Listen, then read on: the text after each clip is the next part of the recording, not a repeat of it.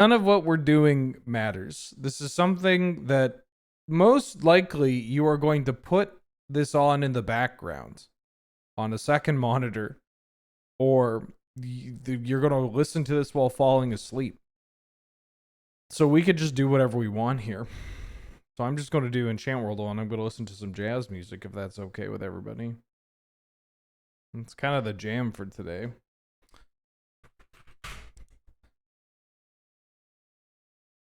Uncommon. Green or black. Neither an enchantment nor a creature. Cost more than 3. Zombify. 5 mana. Uncommon sorcery. Overwhelm? That's a 7 mana. Overcome? Monstrous Onslaught. That's the same year.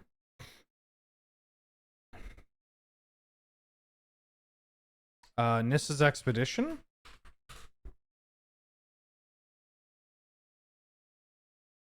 I'm not gonna lie.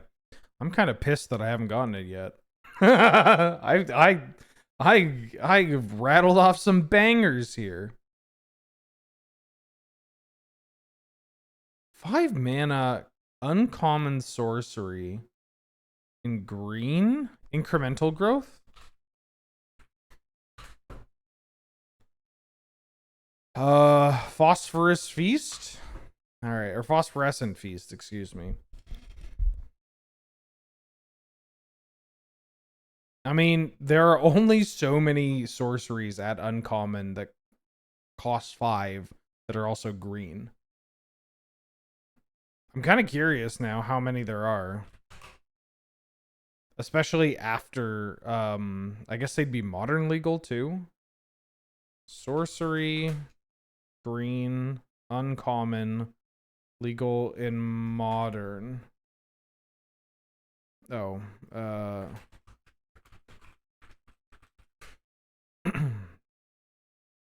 30. Some of these don't count. This shit doesn't count. This isn't a sorcery. Anyways, that's the Enchant Worldle. I don't know what's wrong with this tab. On to... Oh. Spellify.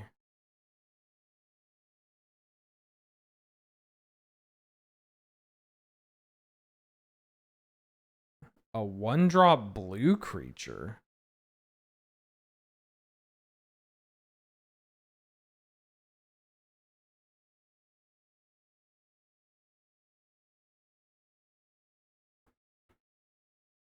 A 1-drop blue creature. Mulder. Hi. A 1-drop blue creature. Come here. Hi, Mulder. Yeah, you're so loud.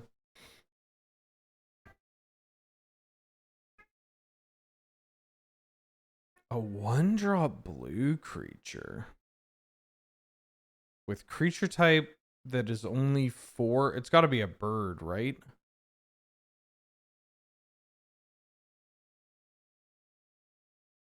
A bird. No, it's not a bird.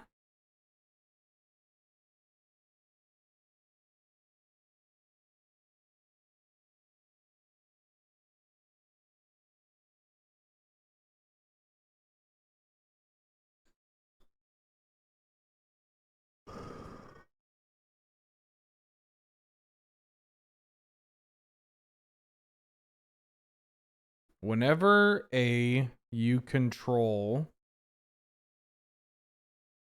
Oh, it's Ruin Crab. It's a crab. It's Ruin Crab. I was like staring at... I couldn't figure out what that was. And I was like, is it like a weird AFR card? Yes, it's Ruin Crab. I kind of forget about this one. Because you can't target yourself. I guess it's better in Commander. Because each opponent can mill. Yeah. Mulder, you're very loud. Artifact.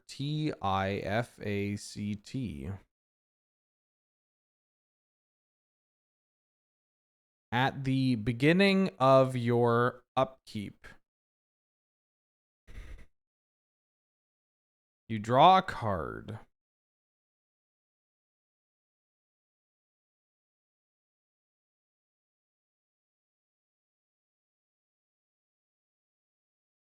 At the beginning of your upkeep.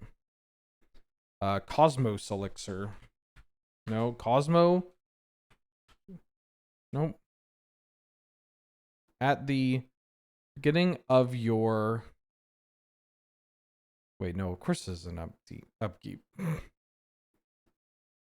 At the... I didn't even count this. Beginning of your upkeep. No, it could be. You draw a card. You don't draw a card? Then why would you play this?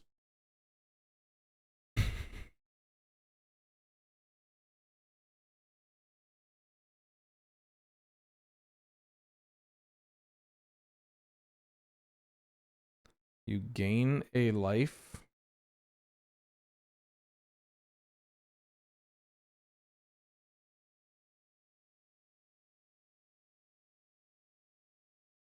What? At the beginning of your upkeep, you gain a life.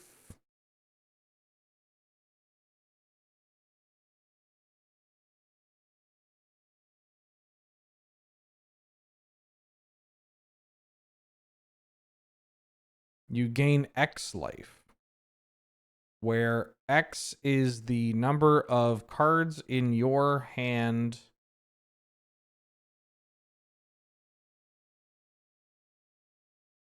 Oh, it's Ivory Tower. Oh, it's Ivory Tower.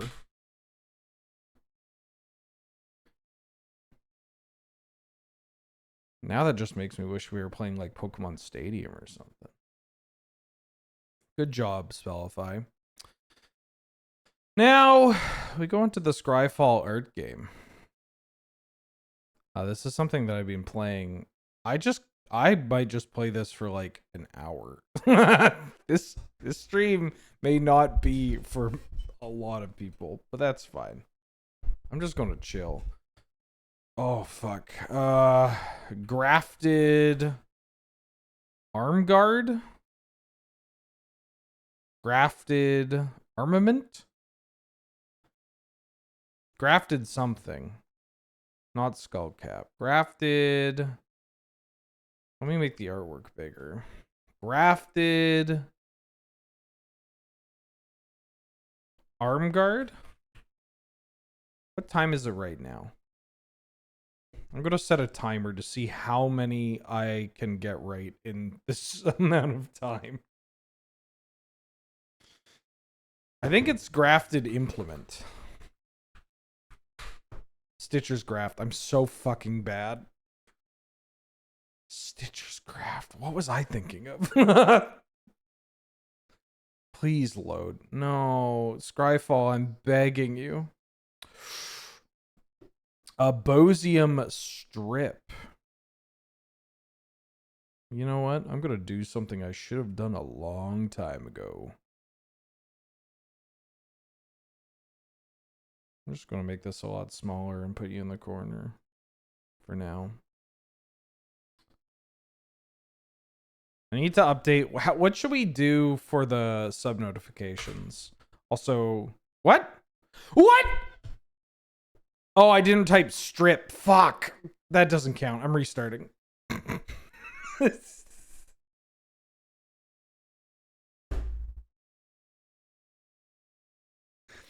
Your Honor, I was distracted. Let me say thank you to all the weasels for the 65th month. Glad to have you. Good to see you. Greetings. Thank you so much for all the support. I need to update my my alerts. What should I make my alerts? I believe this is Avon Envoy. This sucks because my timing is going to get... This is a 1-mana O2 from Legions, by the way. My timing is going to be terrible because it's taking forever to find a card. Goblin Polka.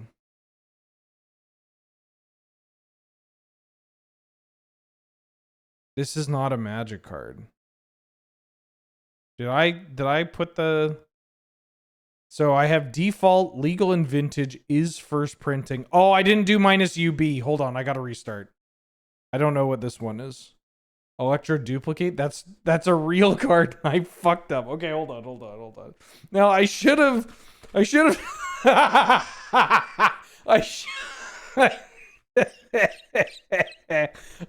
have done this. Minus is UB. There we go. I know that's a Foundations card. Well, now I know. Why is that Electro Duplicate? There's only one thing in the art. Okay, I'm restarting. It's okay. It's okay. Krark's Thumb.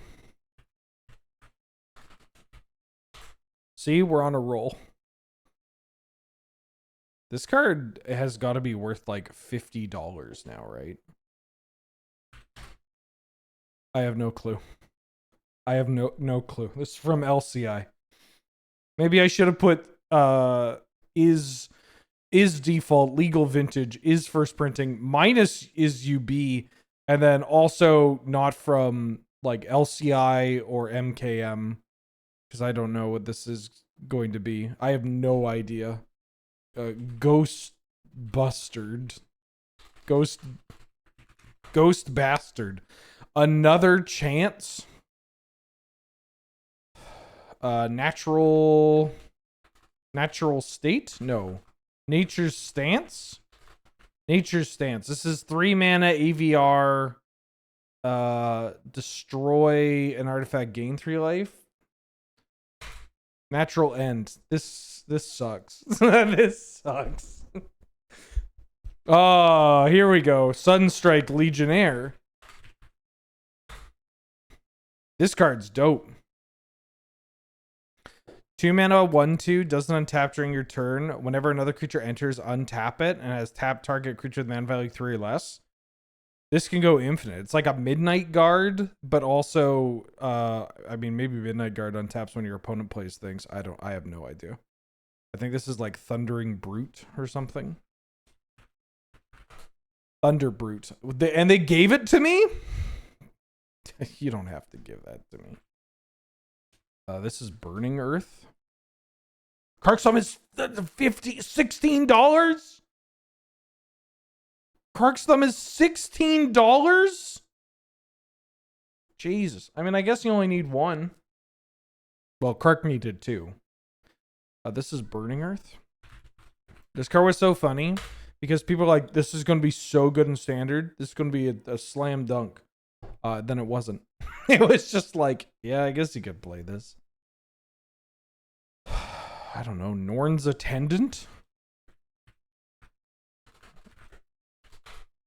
Indoctrination Attendant. I spelled attendant incorrectly. After spelling it correctly. Fuck this. Alright.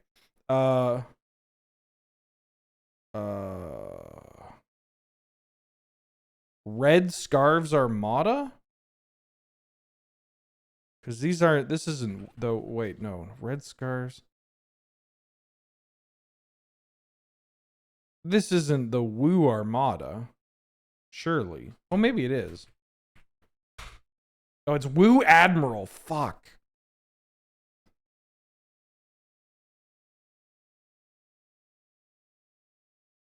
Right, it's the guy, not the ships.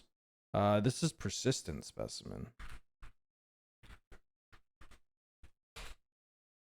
Man, my spelling is off. What is going on? I think my brain is rotting.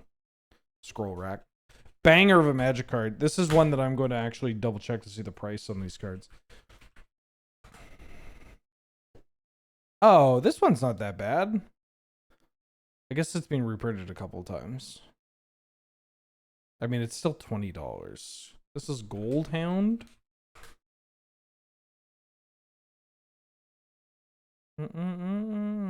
Hero's Bane. Now, is it possessive or is it... No, it's... Adelies.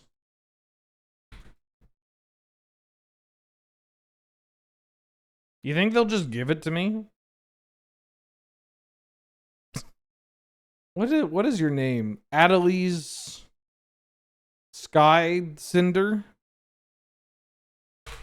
The Cinder Wind. Yes. Oh, Profane Prayers from Onslaught deals it like domes somebody out equal to the number of clerics you have, and you gain that much life. Honestly, a pretty good card. Ooh, Tyrion Soul Cleaver. Profane Prayers is so funny because so the clerics in Onslaught block. This is maybe what we'll do. We'll go on these little tangents. So Onslaught block is super funny to me because when you think about like it's a typal set, right? And the goblins have obviously held up. A lot of the elves have held up too. People don't really talk about the soldiers or the zombies or even the clerics. But honestly, let's check out some of the clerics from Onslaught block. Because some of the clerics in Onslaught block are like fucked up. I'm not kidding. Like they are bangers. I am shocked, like legitimately shocked that we don't have more people jamming clerics decks in Commander. Okay, these cards aren't great examples. A Chrome is Devoted. 4 mana, 2/4. Your clerics get vigilance. Not bad because a lot of clerics have damage prevention abilities, which are busted. Including Battlefield Medic. 2 mana, 1/1. Human Cleric. Tap to prevent the next X damage that would be dealt to target creature this turn, where X is the number of clerics on the battlefield. This card is unbelievable. This is the kind of magic card that if you get this and like one other cleric in play, not even just yours, nothing's dying. Could you imagine you're playing in limited and your opponent goes Battlefield Medic into Battlefield Medic? Like, how are you ever winning? Yeah, they got rid of damage prevention because it's just so good. People, honestly, you could have like a Samite healer deck and people don't know how to play against it. Not to mention, this is target creature. So you get to save other people's creatures and you can make like deals in Commander. I mean, Beacon of Destiny is kind of dope. Cabal Archon. I mean, we saw this card in the pre-modern streams. There's like a whole deck in pre-modern that is clerics. You just sack a cleric to drain somebody for 2. That's pretty good. Can sack itself, all that stuff. Love Celestial Gatekeeper. This card I think actually got pricey because it returns birds. Oh, it's only $2. That's not bad. It's like a 5 mana 2/2 bird cleric. When it dies, you exile it and get 2 birds and or cleric permanents from the graveyard to play. That's pretty neat. The Dark Supplicant. This card, it's 5 mana, but this card is also messed up. 5 mana. If a source, Daunting Defender, if a source would deal damage to a cleric creature you control, you prevent 1 of that damage. Like, again, this with the Battlefield Medic, with just you're playing Commander, you probably have cards that are recursive. You have like the clerics decks are all about like you control when a thing dies, which is so messed up. Obviously, Doom Necromancer's pretty good. Edgewalker's pretty good.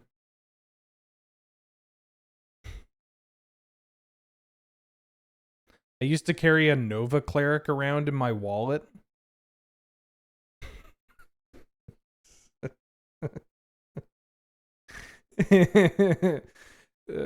That's just a little bit of Wheeler lore. Planar Guide. I mean, this card's kind of funny. It's a 1 mana 1/1. You can pay 4 to exile it, and you exile all creatures. Getting to the next end step, they come back to play under their owner's control.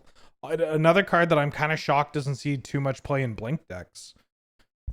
It's a 1 mana 1/1. You can find it off of like a Bright Glass Gear Hulk or a Ranger Captain of Eos or Recruit of the Guard. Like, that's not bad. It's a tutorable little duder. Rotlung Reanimator is obviously cracked. 5 mana 2/2. When it or another cleric dies, you make it 2/2. Love Shepherd of Rot.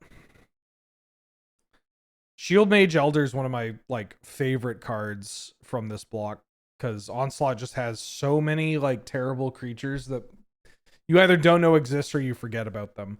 But there's a lot of like, how do we make like cross typal decks? Like if somebody has a blue-white deck, but they're not in birds and they have a bunch of clerics and wizards, how can we make it work? And they thought that a 6 mana 2/3 was the way to make it work. But this card is legitimately kind of good. Like tapping 2 untapped clerics, prevent all damage target creature would deal this turn. Tap 2 untapped wizards, prevent all damage a spell would deal. Also Christopher Mueller art. I'm a big Christopher Mueller fan. Tilted Tony for the 53rd month. Welcome back. How you doing? How you been? Thank you so much for all the support. I hope you're doing well. Weather Wayfarer is obviously cracked. Withered Wretch. This was Scavenging Ooze before Scavenging Ooze came out. This card's real annoying. Whipgrass Entangler. 3 mana 1/3. You can pay 2. That says until end of turn, target creature gains. This creature can't attack or block unless its controller pays 1 for each cleric in play. Another like ghostly, like this is just like a Ghostly Prison-esque card, except you can make some sick deals with them where it's just like, you get to be like, hey, I will not use this if you don't attack me, but if your plans are attacking me, then I'm going to stop you from doing it.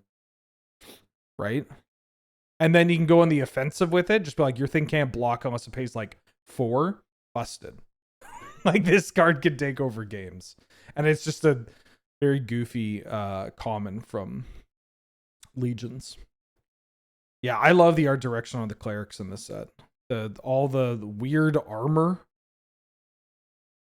Vile Deacon. This is a card that is classic OG Magic the Gathering artwork because you have a woman who is destroying her ribs and pushing her breasts into a very odd shape to then plop onto the head of the ugliest. Actually, he's not that ugly of a bald man, to be honest.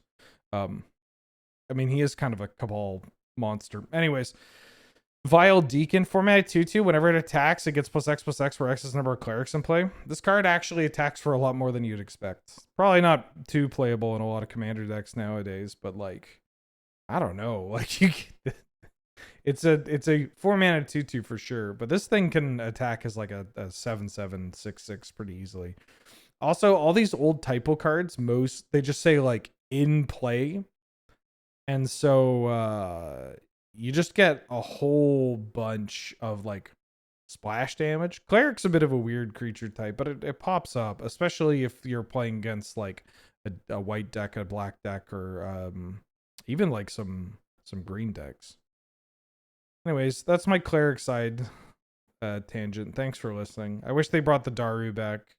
They look so cool. I don't know if we'll ever see them again, but I'm a big fan.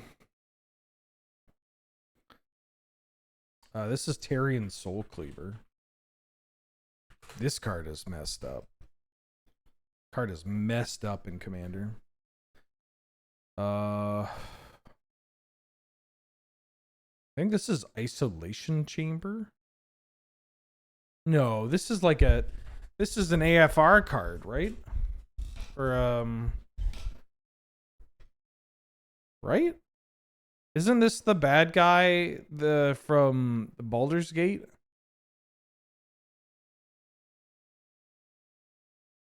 Or the bad guys? These are the what are they? They're not the Drix. Are they? No, they're not Drix. Drix is the Edge of Eternities.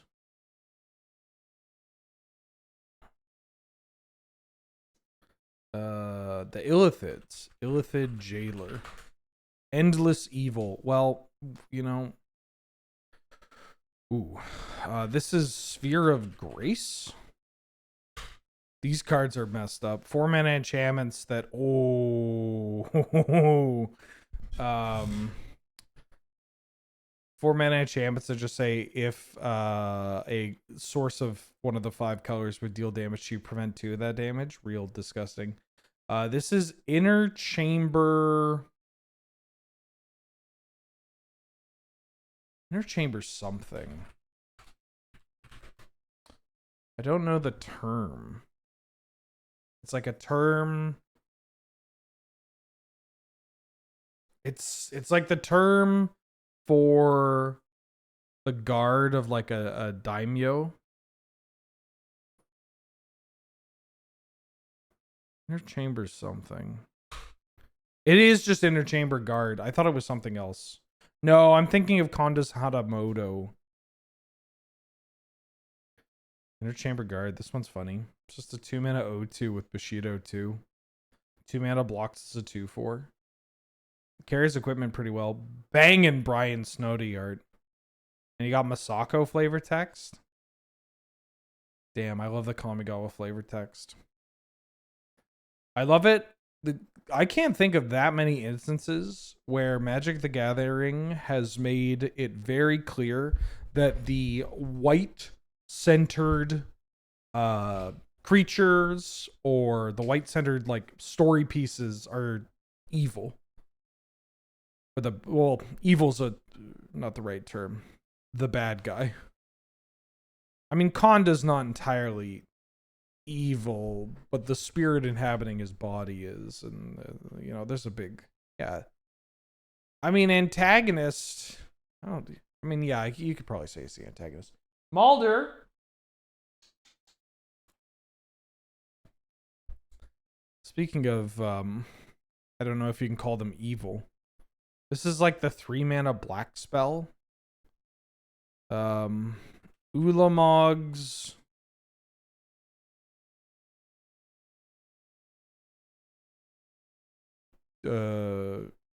chant. Swarm Surge. All right.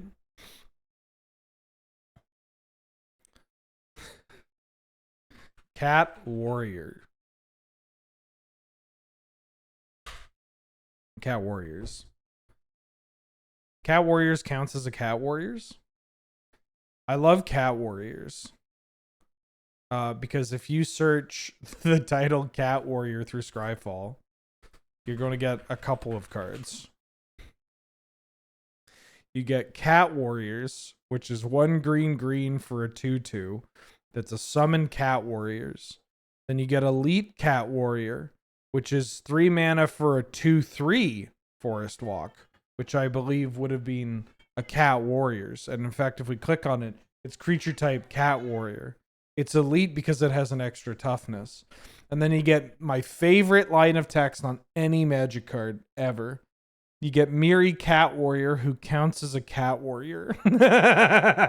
Miri Cat Warrior counts as a Cat Warrior. Okay. I played so much Miri back in the day, in like OG Canlander too. This card was like not that bad. You play this off like a Llanowar elf, and then you just get to attack like for free. First Strike and Vigilance is not okay. This is not okay. Whatever happened to Landwalk? Well, this card is like the perfect encapsulation of how to make a card that just stops gameplay, or stops making decisions. Because First Strike is miserable on both offense and defense, but on offense it's okay. Yes, I'm older. Forest Walk means that you don't get, it's just, oh, you wanted to play green? Well, sucks to suck. You can't ever block this. And then Vigilance. Vigilance is cool. Paired with First Strike, paired with an unblockable ability, this card is like kind of miserable, right? Like you just get to attack for 2 every single turn, and then you can't attack into it because it has First Strike. Like, it's so messed up. Just really like the cat warriors. Elite cat warrior. Miri cat warrior. Counts as a cat warrior. This is Rushing River. This card was like very popular back in the day. Canlander too. 2 and a blue for an instant. Kick or sack a land. You return an online permanent. If it's kicked, you return 2 non-land permanents. This was like a pretty common sideboard card. Pretty common disruption piece for like Psychotog and Madness, which I imagine these 2 decks are, yeah, Raph Levy in 2002. I think that's Tog. And then this is Alex, what is his name? Birth? I think this is the Madness deck. Emil Evett, welcome back for the 6th month. Thank you so much. Glad to have you. Good to see you. How you doing? How you been? This is Camouflage. If I asked you what color this card was, people that know what color this card is don't respond. But what color do you think this card would be? Yeah, I loved World Champ decks. I wish they kept making them. Like, they were so cool.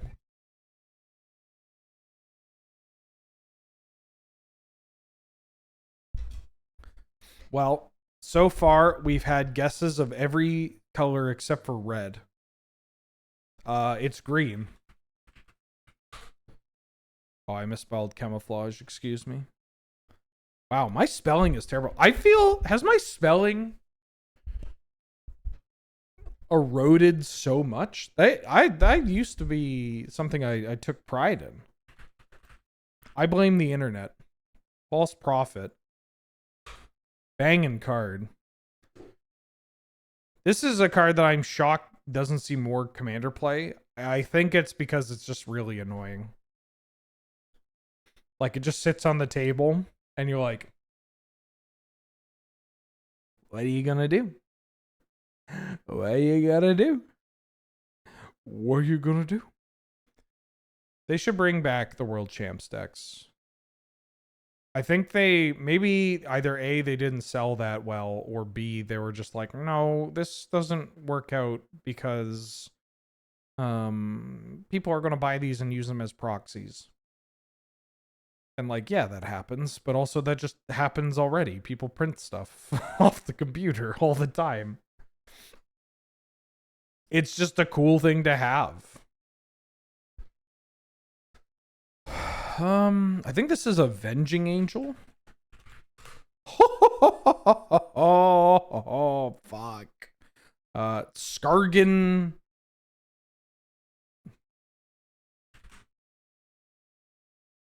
Sky Cutter.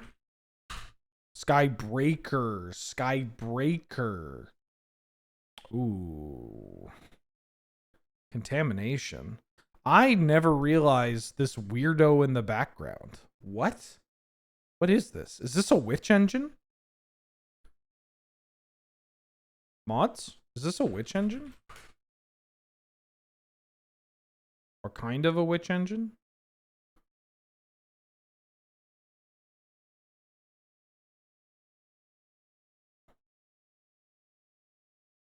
It's supposed to be a witch engine.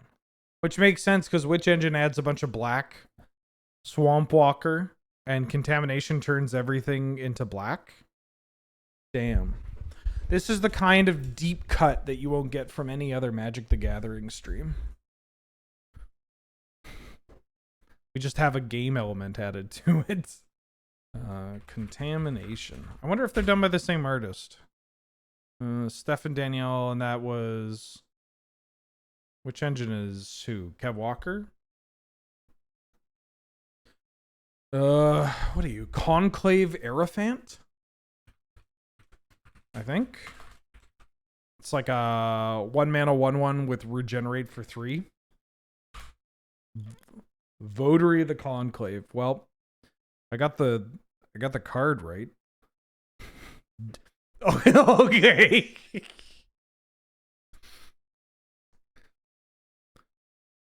I'm going to quote tweet Jordan Peterson with this and be like, can you believe this is what they're doing? And he's going to start crying and be like, huh, Masculinity is being challenged. This is Doom Engine from Onslaught. This card sucks. Or Doom Cannon, excuse me. Doom Cannon? This card is worse than you could ever expect. 6 mana artifact. Comes into play, you pick a creature type. Then you could pay 3 generic, tap, sack a creature of the chosen type. Deals 3 damage to any target. So you have to pay 6 mana to play it. 3 mana to activate it. And then you have to also sack creatures in order to do anything with this. Why would you put this on the list? Also, the wind closed the door for Mulder, so I have to go grab it. Hi.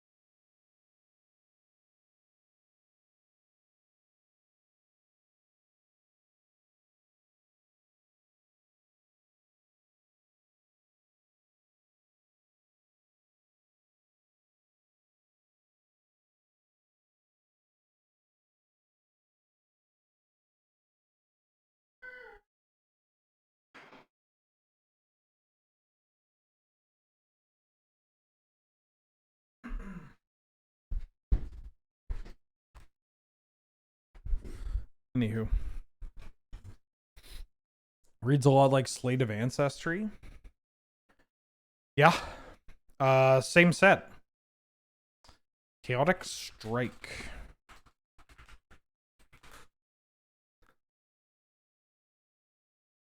This card's pretty good in a coin flip deck.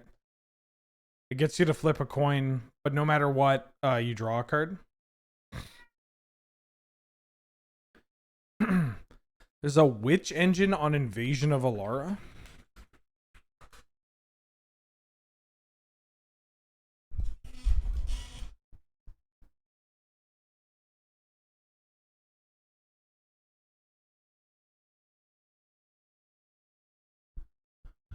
I'm not really seeing it.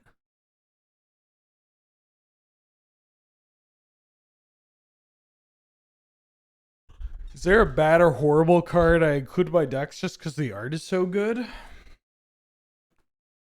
I mean, Sylvan Yeti.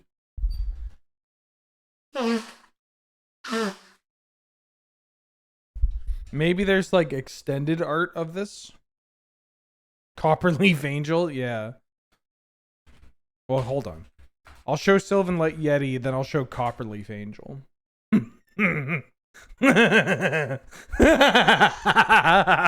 I keep this in my this is in my Masamaro deck. Despite the fact that it's not technically a Maro. Its toughness is always 4. I love his face. I think this is just the Serbian guy I used to live with. The flavor text is wild too. The deeper the wood, the greater its strength.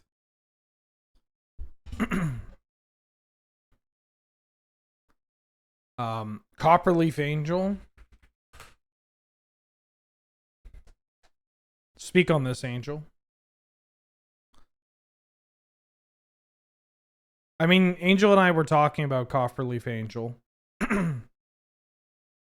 It's nice that there's a card. She's pretty. Yeah, it's nice that there's a card where like women and teenage boys can shake hands and be like, "Yep, I like looking at the pretty lady." I do like the shading on this. Although now that I'm looking at it, I cannot unsee a JoJo's character. This is Death Denied from Kamigawa. Saviors Kamigawa. Pretty good magic card, honestly. It's like an X spell. It's an instant speed X spell that raised deads. And that's pretty cool. Horde of Notions. Incredible name. This is just Lion Sash. The more that I look at this art, the more I don't like it. I mean, I like the lion part of it. I mean, I like the sash too. It's just putting them together. Kind of wish there was a little more to it rather than it just kind of being presented. You know what I mean? I think I'd like it more in movement. Is that a land whale? Yeah, you got a whale, a bear. Well, you have a bunch of like... You got a bunch of weirdo animals. Holy smokes. Ito or Eto? Please let me know how that's pronounced. Thank you for the raid. Welcome, everybody. Eto chose you because you are worth it. Damn. And we're worth it? Both are good. Glad of it. Welcome to just a non-stream of a stream today. First time seeing me streaming? Hello. Hello. How are you? We're doing a bunch of Magic the Gathering quizzes and crosswords and games. And then I'm dumping some lore onto the people. And also just talking about the art. It's a very lazy Sunday. We're just going to be listening to some jazz while we're doing it. Seen you on Commander at Home? Oh, thank you. Well, then good news for people that like watching me on Commander at Home. You may see more of me quite soon. Bobo Kiddo back for the 21st month. Welcome back. Glad to have you. Good to see you. Thank you so much for all the support. Oh, there's going to be more. I need to figure out what to bring, though. I mean, I have a couple of ideas, but I need to figure out which Emeria deck I need to bring. I'm running out of Emeria decks that I can bring and show off. I guess I could show mono black Emeria, but I have to got to figure out who my new commander is going to be, other than Kenrith. We have a wheeler in Singapore who plays MTG too. Oh, hell yeah. There's literally dozens of us. This is Lion Sash. Ooh, Kentaro, the smiling cat. I had a buddy named Kentaro that collected copies of Kentaro, the smiling cat, as well as copies of Transcendence for some reason. This card's so funny. It's a very odd commander. 1 and a white for a 2/1 legendary human samurai with Bushido 1. And you can pay X rather than pay the mana cost for samurai spells you cast, where X is that spell's mana value. Just lets you use a bunch of colorless mana to cast samurai. Kantaro art looks weird because it's a Donato. It's a Donato Giancola. I love this art. I think it's great. Just kind of has this little smirk on his face. Probably because his face is so illuminated. Like, you're kind of drawn to his face and the glimmer on his blade. And then everything else is like a mystery. The bonds of Bushido will draw the dishonored back someday, and I will be there waiting. Damn, okay.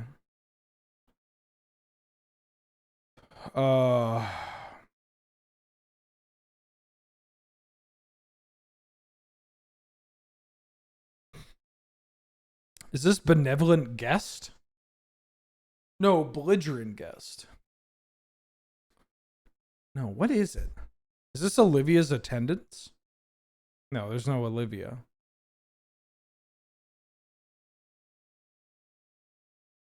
Is this just wedding guests? Imposing grandeur. This isn't anything I ever said. I don't even know this card. Oh, it's a commander product card. That's why. Ooh, Furor of the Bitten. Everybody talks about putting Spectral Flight on Invisible Stalker, or putting, Yeah, oh my god, so many Innistrad cards. This is Traitorous Blood.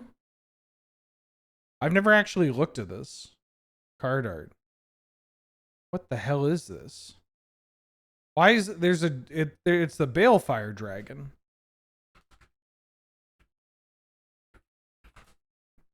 That's a very weird. Hold on, maybe this will explain it. I can make you dance to my tune like a puppet, a symbol of my church. You're very blood eager to obey. I shouldn't have read it like that.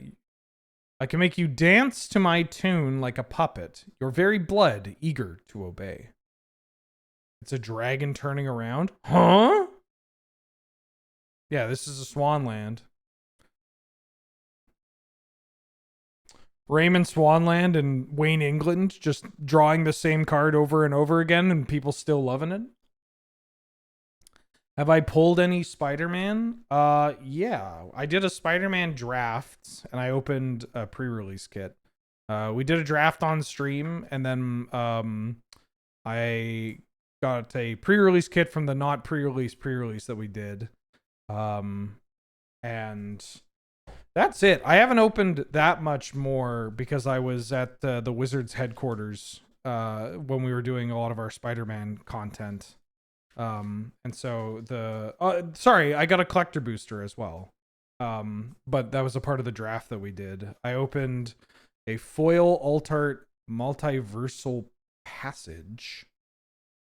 A foil This Art Mystic Confluence, which is very fun. I don't understand what's going on. It feels like there's the Avengers fighting in the background and Spider-Man is in the symbiote suit going like jazz hands. But I did open a Miles Morales, or rather I got past the Miles Morales in the draft that we did. How'd the Commander Summit go? It was great. It was incredible.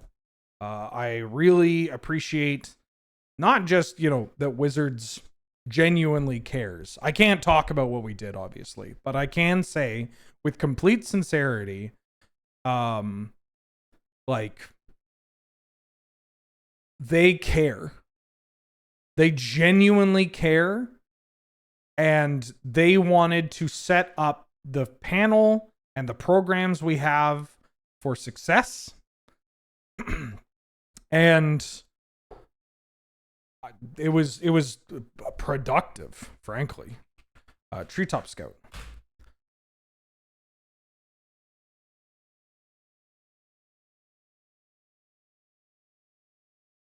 This is a new card that feels like it should be an old card.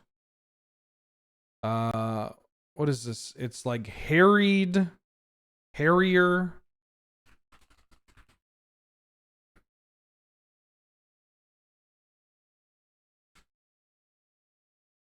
Something Harrier?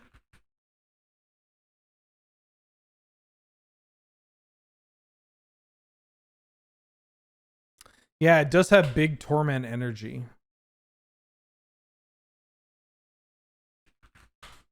Harried Artisan. Who did the art on this?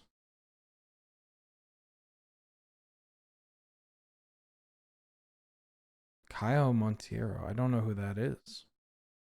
Weird.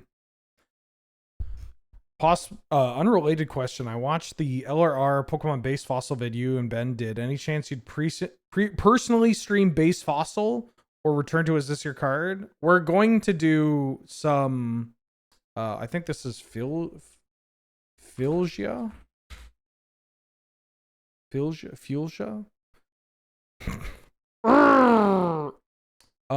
Yeah, at some point in time we'll do.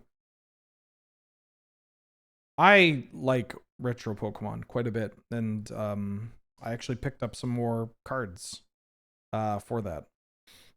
Yeah. To play different decks. Yeah, I like Base Fossil. I really like Base Neo. I don't play as much in the Discord. But I'd like to play more. I had a bad experience with someone and I'm like, well, I guess I'm not going to play for a hot second. This is a Minotaur. It's not Borderland Minotaur. I think this is 2 and a black for a Minotaur for a 2/3. Borderland Minotaur is just the Hurloon. Fellhide Minotaur. Let's go.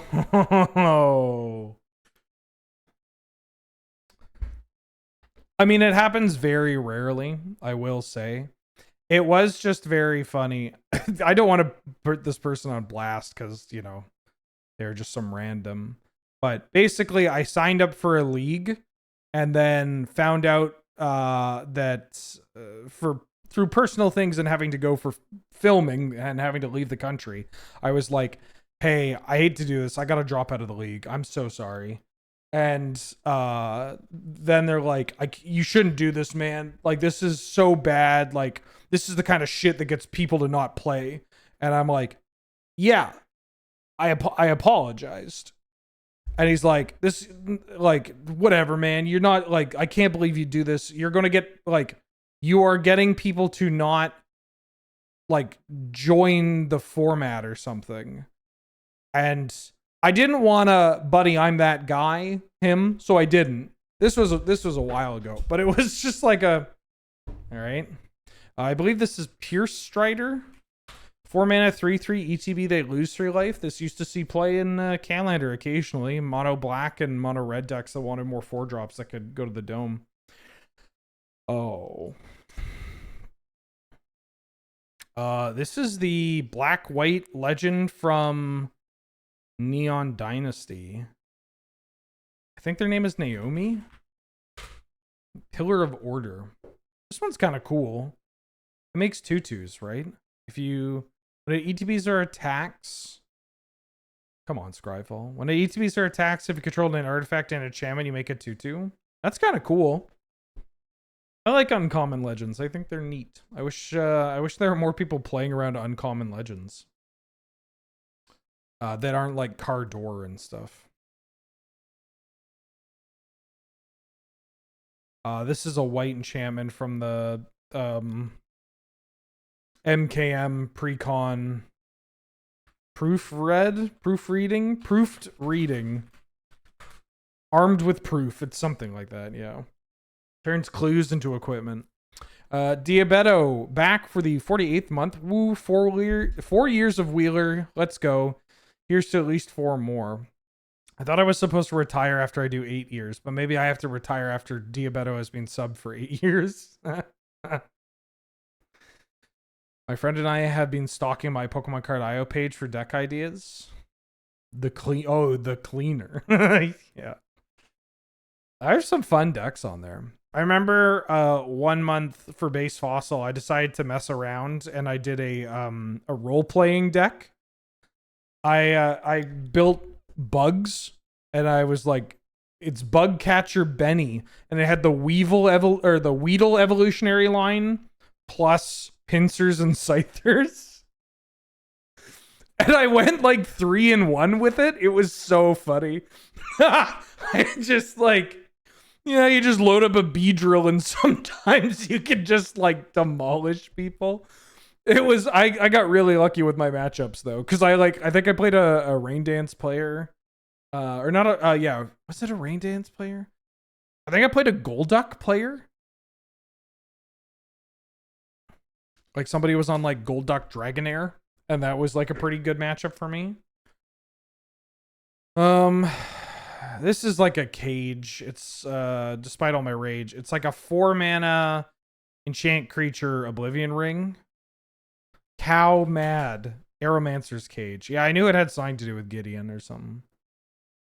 Eradicate? Oh, you could do Eradicate Jinx. I'm pretty sure I have Eradicate Jinx deck up on there. Yellow Scarves Bandit. Barbarian General. Fuck! Polywog Prodigy.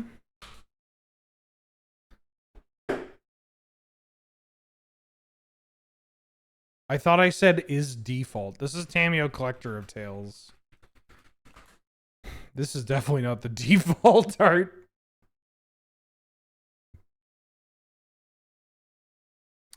Ooh, this is Warren Weirding. This card used to see play. That's not how you spell anything. I need to take like a fucking grade school spelling test. I'm willing to give myself a little show myself a little kindness. I have not been sleeping very well.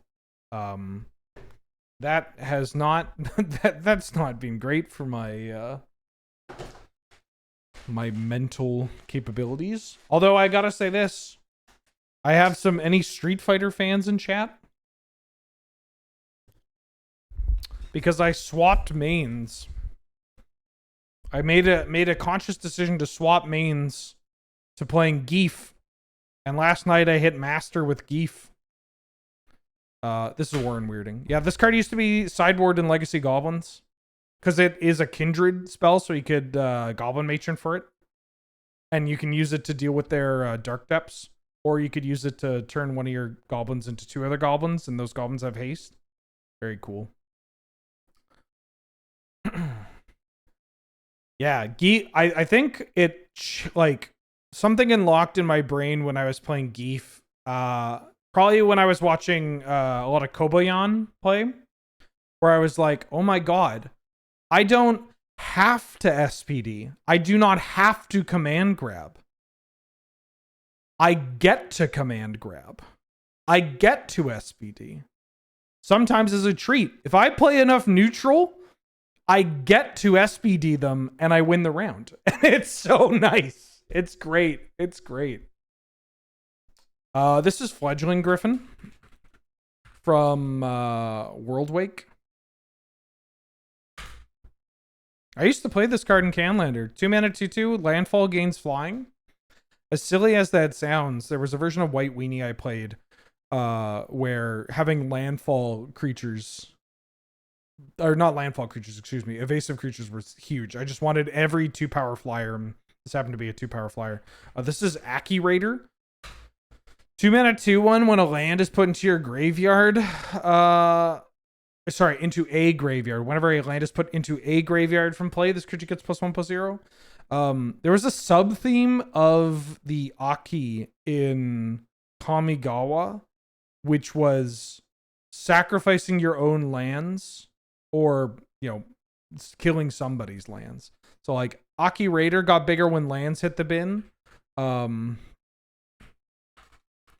of my favorite names in the game, Aki Avalanchers. Love this artwork as well. 1-mana 1/1, sack a land, gets +2/+0 until end of turn. Only once each turn. Cowards. Was so funny. You would play Zozu. Yeah, you'd play Zozu. Let's go with the Matt Cavada art. And you had Stone Rain. Stone Rain was at common. I tried to build a mono red like landfall, or sorry, not landfall, land destruction aggro deck. Because you had 4 Stone Rain, 4 Molten Rain, 4 Zozus.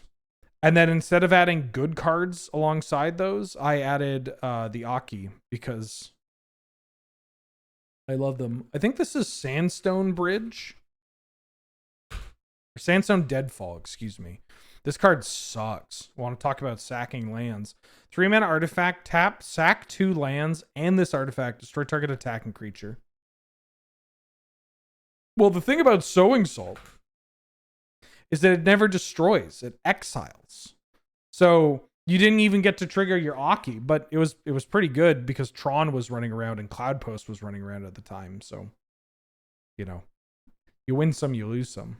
I think I only played 2 in the main. This is Harness the Storm. This is Mishra's War Machine. Such a weird... This is Amy Weber, right? Amy Weber has some wild art in the game. I kind of love it. Like it has a Bosch kind of influence, not the Iron Golem, not the N roll, the Hieronymus Bosch. It's got that kind of vibe going on to it. And for those wondering, like, why does it look so familiar? She did a lot of wacky artifacts, but also, very famously, was the artist of Time Walk. Very surreal. I love the art on Time Walk. It is kind of wild to me that, like, Alpha has some pretty weird pieces of artwork in it, but a lot of Alpha has, like, it's weird, but it's like fantasy weird. This is like surrealist weird. And it's so cool. It's so cool. Just like these skeletons where the muscle is it starts kind of falling off their body, almost kind of makes it look like they're wearing kind of a cloak or even like a tabard. They have a clock hand or clock face. You know, there's that what is it? It's the panel from Chainsaw Man with the in hell with the astronauts like as tombstones. I look at when I first saw that panel when I was reading Chainsaw Man a long time ago, before 16-year-olds on the internet started calling me slurs if I said it was okay. I saw that the astronaut panel and I was like, you think they got this from like Time Walk? You think they play Magic the Gathering? Yeah, the skeletons are time and they're walking, they're progressing. Potentially silly question. Do I have a preferred immaculate square style daily puzzle for MTG? I actually have two of them here that I'm going to try. Not this one. This is something I just want to play. I have Magidoku and the Mana Matrix, which I'd be curious to try playing it. Leyline Tyrant. Ilvoy Galeblade. Oh, I feel like I should know this card. Because... is it Deadeye Looter? It's like a 2-mana 2/1 when it dies to make a treasure. Direfleet Hoarder. Oh. Ojutai's Angry. Whisk Away. I didn't play Fate Reforged. Narnum Renegade. This card used to see play in Canadian Highlander. Maybe there are versions of like a very aggressive red, green, or like a 3-color aggro deck that would play it still. It's a 1-mana 1/2 Death Toucher that has Revolt. It enters with a 1/1 counter on it if a permanent you control left the battlefield this turn. Honestly, not that bad with a fetch land or if they kill something or whatever. It's a 1-mana 2/3 Death Touch. But also, it's just a thing that trades with a Barrowgoyf or a Tarmogoyf or a White Plume Adventure or whatever. Treva's Ruins. The layers are pretty cool. Yeah, you Super Fang, use Dodrio to retreat, and then you get the Mime in. Submerge. Love a Submerge. This card is unbelievably good. We just did this one. And a Natural End. Damn, he's got the Memory of an Elephant. And the of one too. This is Gwendolyn. Gwendolyn DeCourcy. Y'all mind if I flex a little bit? Y'all mind if I flex? My nose isn't that big. That's very kind of you to say, but I like my large nose. Thank you very much.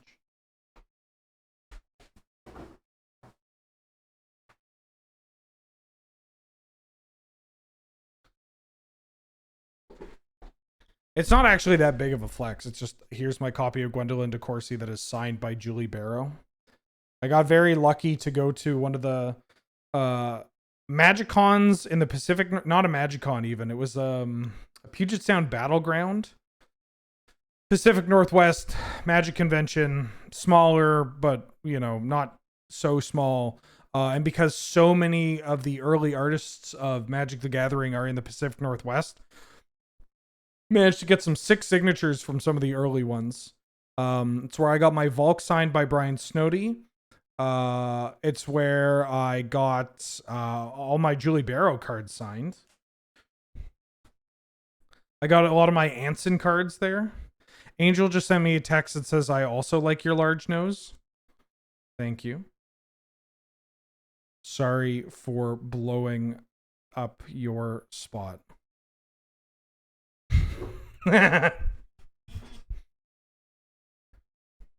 Mono blue layer. This card is so funny.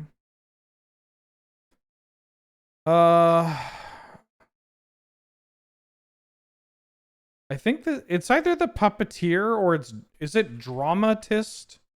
Nope, dramatist puppeteer? Dramatist's puppet. Fuck. Ooh, okay. So this is Ember Mage Goblin. Who wants to know about Ember Mage Goblin? So this is a 4-mana 1/1. When it ETBs, you search your library for another Ember Mage Goblin, put into your hand, shuffle up, and then it has tap, ping one. We know about the penis.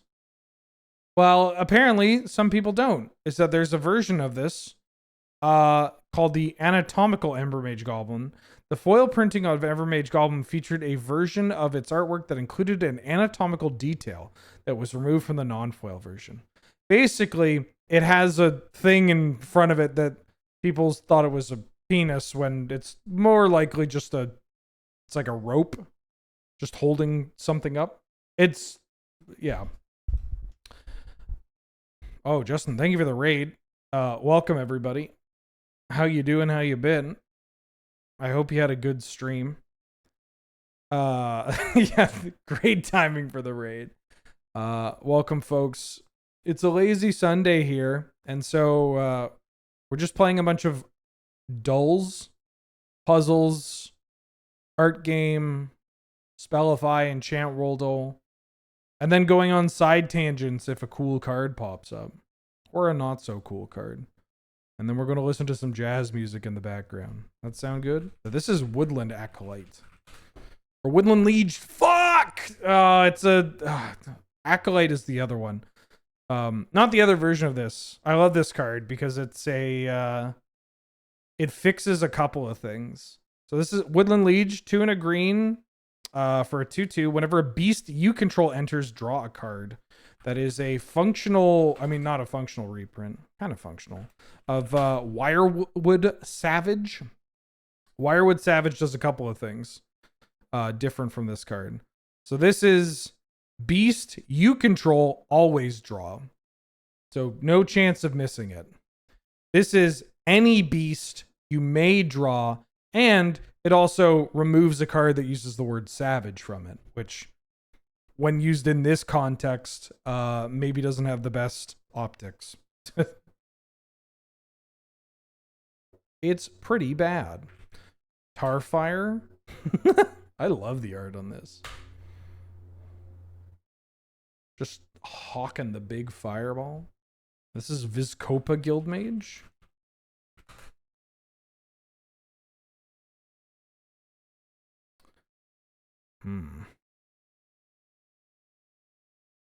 This is the MH3 card, Sunstaff Zealot, I think.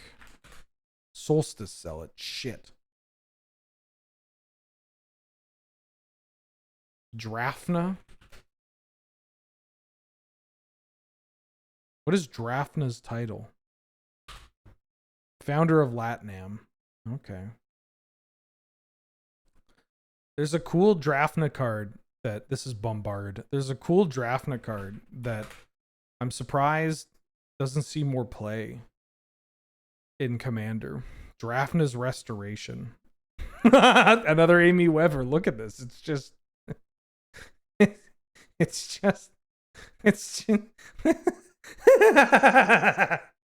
God damn, this rules. I guess in this flavor text even says Drafna, founder of the College of Lat Nam, would create a working model from even the smallest remnants of a newly unearthed artifact. Put any number of target artifacts from target player's graveyard on top of their library in any order. Just very funny. You get this for like creatures, but usually for creatures it costs like 3. Yeah, this costs 1 mana, and it's 1 blue mana. There's another version of this card, but it costs 4. Mind you, it's in white and an instant and draws a card, but still, like the effect of putting a bunch of artifacts. I think there's another one at sorcery speed that costs 3. That's newer. But yeah, 1 mana. Bombard.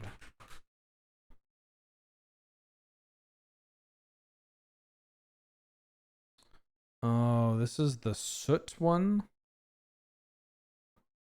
This has flashback. I don't care. I'm going to keep doing this. This has flashback for a red. Strangling soot. Yeah.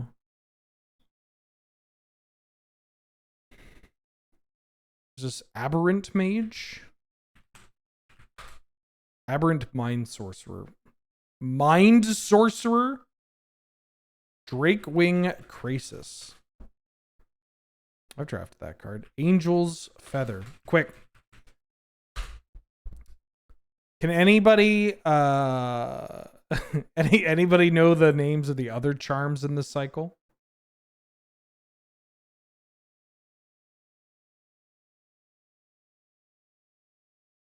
Dragon's Claw is an easy one. This one's funny because that's a Luminous Angel.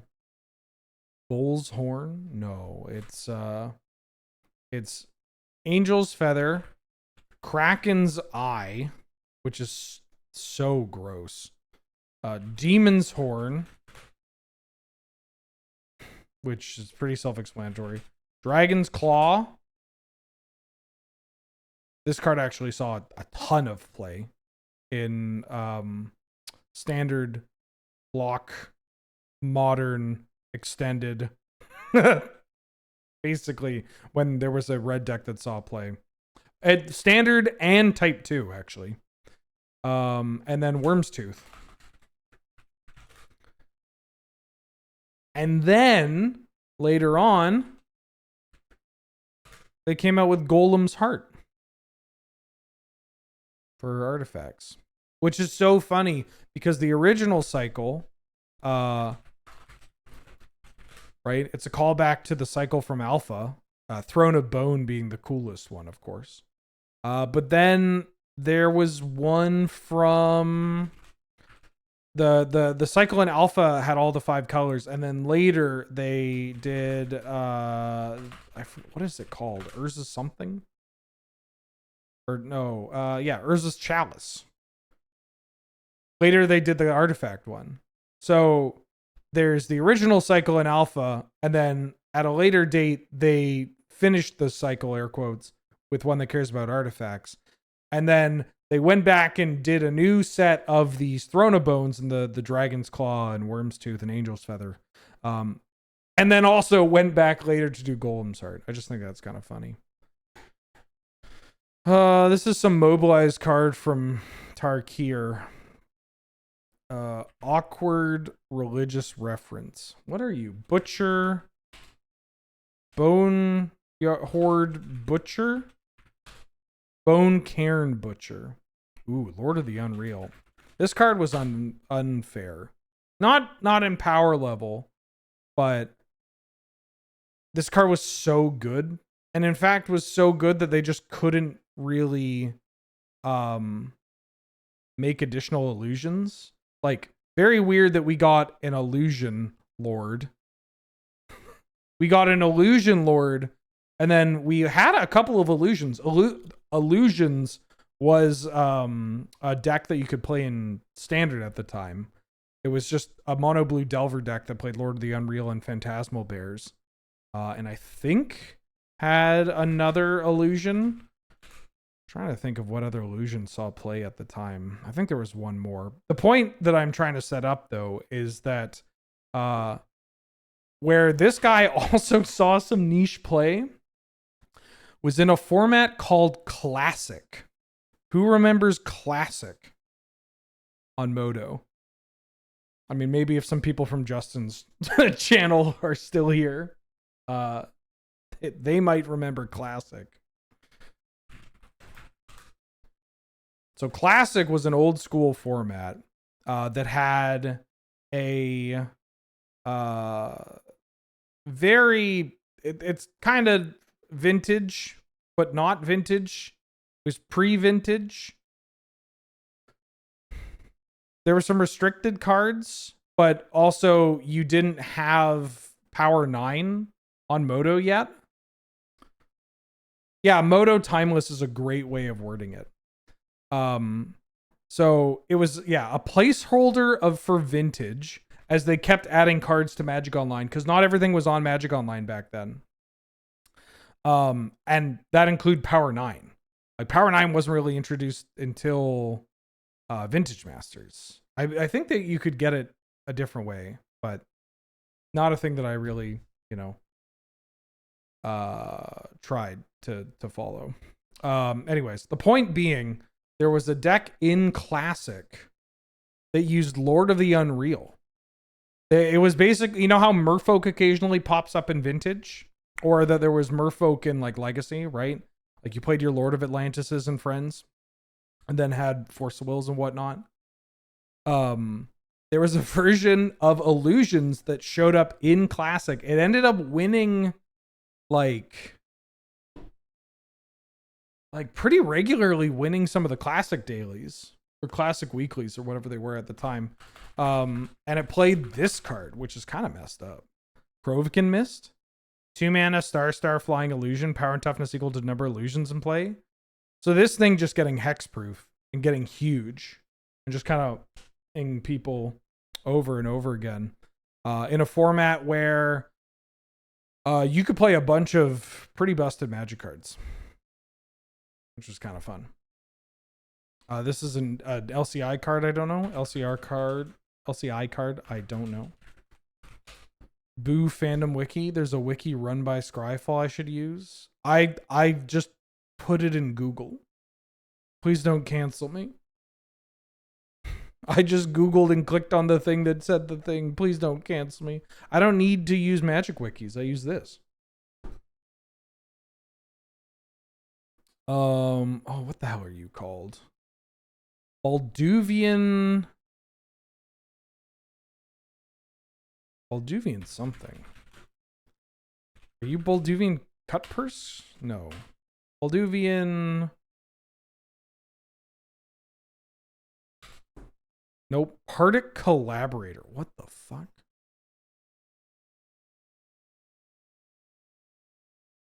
Four mana 2/2 in red. Why is that alert so loud? Oh, I know why it's loud. Hold on.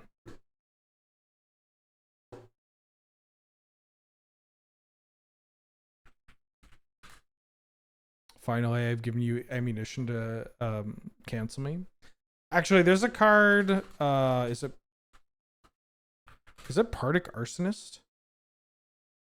Yeah, this is a card that I wish got more respect at the time, but it really didn't. I mean, there were better things to do. But this card's not that bad. It's a 4 mana 3/3 with Threshold. ETB, deal 3 damage to any target.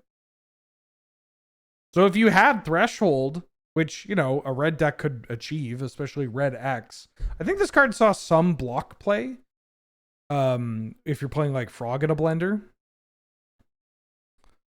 Because you could like get to Threshold off your Wild Mongrels and stuff, and then you play out this and you start doming things. Pretty cool card. Andy Told, thank you for gifting a sub to the community. That went to Yuka34. That's very kind of you. Glad to have you. Good to see you. How you doing? How you been? Smoldering Crater. Banger. Oh, what the hell are you called? You're a commie. You're a 4 mana 4/4 cumulative upkeep of 1 green and it has Soul Shift. The Vikings, what? Damn. Okay. And we got a, now, I'm not offering this as a service to everybody, but if you want sports betting advice, and by that, I mean this, I'm kidding. This is a joke. I don't know anything. I just say a name, but I go off of vibes. I think we have something beautiful here. What the hell are you?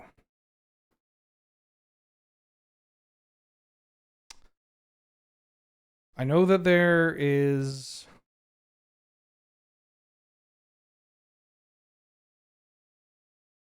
Kami. Something Kami.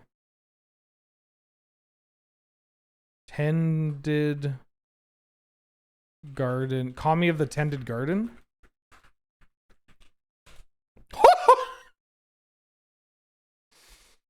This card's not bad. I mean, well, as far as Saviors of Kamigawa cards go, it's not bad. 4 mana, 4/4, upkeep, pay a green or sack it, soul shift 3. That's not bad. Now, this does unfortunately trade with Order of the Sacred Bell. Do you think there's enough cards for me to make a bald cube?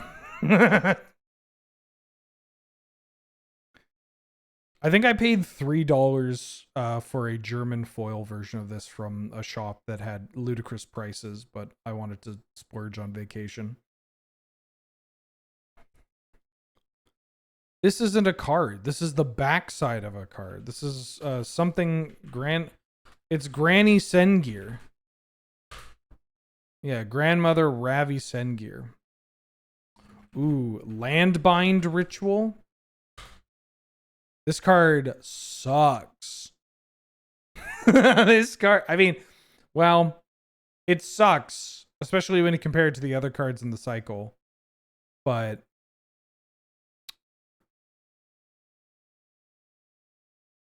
I mean, 5 mana gain 10 life in a mono white deck. Not good, but I could see a kitchen table player losing their fucking mind. Because you have this in Sunspring Expedition. It's so funny to think about, because when you think of... If I tell you nowadays to imagine like a casual player with a life gain deck, I imagine you are thinking of somebody that wants to play like a Johnny's Pridemates, or they have a commander deck that's built on life gain or whatever. When I was growing up, when people were playing life gain decks, they were just gaining life for the sake of gaining life. Like, there wasn't a Pridemate. Sometimes there was an ageless entity.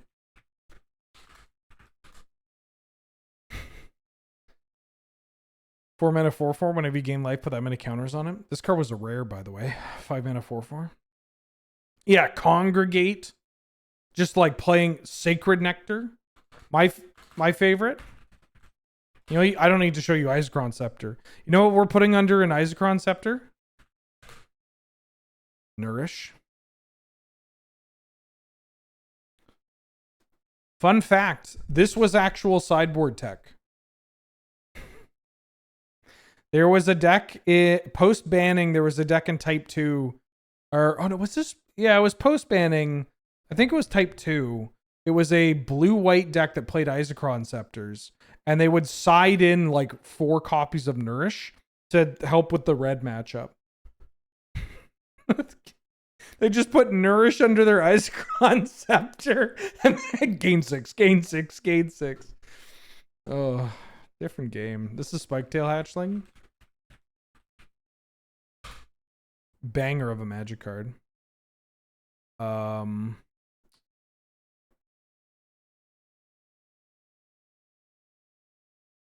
Is this Shifting Skies?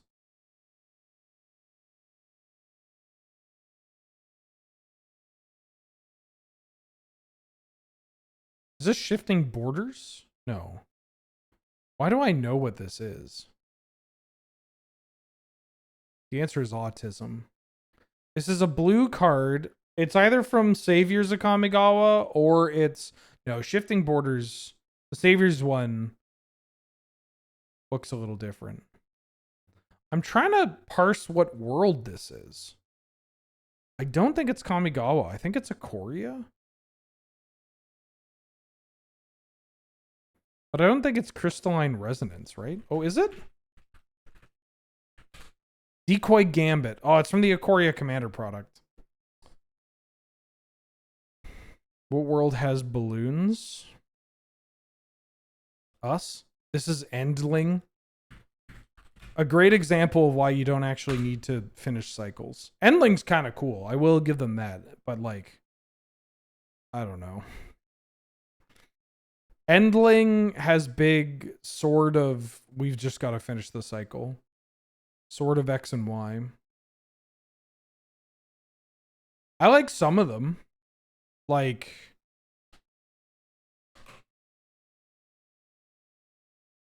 how do you look up like lings?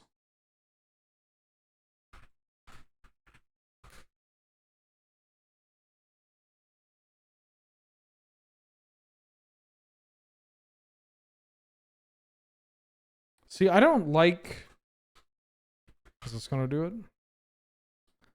I don't like Thornling. Because this is 100%, we got artwork commissioned and we needed to figure out what to do with it. And someone was like, you know what card I love? Morphling. Because what does this have to do with the cycle? Aetherling I'm okay with, because it's like, what if we made a modern day Morphling? That's cool, right? Torchling, I get it, because you make Morphling and you're like, what if Future Sight, ooh, or Planar Chaos, things are fucked up, ooh. That's cool. Actually, you know what? It's just Thornling that I have an issue with. Now that I'm looking at it. Brightling's great. I think Brightling is very cool. And I do like Endling. It's just Thornling. Never mind. I hate Thornling. Why is it? This is just Craterhoof Behemoth. This is just Craterhoof Behemoth.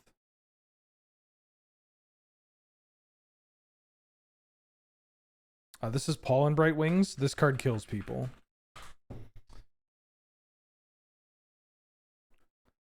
Six-man enchantment. Enchant creature as flying. When enchanted creature deals combat damage to a player, you create that many 1/1 saplings. This card is messed up.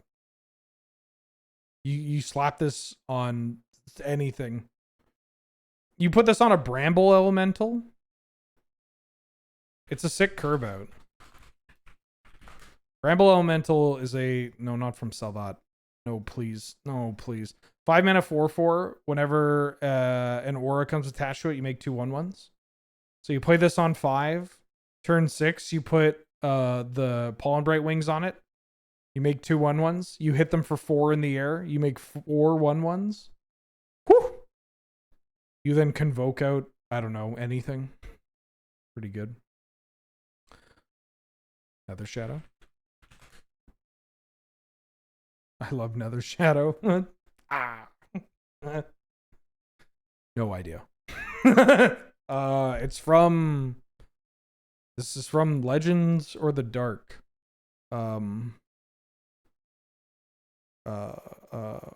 Gender swapped Moses. Heart Water. I mean, I probably should have went with that. Bruna. Light Alabaster. I like that Bruna art. Winona Wilson. Got some bangers. Unblinking Bleb. What's a bleb?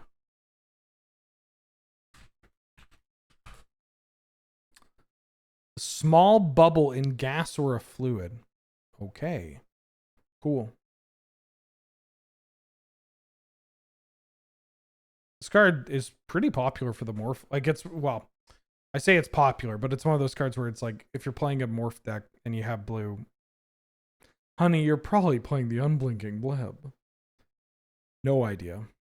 No idea. No, this isn't actually real. What the fuck is this? Like, okay, I have a pretty good knowledge, a pretty good well of knowledge regarding Magic the Gathering. Is that fair to say? I don't think many people would contest me on this.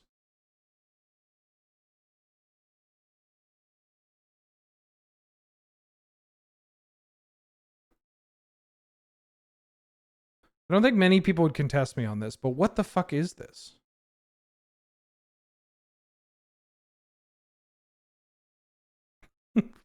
What is going on here?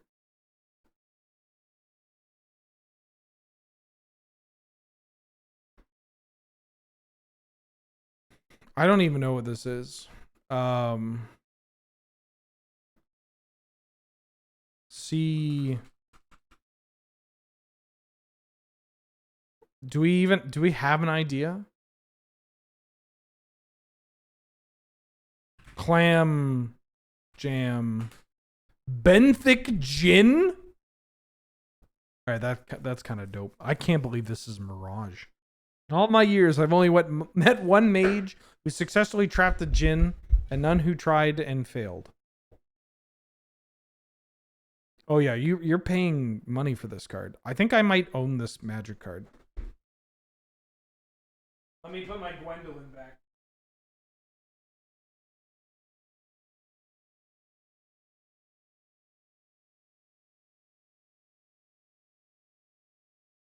What do you think? Do I own this magic card? Benthic Gin. Oh. Oh yeah. It's just as pretty as it looks. It's on the reserve list. On one hand, the reserve list is just stupid for a variety of reasons. On the other hand, the reserve list is so funny because, like, yeah, dog, I really am worried about the value of my benthic gins. Ooh, Skin Shifter. This card saw some niche play in Constructed. In the blue-green Delver decks occasionally. Some people would play like one of them. I played this a lot in Sorensen. In blue-green Sorensen. It's not very good, but it's so dope. This is like an OG Magic card. But, you know. I mean, I guess it was in 2011. It's a long-ass time ago. Yeah, this card's cool. This is Treasure Cruise. Big Money Boat. Song of the Dryads.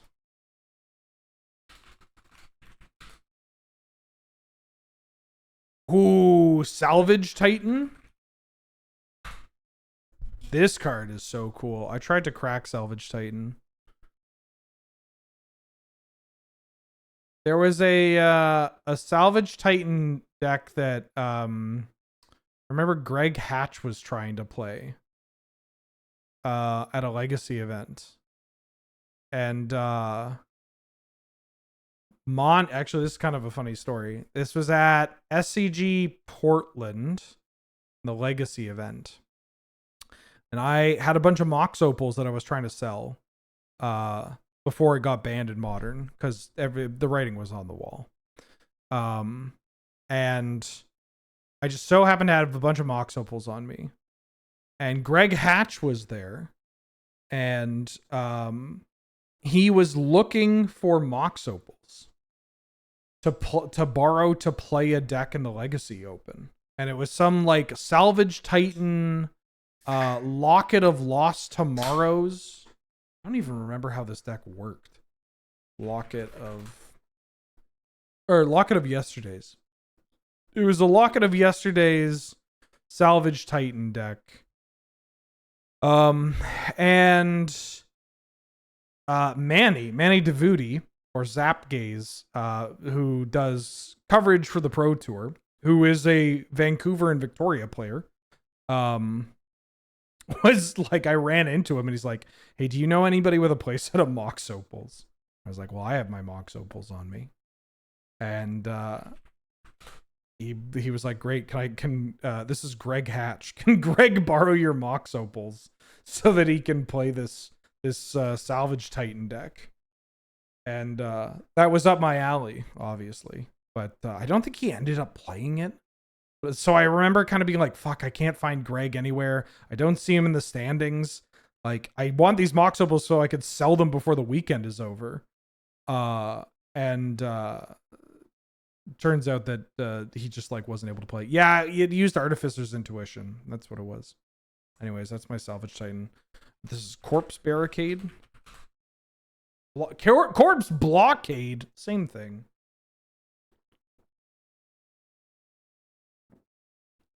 This is Toy Maker from Mercadian Masks. This is such a weird card to see in Magic the Gathering. Look at this robot. Like, this isn't the kind of robots you would have seen on your average Magic card back in the day. This is just, I don't know how to explain it. This is like a Jetsons robot. It's pretty good though. 2 mana 1/1, pay 1 generic, tap, discard a card, target non-creature artifact becomes an artifact creature. You can turn Moxen and artifact lands into creatures and they die. Combos with liquid metal coating. This is Tassiger's Cruelty. Card I played in Canadian Highlander a bit too much. 5 and a black sorcery with Delve. Each opponent discards 2 cards. Triggers up the Beanstalk.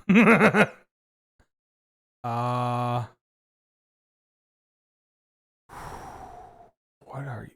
Forgeborn. Nyx Forgeborn? Something? Satyr Nyx Smith. Oh, it's that guy, not that guy. No. Oh. Searing Meditation.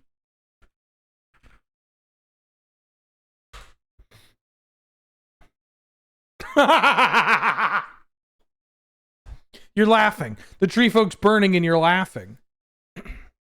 This is... what is this spell called? It deals 7 damage to a tree folk? Or it destroys a forest? Weed? Consuming Bonfire. 5 mana Kindred Sorcery Elemental. 4 damage to a non-elemental, 7 damage to a tree folk. Interesting. So it can deal 4 to a tree folk or 7 to a tree folk. Ooh, Fallen Pyromancer? Ferromancer. Shit. This card was busted. 4 mana 1/1 Infect. Pay 2 to tap and ping a creature or player. -1/-1 counters. Repeatedly just... not bad. You had so many tree folk players in your meta, you ran this? Jesse, what are you talking about? Wait, actually?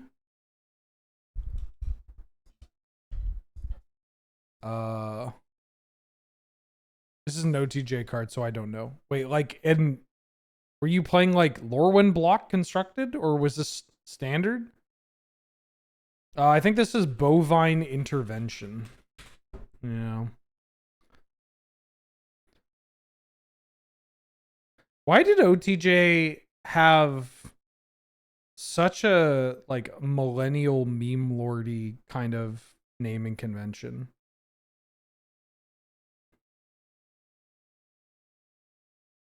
For what it's worth, I think Bovine Intervention is a bit better than something like Holy Cow. Holy Cow is not good. Death Gazer Cockatrice? Death Gaze Cockatrice. They'll give it to me. Death Gaze Cockatrice feels redundant, doesn't it? How many types of cock are there? There's 3. You have Cockatrice, Death Gaze Cockatrice, and Fleet Feather Cockatrice. Written by millennials for millennials. Scrap Mastery.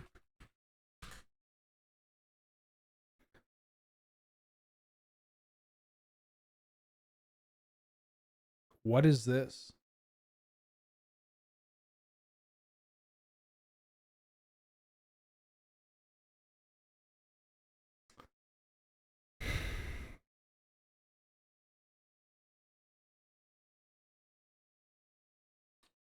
Check out this called shot. Retromancer's Armor. Thran Weaponry. Fuck. But it's getting equipped to a Retromancer. Costs 4 to play. Echo 4. Oh, that's interesting. I never knew that Echo... I guess, right, it would have to have Echo mana cost because there are cards with Echo that are not the mana cost. That makes sense. It's just not a thing I've ever really thought about. All creatures get +2/+2 as long as it's tapped, including your opponents, huh? Damn. Damn. Whoa. What? What is this?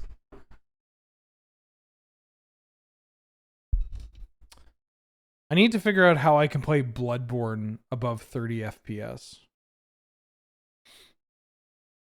White boy stuns all of Halcyon by ordering Power Stone in Perfect Ram. How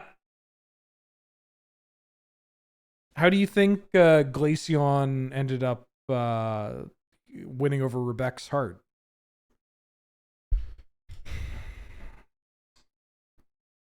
When you want her to stop, but she keeps sucking. Flesh former. Well, I was close. Oh yeah, this is like a weird cycle in Conflux. I don't even know how to look for this. I guess I don't know how. What is the syntax for a mana pip? Unk. It's like a cycle of them, or is it only in Grixis? No, because there's a white one. Dragon Soul Knight, Flesh Former, Paragon. Is that it? That's a weird... I don't even know if you can call this a cycle. You got Dragon Soul Knight. 3 mana 2/2 first striking human knight. You pay Wooburg. It becomes a knight. The knight becomes a dragon, gets +5/+3 and gains flying and trample. This is cool. This is actually just like a pretty reasonable limited card. Same as this, the Paragon of Amesha. This looks like this is like a good parody, right? You got the Paragon of Amesha and the Dragon Soul Knight of like, this is the angel versus the dragon, whatever. 3 mana 2/2 human knight, first strike, pay Wooburg, angel +3/+3 flying lifelink, and then Flesh Former. What are you doing here? +2/+2 gains fear. It doesn't really fit. It's kind of weird. Weird design. Weird set of designs too. I don't know. Lander Flanders. Cov Landseeker? Yeah, sure. This is Growing Rights. Right? It's called Growing Rights? Growing Ranks. Oh, it gave it to me anyways. Not to talk about Seb McKinnon at all in a somewhat positive light, because the guy's a piece of shit. Real just, Canadian embarrassment, which says a lot. I always found it shocking that people were more drawn to the Seb McKinnon art where it's like, oh, what if it was like a thing that's dying and it's dead and it's dead and it's dying. Not to sound like too much of a dickhead, but it's just people really gravitate towards that. Whereas I found that when his art was, when there was a little more color involved, I found it to be of a bit higher quality. Yeah, Seb was the anti-vaxxer that sided with neo-Nazis and hardcore right-wingers. And said something along the lines of, hey, just because I'm at a rally with all these Nazis and hardcore right-wingers and agree with what they're saying doesn't mean I agree with what they're saying. This is Riverglide Pathway.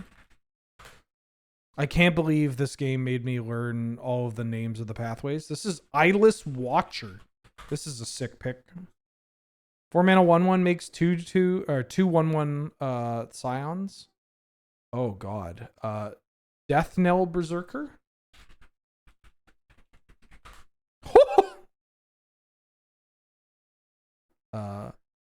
Dice Dwarf. I could have probably. Oh, sorry. Jesus. Mulder. Fucking. Huh.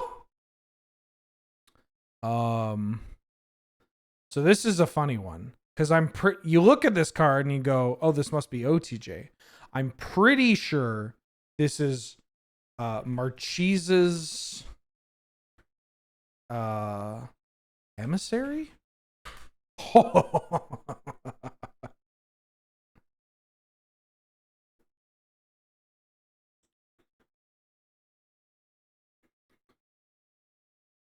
My unpopular art for 7 McKinnon take is that the early, less stylized pieces are you like them more.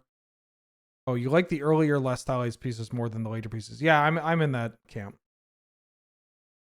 I mean, I liked some of his stuff. I didn't like a majority of his stuff. I found his work to be a little Reddit. I found his stuff to be a little like, I feel like the third most unemployed person on my Facebook friends list is going to be sharing this artwork on their page. I could go more in depth, but I'm going to be incredibly reductive and just say, yeah, a little Reddit, so we don't need to talk about him any longer. Anyways, yeah, I love Conspiracy. I wish Conspiracy sets made money. They were so fucking good. Shout out to Wiley Pecker. Hilario Duggins. That's a great name. Welcome to the stream. Thank you for subscribing and supporting the channel. This is Skirk Vulcanist. Anything that gets too popular is Reddit and unemployed, according to Wheeler. I don't know if that's true.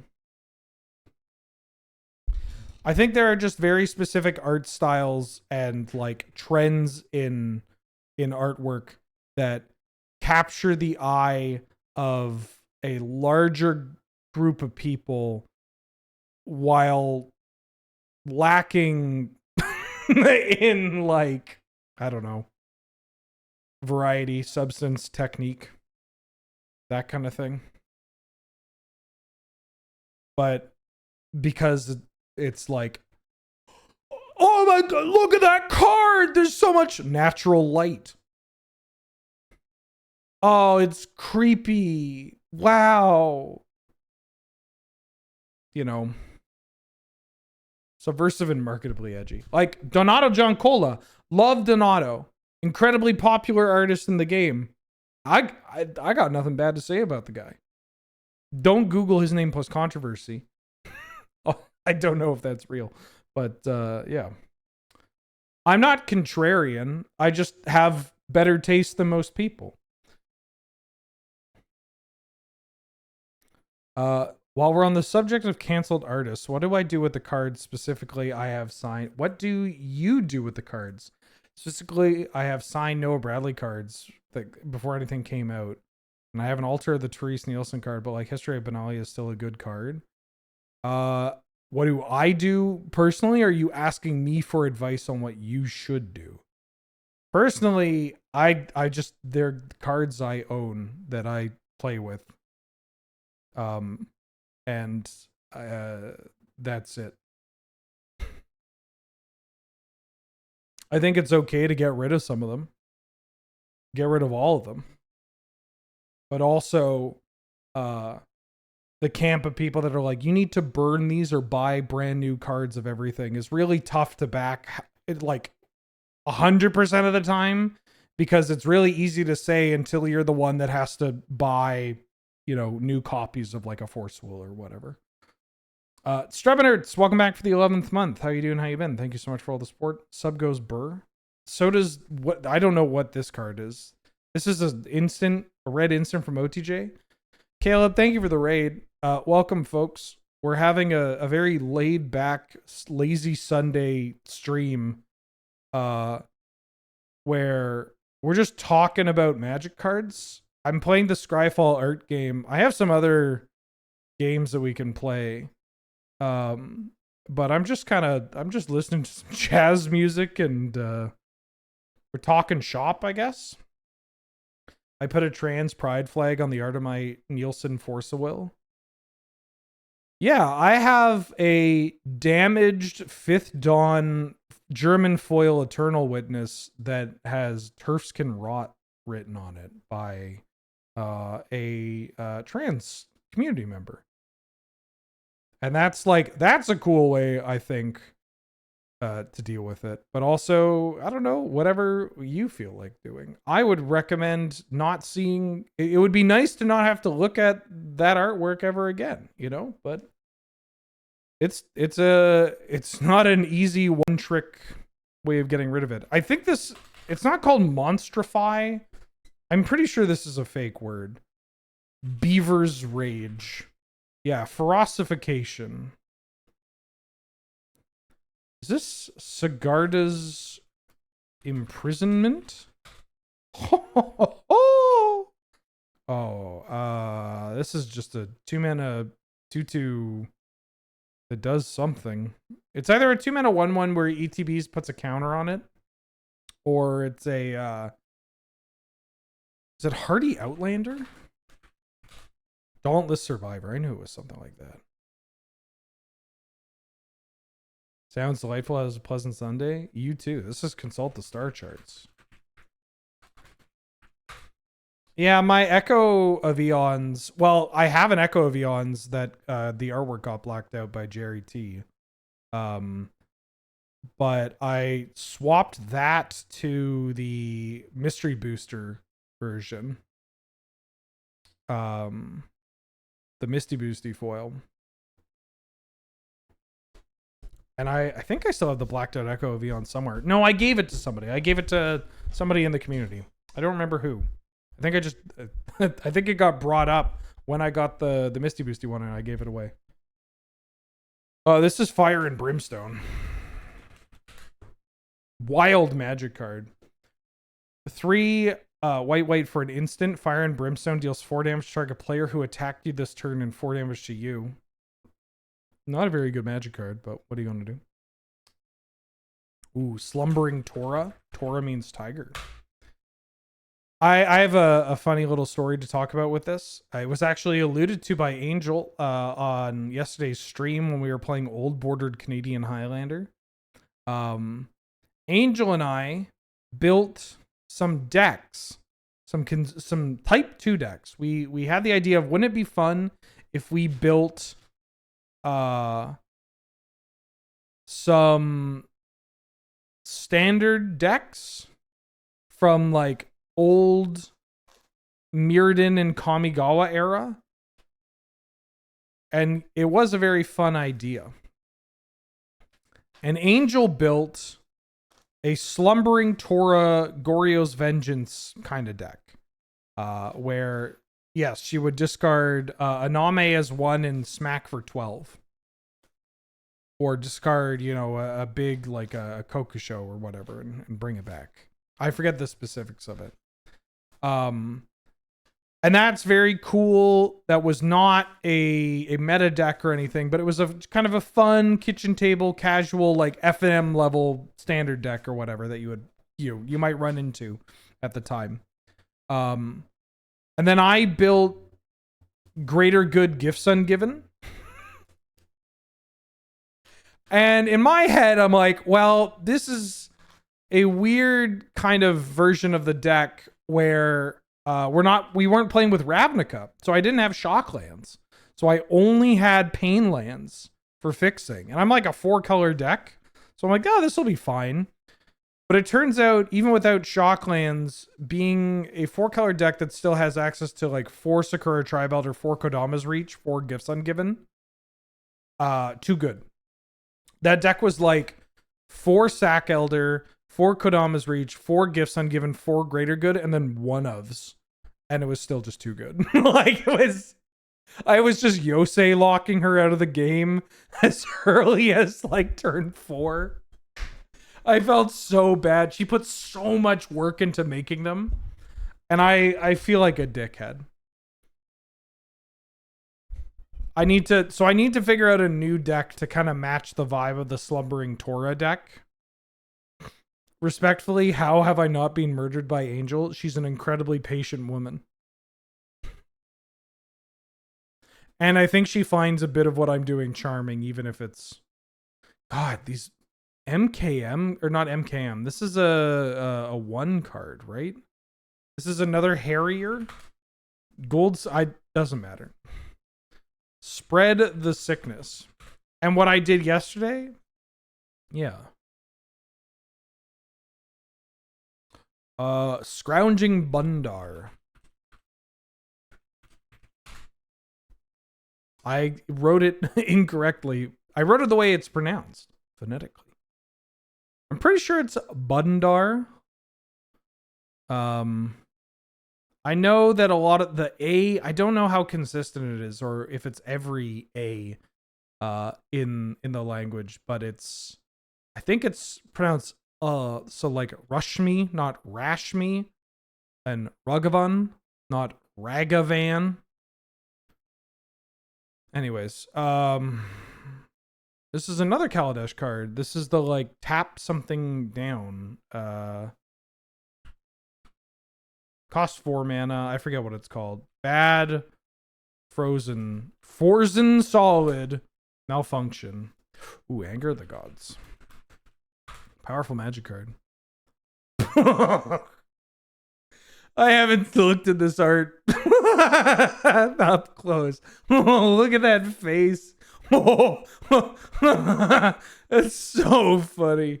What is his name? Sure Strike Duelist? Dual Craft Trainer. I should have figured that out because there's a training dummy. Oh, Spirit of the Night. Hell yeah. Love Spirit of the Night. Expropriate. This is a card. This is one that a lot of people are familiar with. Because it was for a long time like one of the best reanimation targets. It was big, it was evasive, it had haste, it didn't die to terror. I mean, it wasn't dying to terror or dark vanishing anyways, but you know, it could attack past other Spirit of the Nights. Come up. There you go. Really cool magic card. It also gets summoned out by having Urborg Panther, which says sacrifice a creature named Feral Shadow, a creature named Breath Stealer, and this creature you tutor for a Spirit of the Night and put it into play. And so this is a summon Night Stalker. And it finds Breath Stealer, it doesn't find Breath Stealer. It's part of the combo with Breath Stealer, right? Summon Night Stalker. And then Feral Shadow, which is a Night Stalker. None of these look like the Night Stalkers from Portal Second Age. Or Shimmy and Night Stalker for that matter. Also, the other Night Stalkers all have guns. I believe this was on the plane of America. This is Expropriate. Oh, Return of the Night Stalkers is a very powerful magic card. This is an OTJ or no, this is an Aether Drift one, right?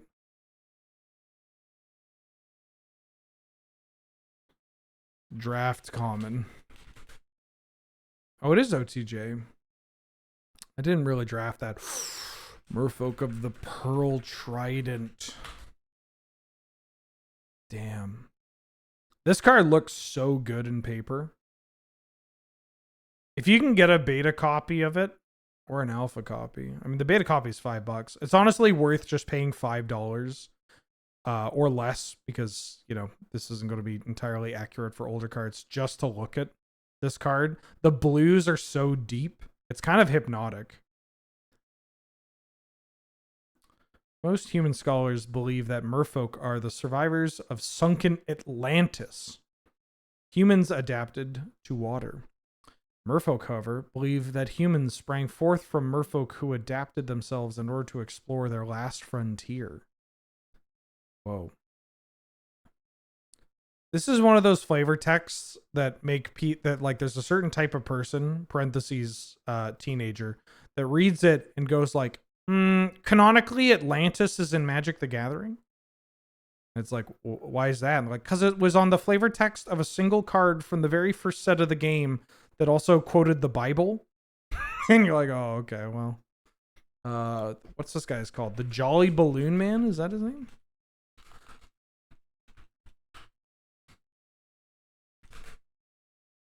The Jolly Balloon Man. Oh, hell yeah. Stitch Drake, baby. Damn, this card was so good in limited. 3 mana, 3/4. Additional cost to cast Stitch Drake. You exile a creature card from your graveyard. 3 mana, 3/4 flyer. Holy Jesus. Atlantis, Georgia. I guess this is a good time as ever to tell people I'll be in Atlanta next week.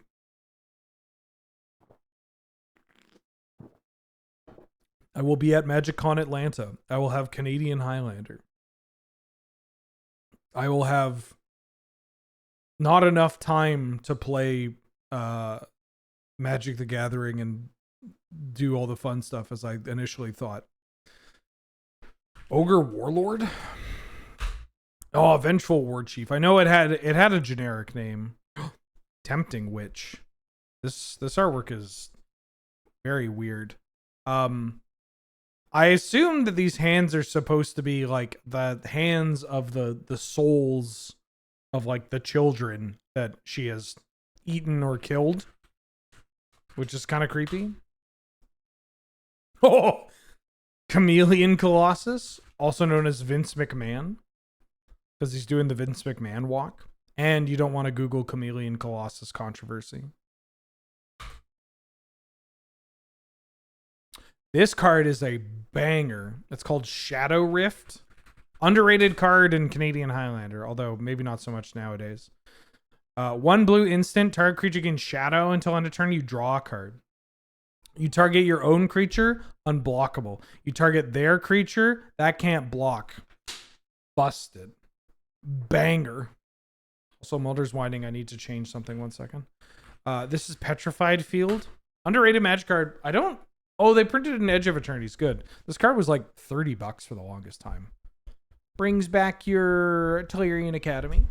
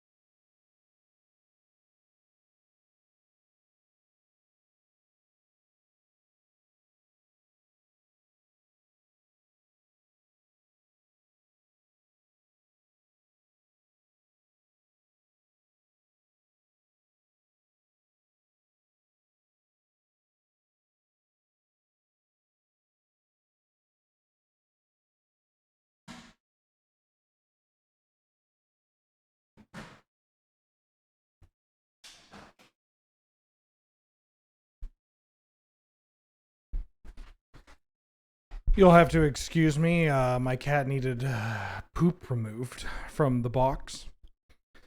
Anywho, this is Petrified Field. Oh, yeah, that's pretty. I like that. Did I move my streaming setup? Yeah, I'm back in my old streaming office. I have the house to myself. It's kind of nice. This is Dawn Charm. Banger of a magic card. 1 and a white. You choose one. Prevent all combat damage to be dealt this turn. Fog. Regenerate target creature. Save your thing. Counter a spell that targets you. Nice hand attack. Nice bribery. This card is really good. Like, I am shocked it doesn't see more play in Commander good. Maybe it does, actually. This card's like $150? What the hell? Cool misprint in the text box for Commander Masters.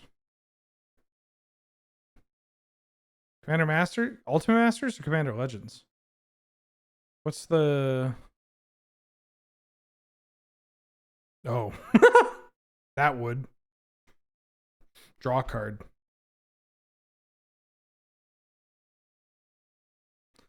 Cogwork Fox? Clockwork Fox. You know, I was going to say it's Clockwork Fox, and I'm like, no, it has some stupid other name. This is Trap Noose. Trip Noose. Got it. Oh, Halfdane?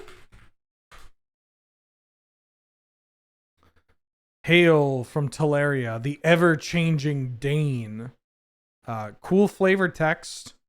And then if you go ever-changing Dane, you get the ever-changing Dane. That's so cool. I love that. He could be anyone, anywhere, but he'll never again be half of anything. Oh, yeah. That's the stuff. So funny because this card is just whatever. Beginning of your upkeep changes power toughness to the power toughness of target creature other than Halfdane until your next upkeep.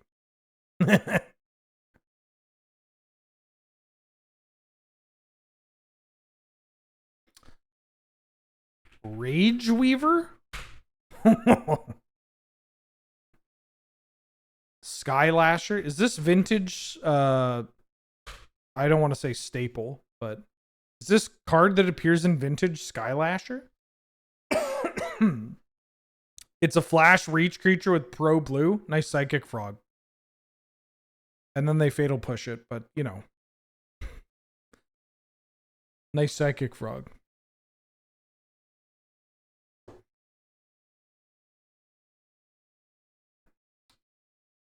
Book Devourer. I forget what this card's. This is a wall. Is it Mirror's Bane Wall? Is it just Mirror Wall? It is Mirror Wall. I'll never forget this card because when I saw this card when I started playing the game. And it has a blue mana cost but a white activated ability. And I was just like... I was baffled by this. Like, whoa. How could you have a white ability on a blue card? They didn't do this that often, too.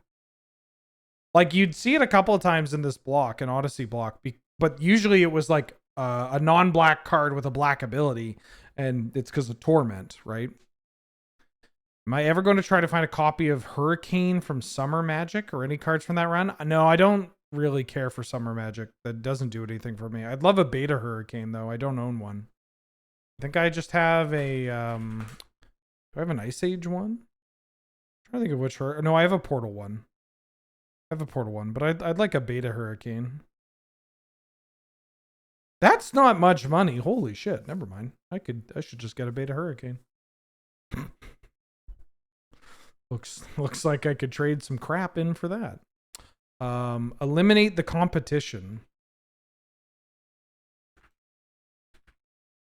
This artwork is disgusting. It's brutal. Like, grab you by the wrist, stab myself through my hand into your wrist. Oath of Teferi. Rustic. Get it? Rustic. Ageless Curator? Guardian. Oh, is it Nekitora?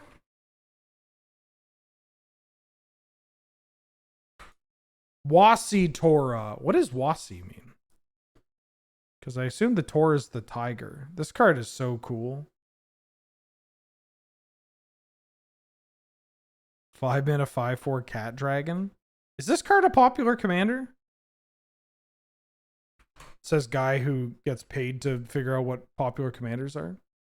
Well, it's kind of popular.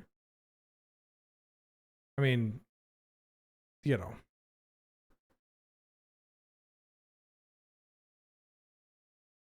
I guess how do you build this? Just Jund, why they went Jund Dragons?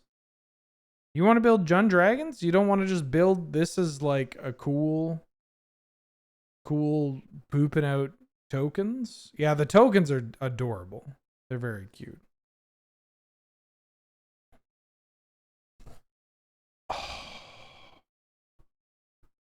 This is the renowned haste creature. I'm pretty sure it's a 4-mana 3/2 with haste that has renown. I don't know what it's called. Renown Fire. Fire Fiend Elemental. Yeah, 4-mana 3/2 haste, renown 1. Temporal Spring, baby. Oh, into an Everstrike. This is so funny because it's just this Phyrexian eating shit. Just it's just a push, a burst of water, and the Phyrexian's like, oh. I love the cards that show, I mean, I don't know if you can call this guerrilla tactics, but like, you know, you have the Phyrexians, this incredibly imposing force, this otherworldly kind of grotesque army. And this idiot just got splooshed. Like, I love it when they do that. We got a lot of that from March of the Machine too. Of like what's the invasion? There's like an invasion of the plane that is just like goats and flowers and trees with a lot of shade and a nice breeze. That kind of it's like that plane, and the invasion just shows this like dryad that is just so pissed that its nap got interrupted. This is Everstrike, one of the coolest cards of all time.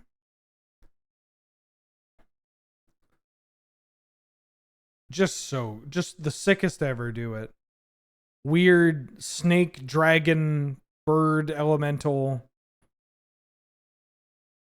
2+2/+2 for each aura attached to it. It's a 2/2 flyer, but it has X and then 2 hybrid Orzhov. You return this from your graveyard to play, and you can attach an aura from your hand with mana value X or less to it. But if you don't, you exile this creature. So if you get in your graveyard, you want to like return to play and then put an aura like an ethereal armor or whatever from your hand into play, attaching it. Yeah, would have loved this as a legend. This is one of those like Tamanoa is another one of just like, you want this as a commander, right? Like whenever a non-creature source you control deals damage, you gain that much life. With this artwork and this name and this mana cost, and it's not a legendary creature, the Tamanoa rose to bring a new morning to Tertiaire. How come Tamanoa is not one?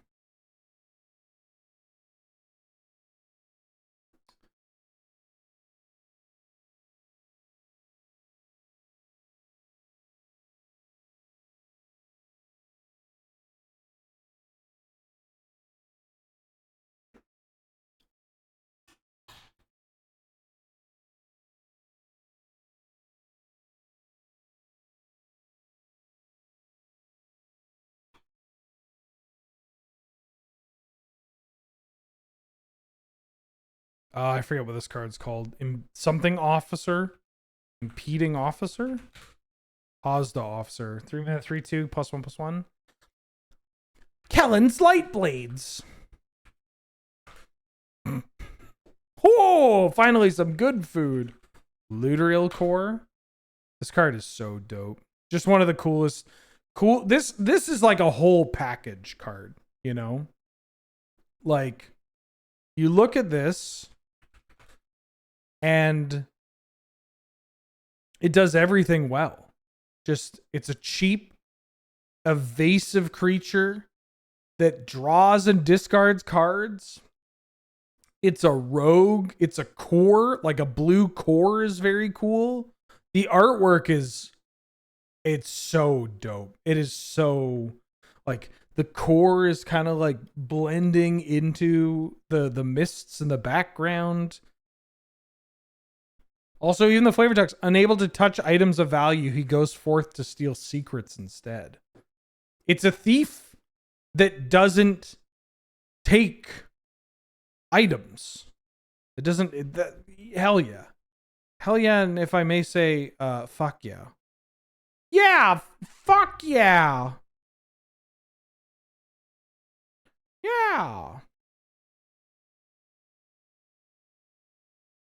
Why can't I find the album I'm looking for? Because this track's about to end.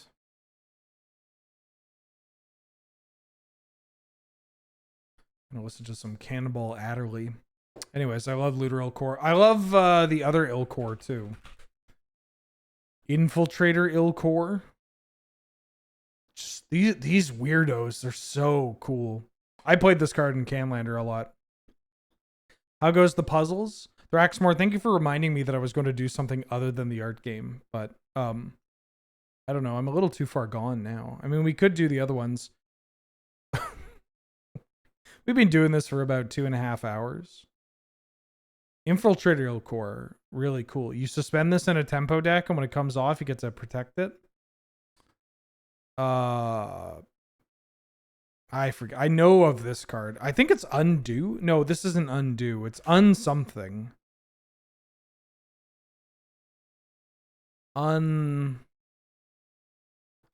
Is it Unhand? There's no way they would call this card Unhand. Decomposition. I was so incorrect. Is this Grill the Mind Flayer? Grill Mindraker, excuse me. One of the most unfun cards I can think of for a commander. It's just a 5-mana 3/3. And you can mind twist them. But you also mind rot yourself.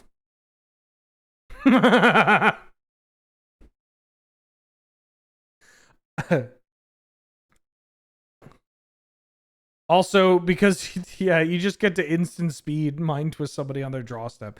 Very cool art. Oh, yeah. Classic Braum art. Let's check out. Okay, I want to do a little test here. Let's count the amount of Braum arts that have a character that's standing. I guess as far as the camera goes, it's like this. Braum art that with a character like this. Okay, let's count. 1, 2, 3. Brutal Night Stalker goes the other way. I'll count Call of the Wild. 4. I'll count Carnicid. 5. Contemplation. No, I gestured to look like this. Contemplation is like this. 6, 7, 8. I'm not going to count this. 9. I will count this. 10.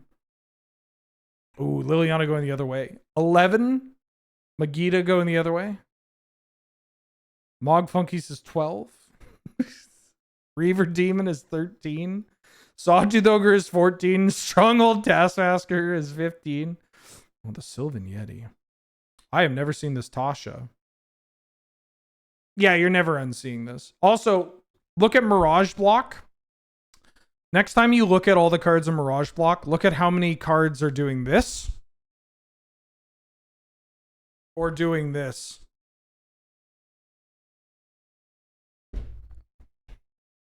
There's so many of them. Yeah, even the fucking Stomp.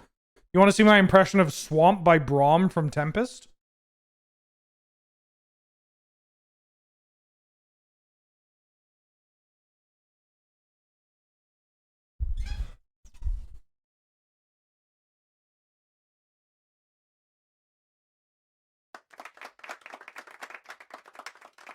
Not bad. Not bad.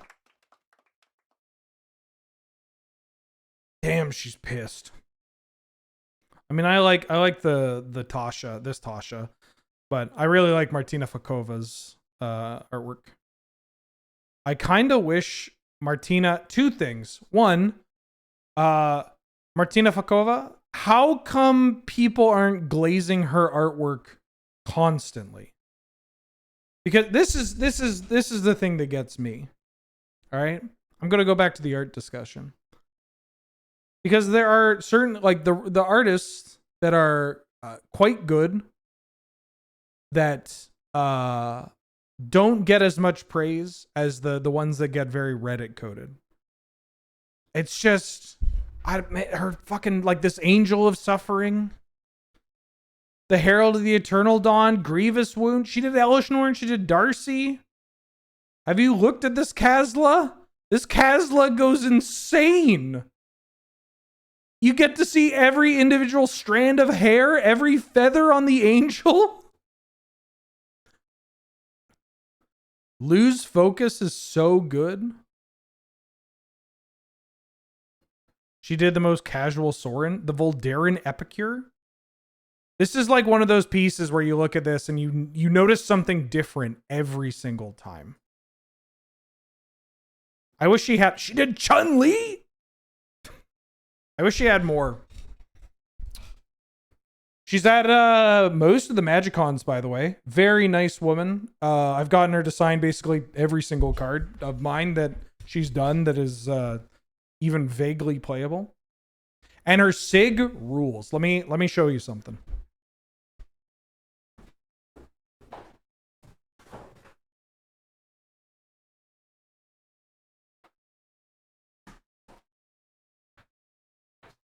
I'm going to show you two signatures.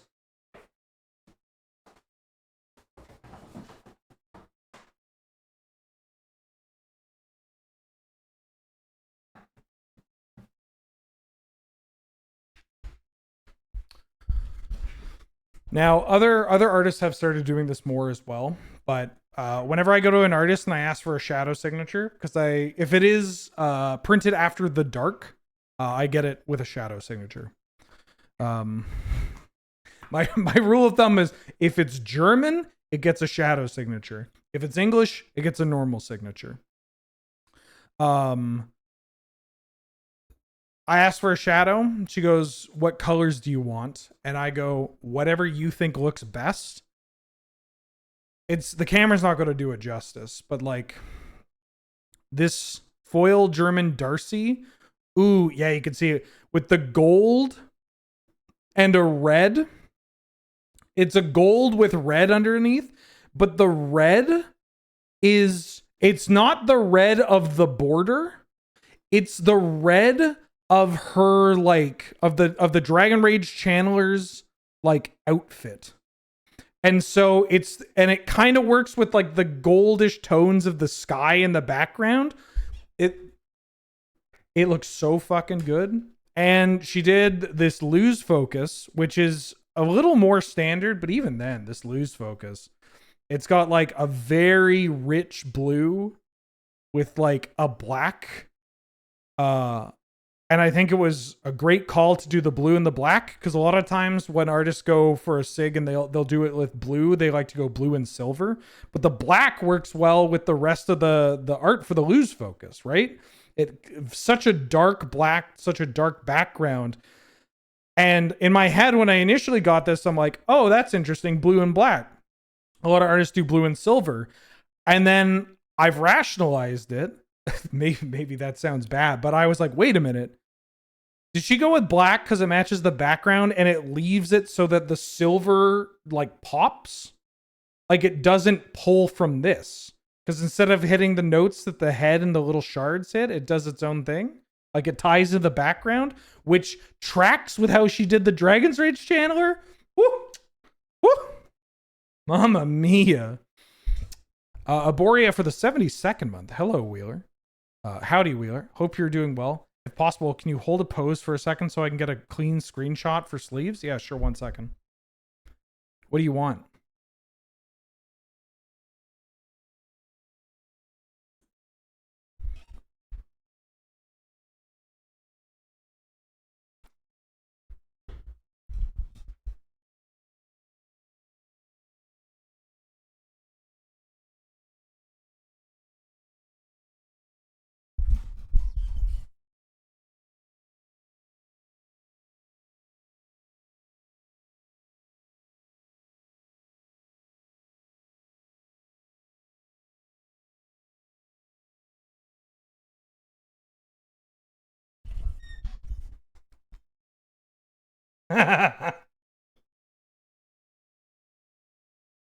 No problem. No problem.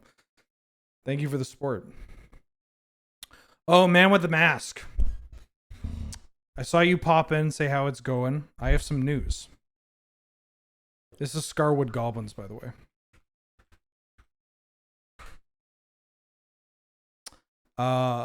After swapping over to Geef being my main, last month, I was playing some Zangief, and we hit Master last night. Fun fact about the Goblins, the first two about Scarwood Goblins. The first two non-legendary gold creatures were both goblins. Scarwood Goblins and Marsh Goblins.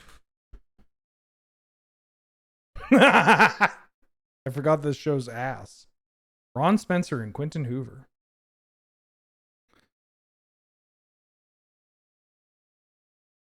That's what I'm talking. I think I mentioned this earlier, but it hit me when I was playing Geef. Two things. One, all I want to do is play Nooch, and when I'm playing neutral and they're playing neutral, I'm playing better than them. And number two, I realized I don't have to SPD. I don't have to command grab. I get to command grab. That was a big thing that that really caused me to be like, wait a minute. I just don't really. Yeah, I don't have to do this. Just hitting standing medium punch and standing medium kick. Yeah, just poking them a little bit with some low kicks, some low punches. The slap. And then conditioning them after I get a knockdown. You slap them down, then I drive rush up. Sometimes I space it out so I can hit you with a low, heavy sweep, and then you get knocked down again, and then what am I going to do? Sometimes they get up, they DP, and I'm blocking. Sometimes they get up and they just don't do anything, and then I'm like, damn, I'm in your face and you're not pressing a button? You better believe that I'm going to do a heavy SPD right here. Like, it's just so funny. Or I knock them down, I drive rush up, and then they jump, and then there's that moment where they're in the air, and I'm like, oh, lariat's the best move in the game. And then you lariat them, and then they get knocked out again. And you're like, all right, guess again, brother. Guess again. I guess what I'm saying is I've never had more fun playing Street Fighter than I have playing Zangief at Master. It's just... Anyways, this is Weatherseed Treefolk. My anecdote for Weatherseed Treefolk is that back in the day, when you didn't have... there weren't very many places to order magic cards online. Certainly not as many nowadays. This would have been like 2002? 2002? And my buddies and I were playing Magic the Gathering, and we wanted to get cards. But one of our buddies... his parents were divorced, which means that the parents were constantly fighting for his affection, which means that they allowed him to order magic cards off the internet using a credit card. So naturally, we wanted to order some cards off the internet. And so we went to this website called anycraze.com. And we found out that they had a deal where you could get, and hear me out, you could buy 20 rares for $15. Or like 25 rares for $15.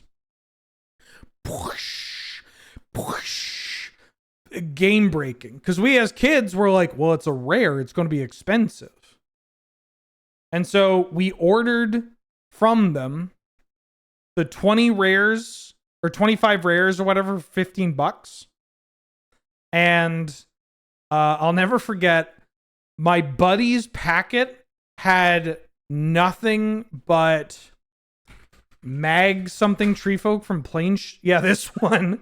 5 mana, 2/6 for each basic land type among lands you control. It has land walk of that type. And what else did he add? He had Megatheriums in it. Or no, not Megatherium, Pangasaurs. Whereas my brick had Weatherseed Tree Folks and Corrosions. Which is funny because I think for a while Corrosion was like $10 because people were buying out stuff on the reserve list. Anyways, Weatherseed Tree Folk. I played a lot of this back in the day. This card just killed people. They kill it, boom, back to my hand. What are you going to do? None of us could afford Swords to Plowshares or didn't know how to get them. This is Shauna Purifying Light, I think is her name. Purifying Blade. Shit, fuck. Gibbering Hyenas.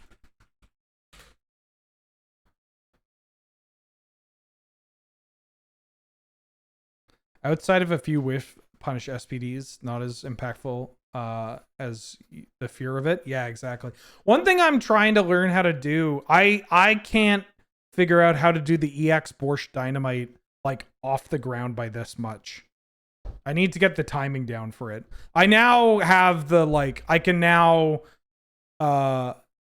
like hit confirm the like EX Lariat into level 3 spend it all combo. Like without much fail, I say. Which is nice. But I can't do the like I've EX Lariat, what is it? It's on EX Lariat in the corner, and also if you bounce them off the wall. Right? I think there are a couple other setups. I haven't been able to do it. Hellstab level 2, Hellstab level 1. That one rules.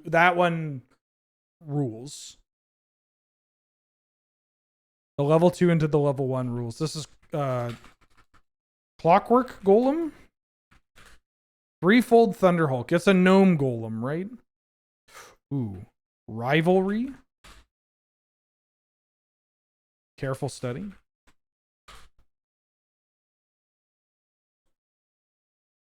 Ferrovore. I played this card a lot in draft. Triple Scars. 3 mana 2/2. Pay a single red, sack an artifact, gets +3/+0 until end of turn. I killed a lot of people with this card.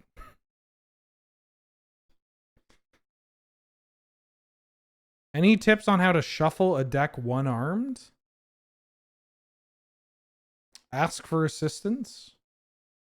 But if you're looking for a more permanent solution, I would probably say, like, I don't know. How would I do it? I haven't done that. So I effectively pile shuffling, I guess. I guess I'm thinking about this through the lens of Canlander or 100 card Singleton, where that's like massive. Maybe with 60 card or 40 card, it could be done.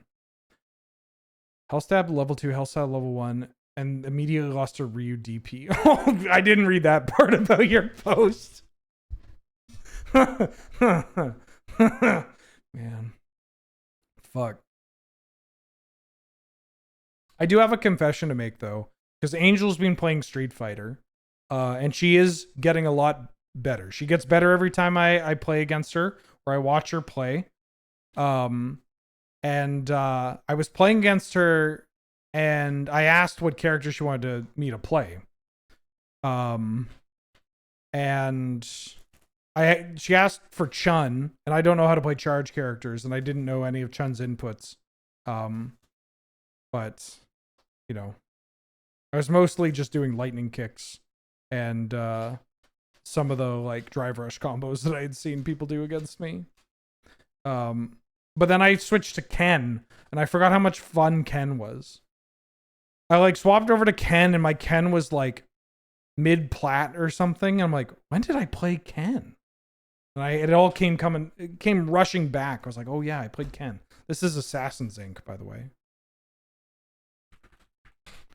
He's so fun. Like,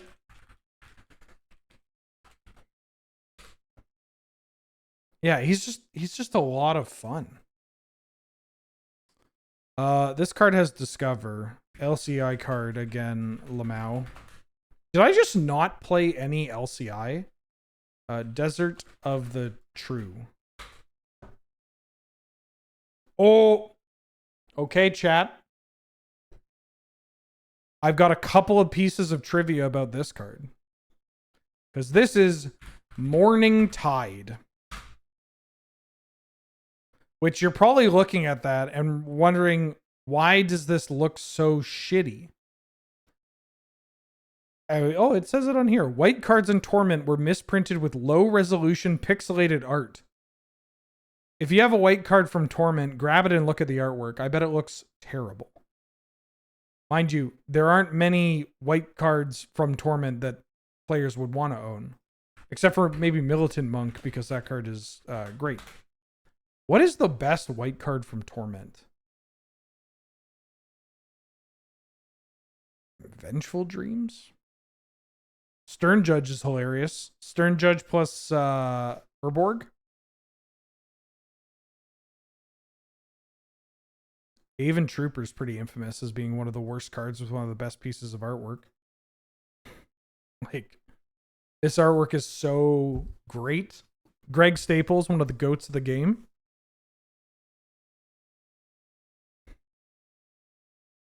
Yeah, unfortunate. That card sucks. Oh, Taro's Faithful. Taro's Faithful saw a lot of play, which is so funny to think about. But this card saw a ton of standard and extended play. A 4-mana 1/4 that gained 4. I think Radiance Dragoons maybe saw a little bit more play, but the 4 toughness, 5 toughness didn't matter too much, and the Echo was annoying on Radiance Dragoons. But this card was played as like a sideboard for, I think some played it in the main, but sideboard for slide decks. And like recurring Nightmare decks. Which is so funny to think about. The other part of Morningtide is it's obviously a card that shares a name with a set. Can anybody think of other cards that share a name with a set? We have Morningtide. We have Planar Chaos. This card's terrible. We have Urza Saga. Yeah. We have Time Spiral.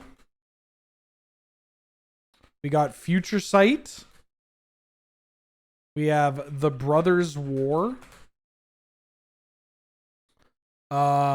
We have Onslaught. This card's actually so dope in Commander. You should play this card. Conflux. I think that's it. Right? Maybe there's another one. There's Big Score. But technically it's The Big Score.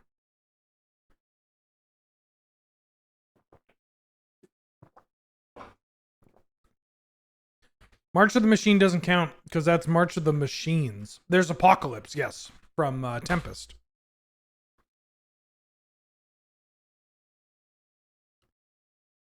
Man versus Manatee back for the 19th month. Fun fact, almost every card that shares a name is an enchantment or sorcery. Only exceptions are Big Score and Weatherlight. There's a card called Weatherlight? Oh yeah, there's a card called Weatherlight. I forgot about this card. That's a good Magic card. Skyship Weatherlight used to be played in Channel, Lich's Mirror Channel. What is this? This is like Thought Weft Tactics. Surge of Thought Weft. Fuck. Conclave Mentor. Loam Dweller, baby! Woo! This card. Hell yeah. 2 mana, 2/2 Spirit. When he casts a Spirit or Arcane spell, put a land from your hand into play tapped. The kids don't know. You go Loam Dweller on turn 2. Turn 3, you play Gnarled Mass. Trigger Loam Dweller, put a land into play. Untap, land, Kodama. It's over. I've just won my match of Kamigawa Block Constructed. Game over. Ignorant Bliss? Infantry Veteran. This card, deceptively powerful. 1 mana, 1/1, tap to give target attacking creature +1/+1 until end of turn. Did not see a ton of play. I think it saw a little bit of play in the White Weenie deck in Vision's Tempest block. Or sorry, Mirage Tempest, type 2. But not a ton. It did, funny enough, Anointer of Champions. It got a functional reprint. This artwork is incredible, by the way. Incredible is maybe too strong of a word. No offense, Anna Steinbauer, but it's I like it a lot. It's like the OG Restoration Angel, except for the angle isn't completely fucked. That one's for Angel. This card saw a lot of play in the Mono White Humans deck that was very popular in Standard. So kind of cool that it technically this saw a bit of play back in the day. But now when creatures are a lot better, a functional version of it saw more play and like, you know, a top tier deck of that format, to be honest. Would Unhinged work as a set card? No. Which one is this one? It's something Exarch. This artwork is unfortunate. Look at this card. Excruciator Exarch? Tormentor Exarch. Fuck. This is like one of those cards you look at and you're like, oh, that was a human. That was a human.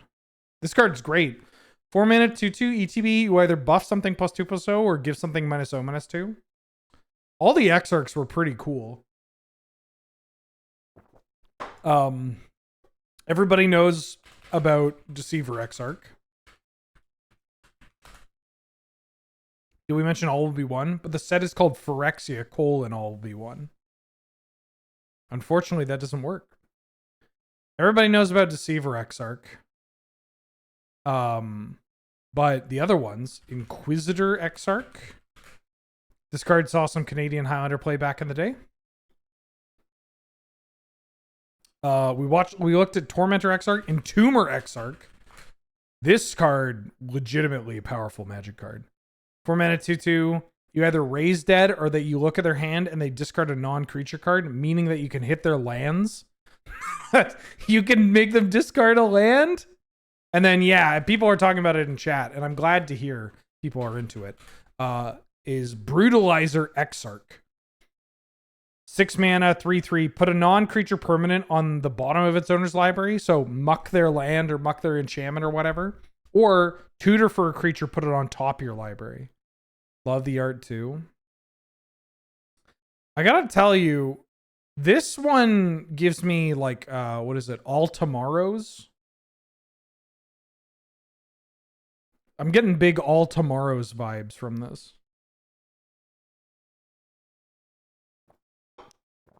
They're all clerics. Mono red cleric.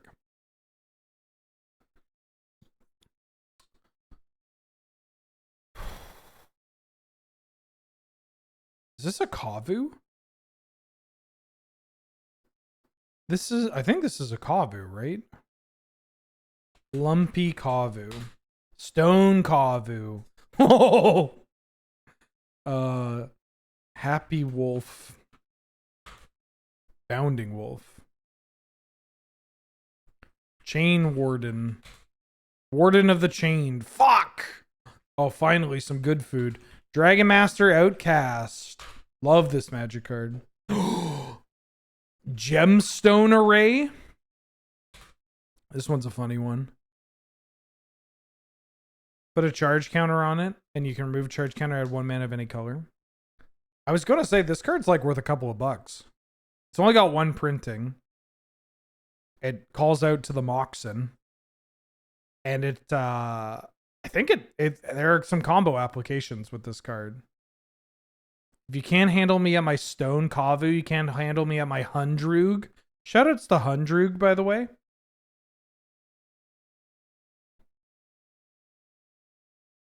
Satyr Hoplite.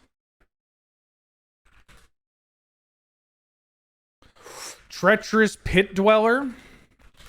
Okay, we got to talk about AVR draft. Speed Bomber, Speed Bomber. Thank you for subscribing and supporting the channel. Glad to have you. Good to see you. How you doing? How you been? Thank you so much. Okay, AVR draft. I want to talk about AVR draft real quick because I am a big fan of Avacyn Restored Limited or Avacyn Restored Draft. And recently, I felt very vindicated about my take on Avacyn Restored Draft, as well as my opinions on the archetypes that you could play in this format. And I will say this, I'm not going to blow up any spots here, but the Wizards employees that I've spoken to, designers that I have spoken to that worked on this set and played around with this set, also have more or less unanimously been fans of this draft format. Avacyn Restored Limited gets a lot of shit. People complain about this draft format. And I think they complain about this draft format while not knowing what they're talking about. For a couple reasons. One, I think they're just kind of regurgitating takes that they have read or seen. And two, they just haven't drafted enough to understand how to draft this format. The first one, and why I'm talking about this, is because there was a Pastry Time video, or Hungry on Plane video, that went out about Pro Tour Avacyn Restored, which was Innistrad Block Constructed, where they talked about the limited environment a bit, because obviously it's a Pro Tour, and they play draft at this Pro Tour. The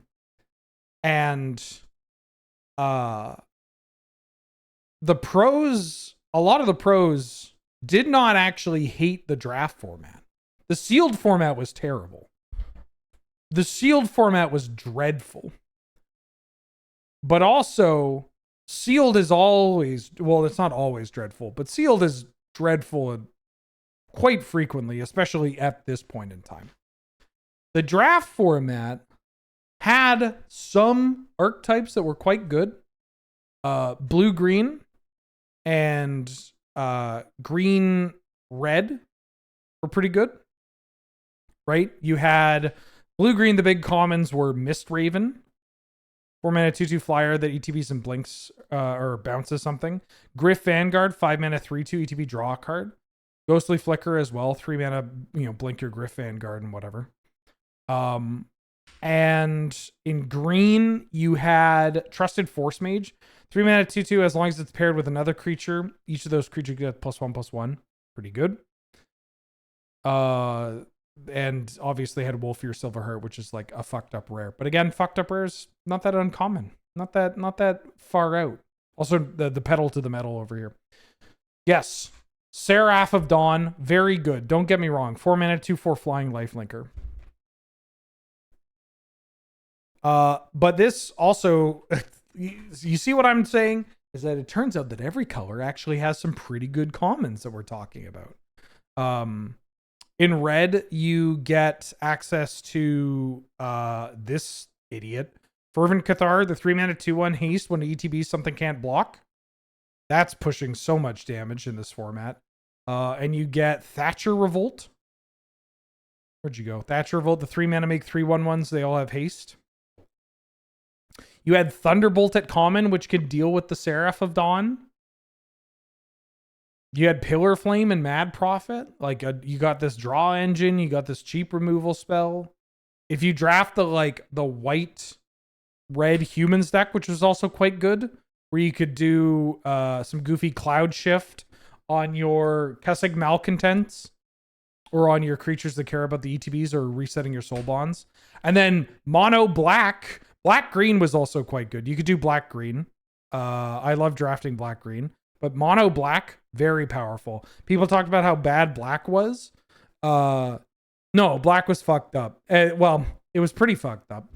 And actually, that Pastry Time video talked about it, because it talked about like how Alexander Hayne won a lot of his limited matches, went like undefeated in limited, drafting mono black, because other people were drafting mono black. And there's a couple of mono black things you could do. You could have the Homicidal Seclusion deck. You have exactly one creature. That creature gets +3/+1 on lifelink. This is not a legendary permanent. It stacks. So you could play a bunch of Homicidal Seclusions and stack up, I don't know, your Demonic Taskmaster, a 3-mana 4/3 flyer. At beginning of your upkeep, you sack a creature other than it. So you get a massive flying creature with lifelink. Or a Bloodflow Connoisseur, after you sack your board to make it gigantic, and now it's a gigantic lifelinking threat. Like, you had game with the Seclusion. What I want to talk about, though, I guess, is the Bloodflow Connoisseur, which combos with the card that we were talking about here. So 3-mana 1/1, sack a creature, put a 1/1 counter on Bloodflow Connoisseur. And this Treacherous Pit Dweller, I guess it's still on this page, so I could talk about it here. This was the card that people would pass because they think it's terrible. And if you don't have a sack outlet, it's not very good. But this is a very weird Magic card. It's a 2-mana 4/3, which pretty strong, especially at this time of the game. When it enters the battlefield from a graveyard, target opponent gains control of it. So, you have this 2-mana 4/3. It's huge. If you have Homicidal Seclusions or whatever, it gets even bigger. It's tough to kill, right? But if you don't have the Seclusion, you have the Pit Dweller and some other stuff, like the Bloodflow Connoisseur. They kill the Pit Dweller. It comes back. The trigger goes on the stack, and then you sacrifice it to your Bloodflow Connoisseur, so your opponent never gets it. Or you Cloud Shift it, and your opponent never gets it. And then you bring it back with your Dragula. Where'd you go? Driver of the Dead, where'd you go? You bring it back with your Dragula, your 4-mana 3/2, that when it dies, you return a creature card with mana value 2 or less for your graveyard to play? What are we even talking about? This format fucking ruled, and I'm tired of people regurgitating the idea that it didn't. You got Tandem Lookouts. You got the Stern Mentor Dreadwaters deck that can occasionally work depending on what the rest of the pod was on. I love this format because while there were some best decks, I feel like in this format, truer than most, the decks that were available were constantly shifting and dependent on the cards in the individual packs. And that's kind of a truism for a lot of limited. But when you look at, like, you sit down to a modern day draft environment, it's like, well, if you sit down, you're like, I'm going to play red-green. You will always have deck cards to play red-green. And you could basically always force yourself playing a red-green deck if you wanted to. AVR didn't let you do that. So you actually had to know how to draft and pick up on signals. So I'm an AVR truther. I think the draft format is great. I'm a big fan of it. And you know what? You know who else is a big fan of Avacyn Restored Draft? Graham Stark. So I guess what I'm saying is I'm going to try to get an Avacyn Restored draft on the schedule for a Friday Night Paper Fight at some point in time. Elemental Uprising. $400 for a box? That's actually not that... Well, okay. It's not bad if it's a company expense. Oh, I would draft AVR at MagicCon Amsterdam.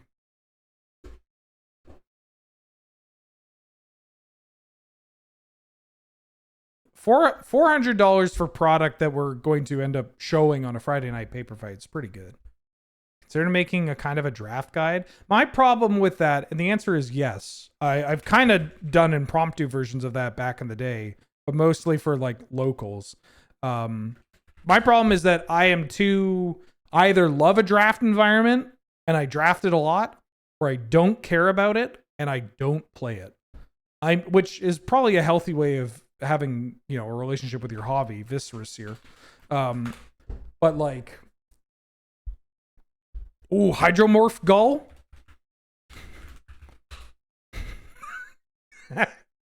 This one's dope. 5 mana, 3/3 elemental bird with flying. Sack this creature. Counter target spell that targets a creature you control.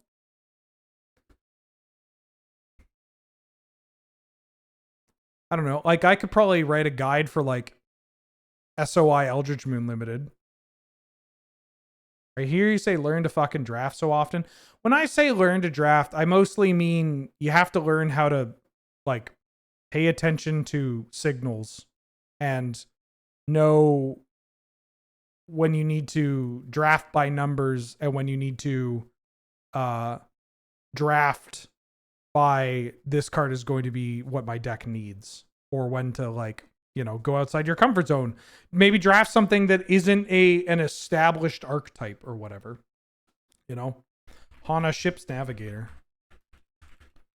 I am not the Narnum Renegade again. Grenzo Dungeon Warden. Frenzied Elephant. Oh, Rabid Elephant. Fuck, I knew it was something like that. It's got Rampage. It's got Turbo Rampage. Vintage Cube. This is Wingsteed Rider. It's one of the best cards in that draft format. Harried Spearguard. Circle of Protection. Red. What are you saving that's better than a 5 mana 3/3 flyer? Nothing. Not in that format. Your creature sucked. Odyssey block was terrible.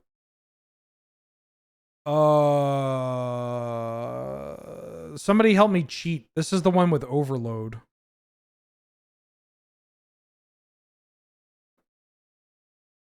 Spectacular Showdown. Show of Ultimate Destiny. Wing Shards. Love Wing Shards. Shore Crasher Mimic. Okay, so this card, I didn't play in this environment. I did not play this draft environment, and I did not play in this standard environment, or type 2. I was taking a break from Magic the Gathering. This card at YJ was 50 cents, and you could not find a copy of it. If somebody played standard or whatever at this time, was this like a legitimate deck you could play?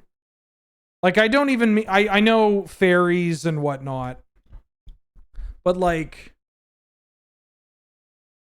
this is a card that, I get it. It's big. I think I know somebody that like was winning FNMs with something involving this card, but I'm like trying to figure out what.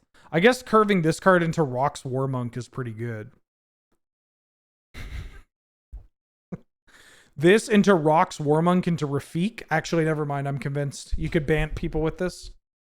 No spoons left, only knives back for the second month. How you doing? Good evening, Benny Wheels, and a merry evening to you too. Thank you so much for all the support. I hope you're doing well. Glad to have you. Good to see you. Ren's Resolve. God, I wish we got more of these. Skyline Cascade. So I ate a can of Skyline chili last night because I'm going to Atlanta early next week. I haven't bought groceries, and I haven't I don't really want to buy groceries if I'm going to leave the house. But Angel has keeps me stocked with emergency Skyline chili. If you don't know what Skyline chili is, it's I believe a Cincinnati thing, but pops up in Indiana and Kentucky, maybe. I don't know. There's all these states and locations right in this area. What makes it special? Because it's from my girlfriend. It's a frankly meat slop, but it's tasty meat slop. And I see it as a badge of honor that I am able to eat Skyline chili and not shit my guts out. But I mean, why is the chili different from normal chili? It's really not chili. No, when I say it's meat slop, I mean like it's I think it might actually originally be like there's like a Greek meat sauce. Okay, I'm gonna Google this off the main monitor. Greek meat sauce.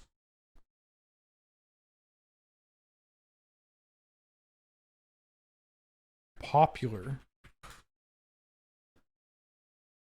Macaronia Mikima? It's like a Greek style bolognese. Greek meat sauce controversy. I believe this is Shieldred's head cleaver.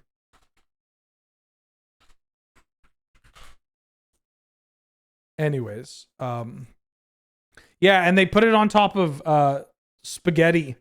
Dry spaghetti. Well, it's no longer dry after that. Or the smallest hot dogs you've ever seen. Molten something keeper. What are you? Molten. It's not safekeeper, is it? Gatekeeper. Marty Skullhunter. It's pretty good. I like it. Oh, Mind's Desire. Remember when this card got unbanned and people were like, "What? How is this happening?" Okay, so I know the name of this card. But I'd be curious if anybody else did. No cheating. No cheating. Who knows the name of this card? I'll give you a hint. It's from Darksteel. Terran Ghost? Hell yeah. Now, Scarbolt. Oh, sorry. Terran, right? Scarbolt. If I may ask, how do you know the name of this card?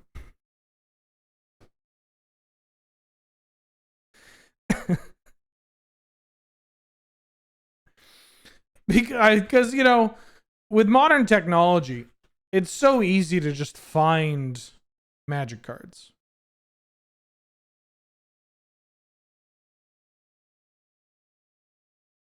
But here, I'm a dinosaur sicko. I put together a binder with each of them. That's what I want to hear. Why is this fella red? Are you talking about me or the ghost? If you're talking about me, it's a combination of genetics and permanent sun damage. I've left my house before, and I've gone into the sun. I'd recommend trying it. $11 foil? What? Why? This card's dope.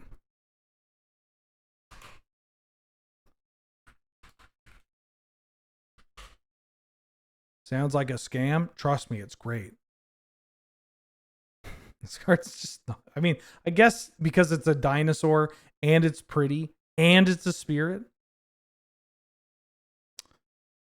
I think this is Wilson Refined Grizzly.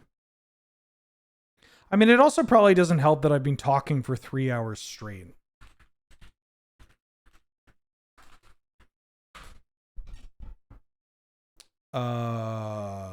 Nomad Assembly? Why is he so big?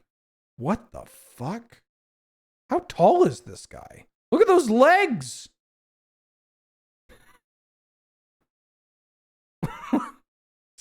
Gangly. Nomads Assembly. My condolences. Slime Against Humanity. I have no idea what this is. Wait. Yeah, I have no idea what this is. I mean, it's an Ikoria Merfolk. Or not Ikoria, Zendikar. Lull Mage's Domination. Oh, it's Night of the Mists. The redness was part Canada heat wave, part apartment heat, part streamer setup heat. Yeah, it's a combination of things. Genetics. I go out in the sun a lot. I'm part Irish, part very small part Brazilian. But there's a lot of Irish. I touch grass. I fucking love going outside. Blinkmoth Nexus.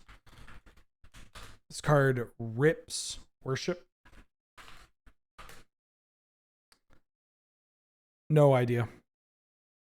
No clue.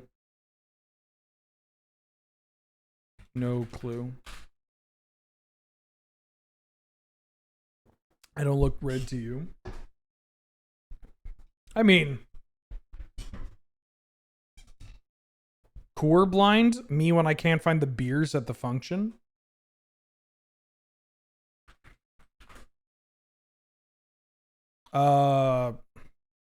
Something of the Fallen. Strength of the Fallen. This was the best deck in the format for a week. There was a black-green Strength of the Fallen deck that was like popular because it 5-0, it like won a league or something. Like it, or a weekly. I think it won a weekly, and people were like, holy shit, this deck is busted. Satyr Wayfinder, Strength of the Fallen. It turns out it wasn't.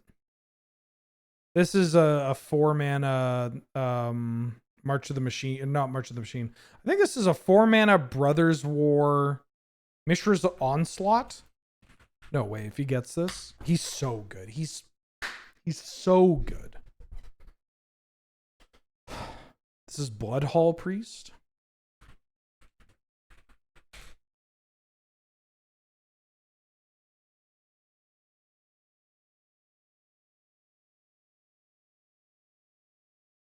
What? This is an AFR. This is an AFR. Like, puts a land into play? I don't know. AFR. Scaled Herbalist. Ah. Ooh.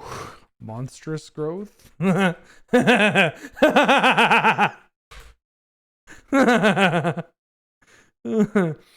Pump spells have some of the best art because they let people get so goofy. I love it.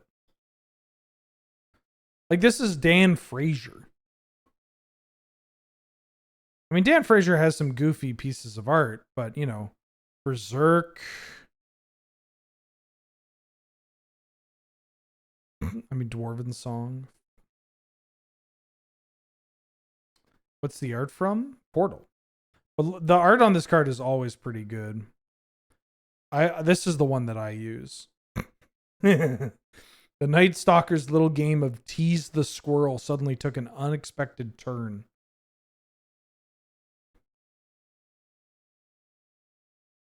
This one's pretty good. They've been printing raised alarms and trumpet blasts. Yeah, I mean it's a good kind of modal spell, right? Because if you want to play both, and you ideally when you play one, you want the other one, and you want as many of like both of them. And so if you draw them in duplicates, the first one can make the tokens, the second one can trumpet blast. It's kind of cool. Yeah, the Ron Spencer's one is grody, but it sure is a Ron Spencer piece. Get in touch with your inner monster.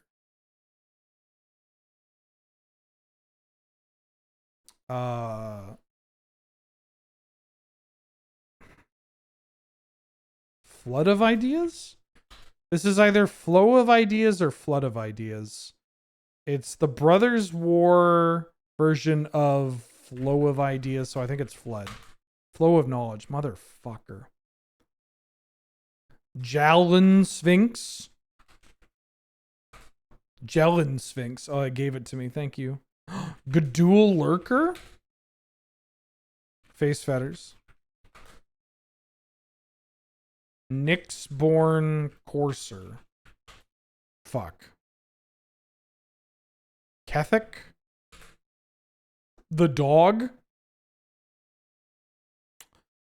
Oh my god, I literally looked at this card yesterday. It's from Hour of Devastation. We recorded this episode. Sanctifying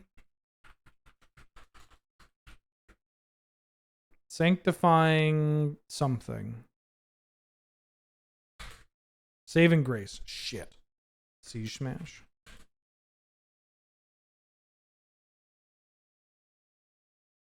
I'm pretty sure these have Planeswalk. Aeson Barbarians. Righteous Avengers. Yeah, they have Planeswalk. How many cards have Planeswalk, chat? What do you think? I believe the answer is... Or how about the amount of cards that reference Planeswalk? I think it's 6. Why did I go Scryfall ?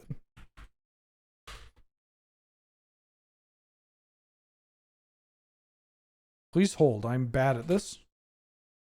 10? Okay, this doesn't count. This is Old Fogey. This also doesn't count. Because that's just errata. Neither does this. Which means 1, 2, 3, 4, 5, 6, 7. Oh, no, it's 7. Aeson Highway. 3 and 3 white. White creatures have Planeswalk. You know what my favorite part of this card is? It's that it's on the reserve list and costs $1.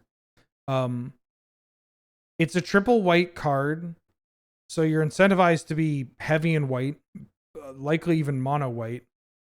But then it gives all your opponent's white creatures Planeswalk so they can hit you. You don't want to just give your white creatures have Planeswalk? No? Okay, well.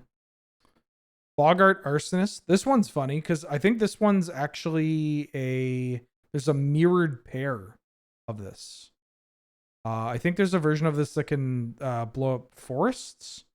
3 mana, 2/1, Planeswalking Goblin Rogue. You pay 3, sack it, destroy a Scarecrow or a Plains. I think there's one that kills a Tree Folk in a forest.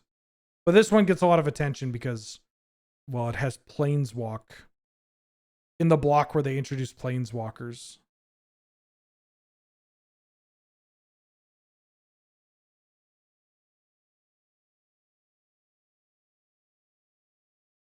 Corpsejack Menace. I didn't even look at the rest of the Planeswalkers. The Antelope's the one that everybody knows.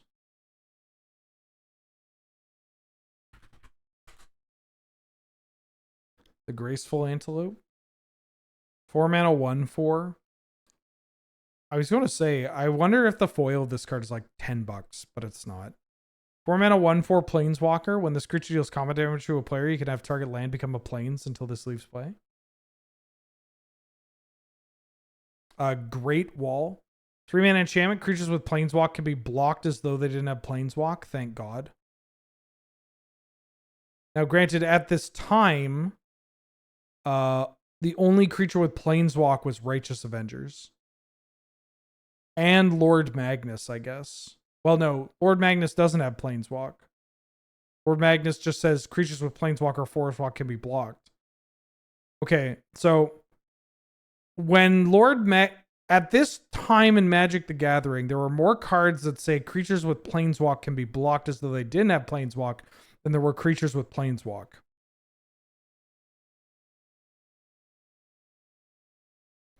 Zodiac Rooster. Great. This is Corpsejack Menace. This is Goblin Replica. This card was so good.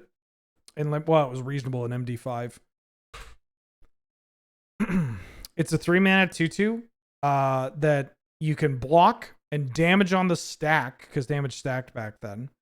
This I'm just realizing there are so many different anecdotes I can tell you about this card.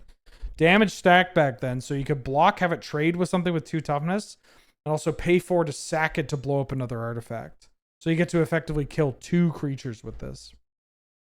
That's number 1. Number 2, the original artwork for this and Elf Replica sold recently, which is really painful to hear because I don't think they went for that much money, and they're Carl Critchlow's, and I would love to own a Carl Critchlow. Number 3, this is in an era where the mana symbols are grayed out. I don't know how many people have recognized this, but check this out. They're grayed out, which looks very weird. Only on the artifacts. This looks exceptionally weird on Composite Golem. You see the 10th edition one, you got Wooburg all in colors, and then 5th Dawn, you have this. I would wager that this card's only in 10th edition because they just they wanted to undo some of that.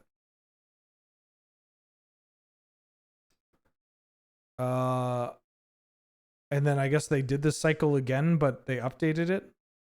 And because damage no longer stacked, they were made stronger.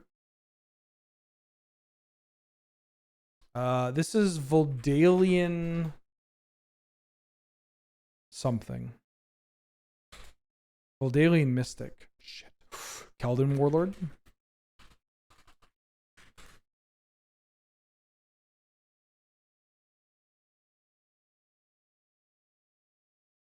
Rush to battle?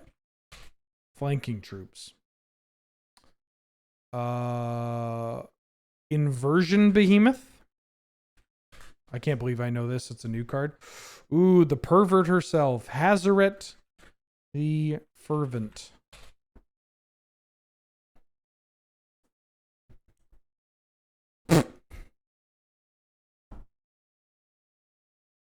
I think this is the blue-green split card. Pervert? Yeah, Hazaret the Pervert. Behold the invocations. They suck then, they suck now. Boink. I think this is the blue-green one, but I don't know what it's called. Oh, it's Stand Deliver. Ooh, Spellbreaker Behemoth. This card rules. Peep this. A 4 mana for a 5/5 can't be countered. Creature spells you control of power 5 or greater can't be countered. Also, very interestingly, one of the few cards in Magic that very specifically refers to counter magic. Some think its immunity to counter magic evolved because of the constant mage attacks on Naya. I think it just ate a bunch of wizards. Oh yeah, this card in Rumbling Slum. I really like this mana cost. I kind of wish they did it more. They've moved away from it because, you know, you should never feel bad when playing Magic the Gathering for some reason. If it were me, I would simply just make cards have costs, especially if they're powerful, but they don't pay me the big bucks. They just pay me the medium bucks. Rumbling Slum. Big Rumbles. 4 mana 5/5, beginning of your upkeep, deals 1 damage to each player. Oh yeah, this card was big. Pretty good for getting Blood Rush, or Bloodthirst active, excuse me.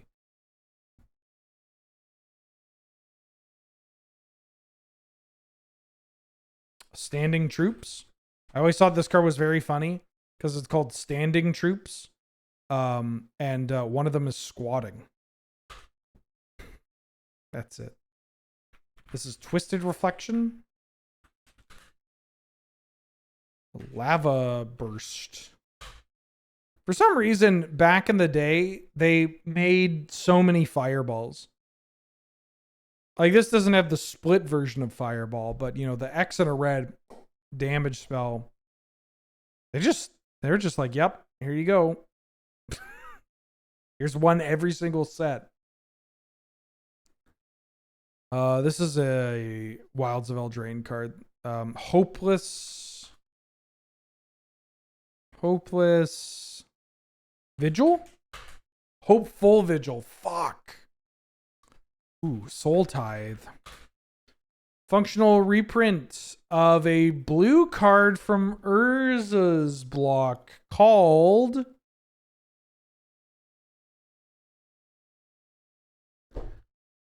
Oh my god, he's losing it, chat. Soul, is it Soul Cipher? Soul Tether?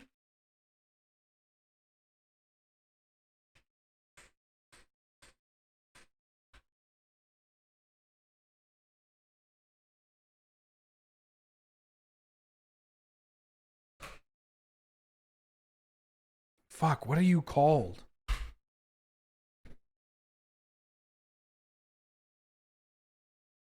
Well, now I have to know. Also, I should probably eat.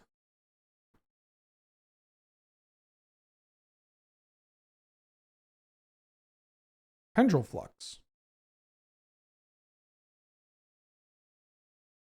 Yeah, it's Pendril Flux. Enchanted creatures at the beginning of your upkeep, sack this creature unless you pay its mana cost. And Soul Tithe is non-line permanent. Beginning of the upkeep, they sack unless they pay its mana cost. Though Pendril Flux is, hey, this creature now has whatchamacallit? Echo. This card is so good on Echo creatures.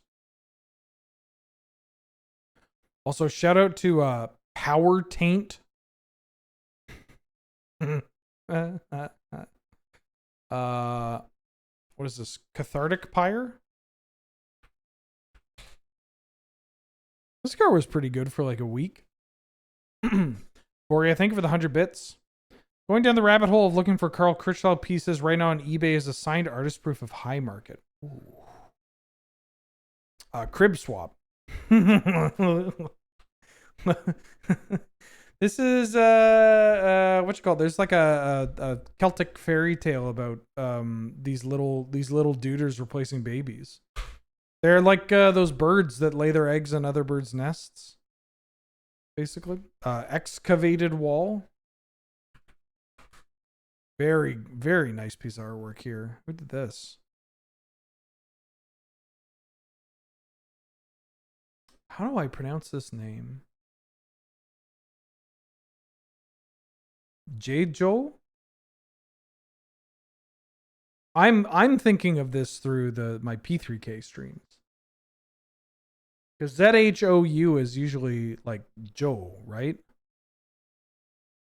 Wow, they've done a lot of artwork.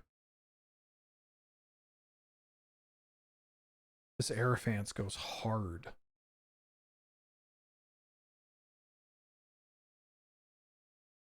Damn. This is a great piece.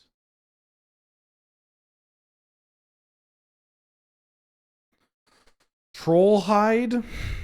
Such an old school Magic artwork. Chat, what should I eat tonight? Or today? What should my meal for the day be? This is Sky Tether. Reigns of Power. The best. Valakut.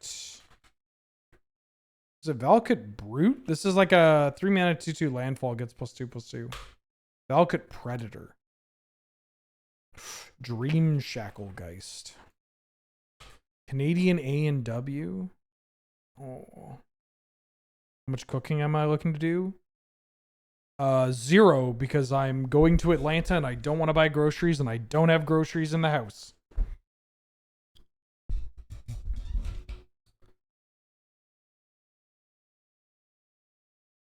What is this? This is from the Kaldheim theme deck. Or is this Kaldheim Commander?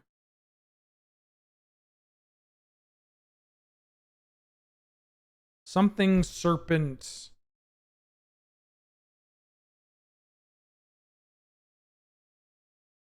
Don't ask chat and get Greek. Shit. Serpent Pot. Serpent Soul Jar. Mere Kinsmith. Oh, I didn't know you had gold on you. Damn. Hapatra's Mark.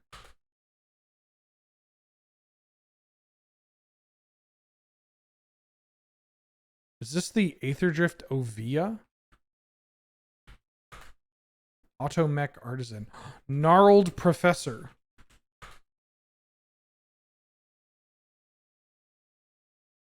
Aurora Phoenix. Mind Flayer. And Anep?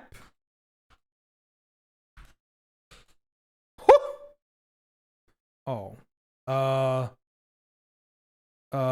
This is the one of the gates.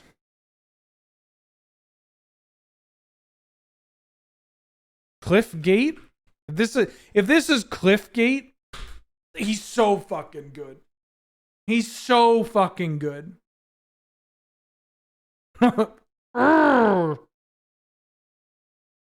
This is the giant like pyroclasm. I don't know what it's called.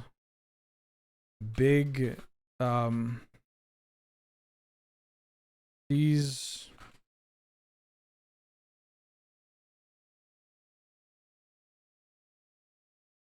these look like big strong hands, don't they? They crush the weak. I don't know if they're weak. They're just kind of small. Avatar of Hope. Avatar of Hope. All right, we got to talk about these avatars.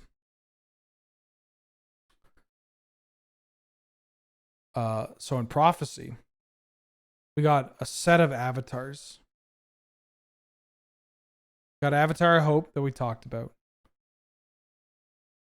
8 mana. They all cost 8 mana. They all have a cost reduction to make them 6 less to cast. Some of them are better than others.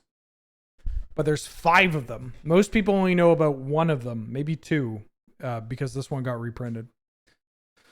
So this is Avatar of Hope.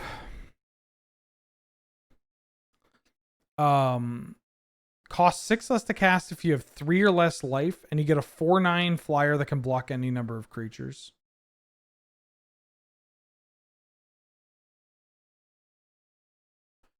Avatar of Will. If an opponent has no cards in hand, this costs 6 less to cast. It's a 5/6 flyer. This one I always thought was weird because it looks the closest to Avatar of Woe, the one that people mostly know. Avatar of the Last Airbending. Yuck! Yeah, they have the hat. This card rips ass. Do you mind if I flex?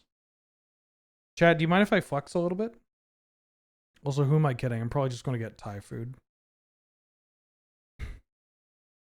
Mind if I flex a little bit?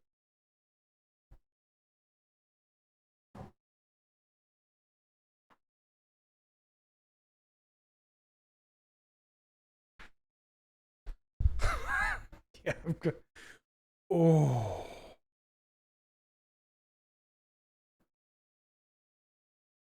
I paid $20 for this bad boy, and I didn't buy this card to make money. I didn't buy this card because it was a good deal. I didn't even know what it was going to be worth. I bought this card because I wanted to pay $20 to be able to look at this at the for the rest of my life. And apparently it's very expensive. It's like $100 or something. It's so pretty. Also, when you bust this out in Commander, this card is legit. Like 10 or more creatures in all graveyards cost 6 less to cast. Has fear and tap destroy a creature. Unironically, this is a card I've thought about playing in Canadian Highlander. I've thought about playing this in like the Bone Zone style decks. It's so good. When was fear keyworded? Onslaught. With Severed Legion and Gluttonous Zombie.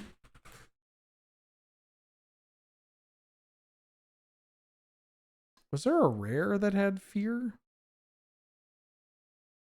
I don't think so.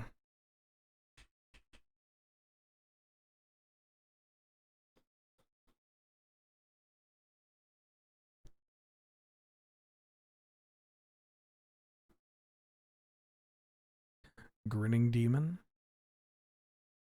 How much do you think a foil copy of Grinning Demon is? Visara. All right, it all ties together, even though we didn't find a rare with fear. Visara the Dreadful. Avatar of Woe was so cool, they made Visara as a callback to it. They're just like, hey, this card whips ass. How much do you think Foil Grinning Demon is? I'm going to say $60. $25. That's a steal. This card used to be 20. This card was like $25 at launch. People thought it would be really good. It wasn't. It's very cool though. So there's Avatar of Woe, Avatar of Fury, a card that has actually seen some Canadian Highlander play. Very, very niche Canlander play. It was played in Blue Moon. And by played, I mean Robin thought about playing it. I think he played it once, and then somebody was like, Robin, can I have your Blue Moon list? And they had an Avatar of Fury in there, and like, oh, I like Avatar of Fury. And then they played it. So it could happen. Yeah. If an opponent has 7 or more lands, costs 6 less to cast. 6/6 flyer with fire breathing +1. I mean, this card's not that bad. Them having a bunch of lands required is a little tough, obviously, but oh, while we're here, underrated card from Prophecy. Flame Shot. 4 mana sorcery, deals 3 damage divided among 1, 2, or 3 target creatures. And you can pitch a mountain rather than playing it. Cool card. Powerful. It's another free removal spell. Having to pitch exactly a mountain can be a bit tough. But you can pitch any kind of mountain. And then Avatar of Might. If they have 4 or more creatures, you get an 8/8 trampler. But also, this Avatar of Woe has additional artwork in 8th edition. And if you haven't seen this, it is pretty great. I'm going to show you the foil one because it really captures it. Mark Zug, actually, artist of Grinning Demon. Look at this shit. Look at this shit. It's just so cool. It's just so cool. Oh my god. The non-foil also looks pretty good, but the 8th edition foils, whoop. Hi there. You said the word sorry, which is why your message got blocked. Because you don't need to apologize, you're just asking a question. I will read it though. Hi there. Sorry to bother you, but I've started watching some Canlander on Lure and the format is growing on me. I'd like to start to build with a friend and try some things. Do you have any resources to point to? Website, Discord, Reddit. Teach how to familiarize with the format, build your first deck in the meta. Yes. I would go to is it this? There's the Discord for Canadian Highlander. There are all my YouTube VODs. There's the Canlander website. There's my Moxfield. Talk about Canlander and you block the S word? Yep. The word sorry is blocked here. It's not even a Canadian thing. Circuit Mender. Quiet Speculation. Whoo! Banger of a Magic card. Quiet Speculation, for those that don't know. 2 mana sorcery in blue. You search... Well, I'm kind of spoiling it. But basically the play pattern with this card is you play it and you get to tutor up some game pieces. Some cards with flashback. Such as Call of the Herd, Deep Analysis, Coffin Purge, whatever. Put them in your bin. But did you know that this says target player's library? Yeah, Roar of the Worm.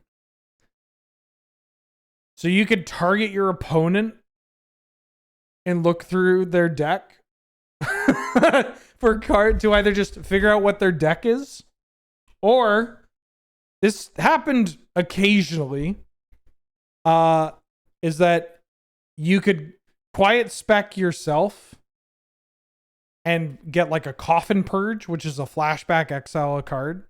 And if you really can't deal with a card that your opponent has with flashback, you can quiet spec them, put it in their graveyard, and then exile it. Which is so funny. It's good in pre-modern. It's okay in pre-modern. This is Bolt Bend, a card that I had no idea was like $3 or something. Yeah, what the fuck? When did this happen? Also, is this card's in Foundations? Oh, it's in this Foundations. This is just Commander, right?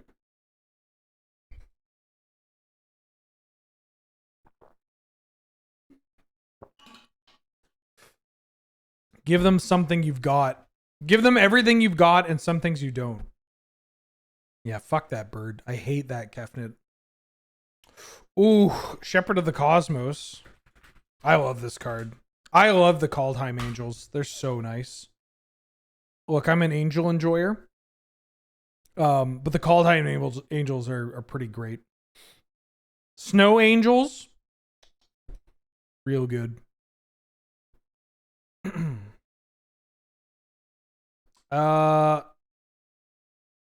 This is the Duskmourn 3/3 that gains lifelink. What the hell are you called? It has a punny name.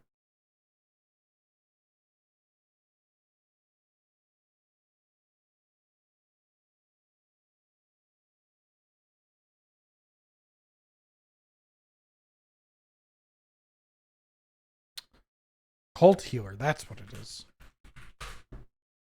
Yeah, 3 mana, 3/3 lifelinker. Well, Eerie lifelink. Drifting Meadows. Barbed Shocker. Just why would you call a card this? They call, first off, there's a card called Shocker. And then they decided to bring it back and give it trample, and they called it Barbed Shocker. This is Outrider on core. A very funny Magic card that popped up because of Nadu. Ooh, Pyre Charger. Pyre Charger is pretty cool. 2 mana, 1/1 haste, pay a red, +1/+0.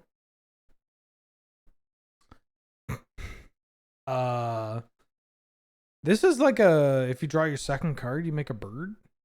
I don't know what it is. Something Wing Adept. Falconer Adept. That's what it was. Barrage Ogre.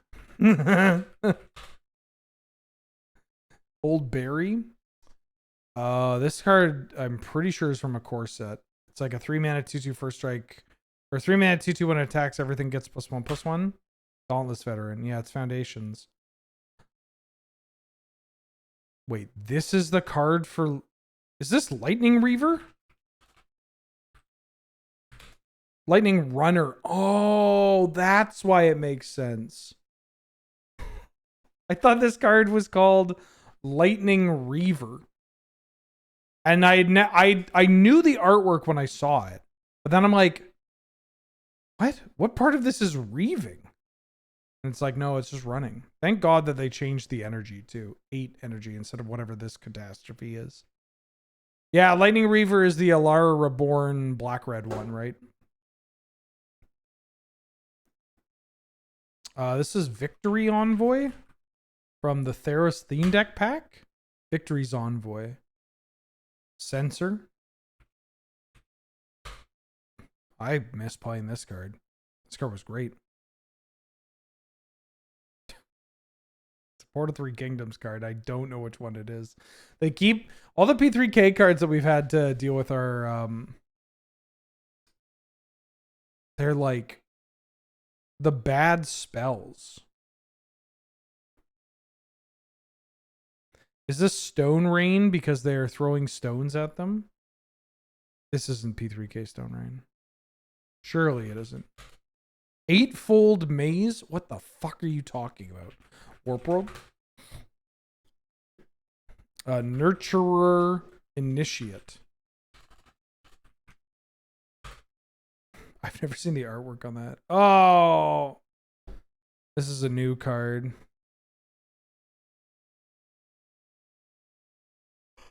Uh, so 1 mana 2/2 reach. When it dies, everybody gets a lander. It's got a weird name. Cow Tau Cleave. Edge Rover. Never mind. Lightning Stormkin. 2 mana 2/2 haste. Flying. Void Stone or Nullstone Gargoyle. Hell yeah. This card's worth something, right? Yeah. Whenever the first non-creature spell of a turn is cast, counter that spell.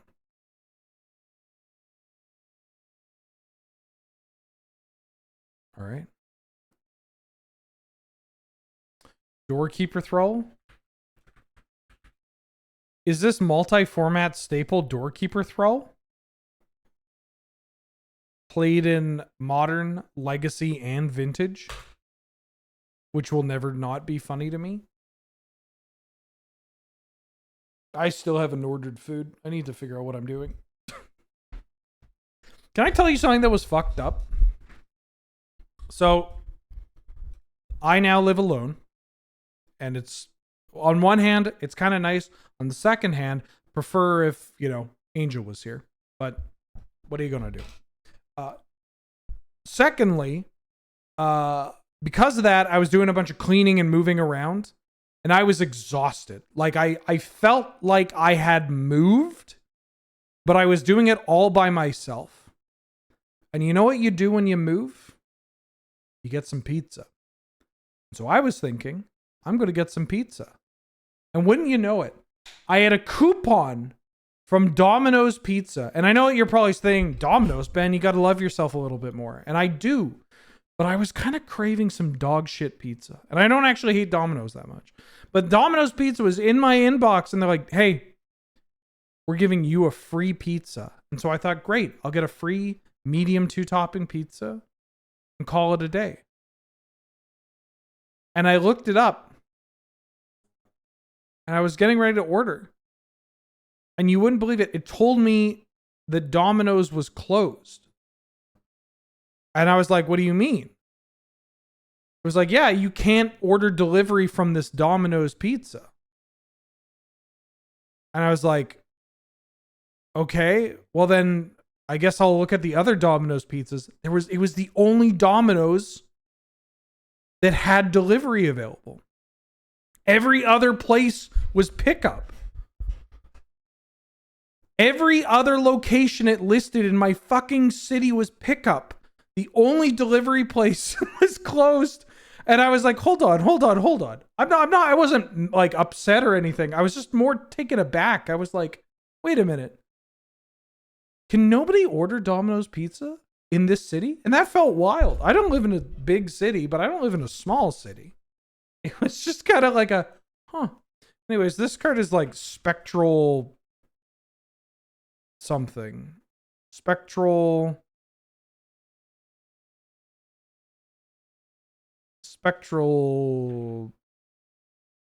Kaya. Thraben Exorcism. Fuck. Emancipation Angel.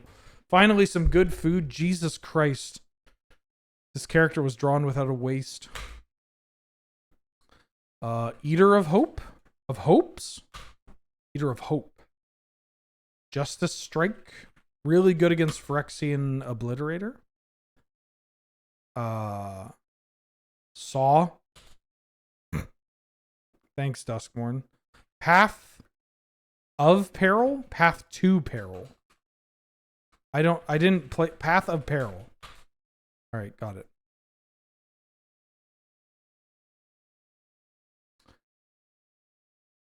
I hate that I don't know what this card's called. It's from Nemesis. Scrungobungus. Wrathy Intimidator. It is from Nemesis. Warping Whale. Chain of Vapor. You want to take a guess at how much a German foil Chain of Vapor is? I feel like we played this game before.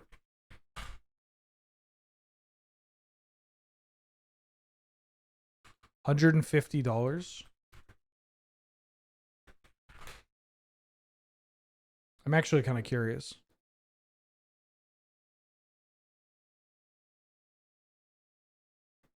Chain of vapor. Chain of vapor. Here we go. The first German I find is 100 euros. That's actually not that bad. That's less than it was when I checked last year. All right, great. Thanks for playing the game, everybody. Satyr Enchanter. I think today I'm just gonna. This is Liliana's devotee. I didn't think I'd be able to get a whole stream out of playing just this game, but here we are. Miser's Cage. Hopper's Cage. Fuck.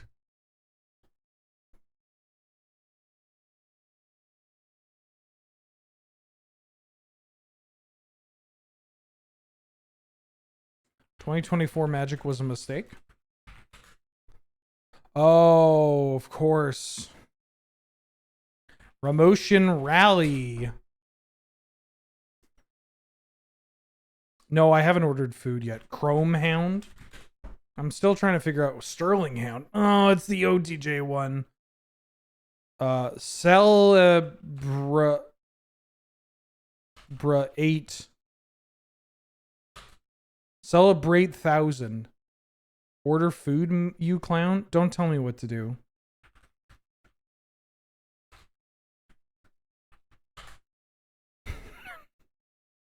Pad CU. Now we're talking. A cursed witch.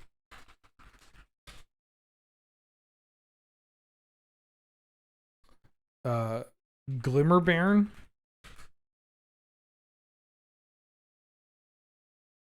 Penumbra Worm. We haven't hit a really cool, thrilling discovery.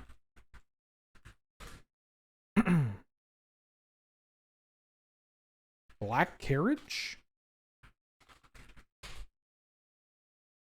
Squee, the Immortal. Urza.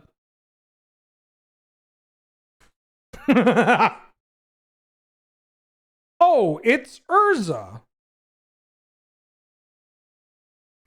Man, I wish delivery sushi tasted better. Oh, this is... What the fuck is this? Holy shit. Don't look at this. This is... Oh, hold on. I'm gonna send this to myself and I'm gonna show this on camera.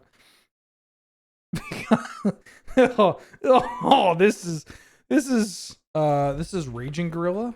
No. Yeah, Raging Gorilla.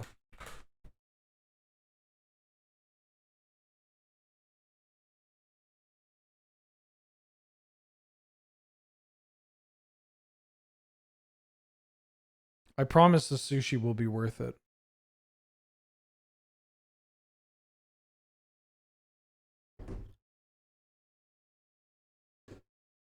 By worth it, I mean, this is... Maybe it looks a little bit worse on my phone screen, but like... This looks gray, right? Apparently being timed out means you can reshare the sub anniversary. Isn't that beautiful? It's just, I don't know. I like opened it. I'm like, delivery sushi, it's always disappointing, but I kind of want it. And that's the first thing I see. I just immediately off it. Just immediately. No, I'm good. That image looks like how it feels living in England. I mean, I imagine, okay, when you order sushi in England, do they put it on a plate of chips? Because I know they do that with Chinese food, and it makes me, like, upset.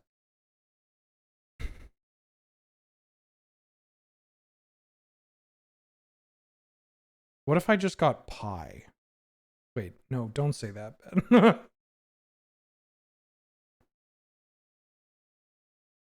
You've never eaten sushi? Do they not have sushi in Britain? They have to have sushi in Britain.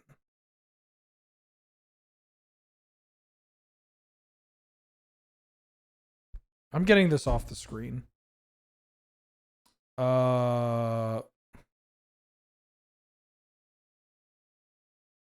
This isn't Thrive, right?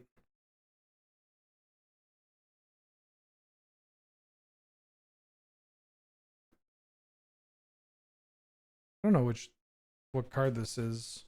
It's a green spell from Masks or Invasion. No. Saga to Invasion block.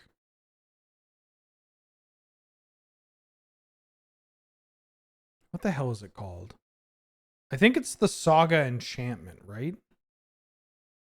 Hold on. I gotta figure out what I'm getting for food. I don't know. I am having decision paralysis.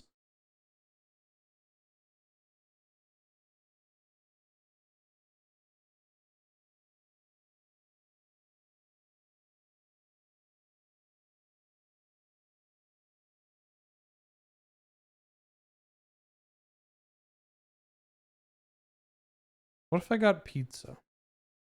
I think it's Fortitude, right?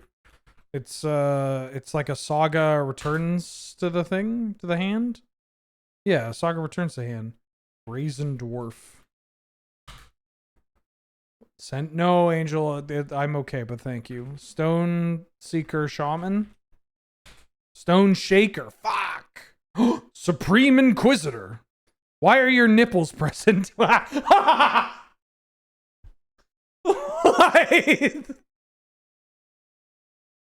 I don't think I've truly looked at this artwork. Okay. I want to talk about the wizards from Onslaught block now. Look. First off, look at this. Look at these nipples. So it's so funny because the wizards in Onslaught block are like they are very cool, but we're never good. And that is for one reason and one reason only. They printed a wizard so fucking miserable in Odyssey block that they were worried that it would like make wizards too good for Onslaught. So all the wizards are like toned down a ton. Does anybody know what wizard it is in Odyssey block?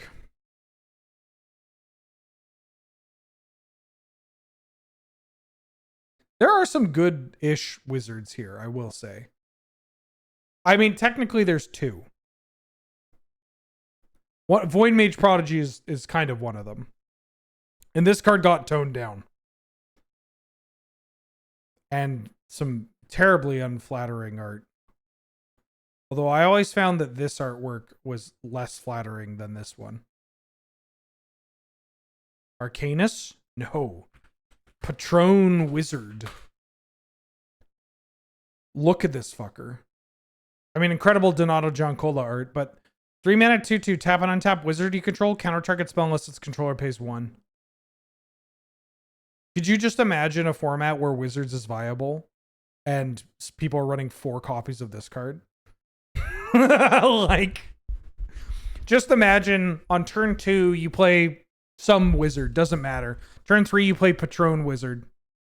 You're never resolving another spell for the rest of the game. It's just not happening. Your shock wizard plus this thing, your shock costs 3. And I don't have to pay mana to do this. So they toned down wizards so much in Onslaught block. But it's very funny. I hold on, let me pull this card up again. For exactly one card. Because there's Raven Guild Initiate, which is a infamous Magic card, one that they probably couldn't print again today. Where it is a card where only the nipple is covered up, more or less. I actually really like this artwork and the style of the Raven Guild cards. Yeah, only her nipple is covered up, and then this guy just doesn't is basically completely covered except for the nipples. Like, what's the decision here? And then what's going on with this guy and also her hair?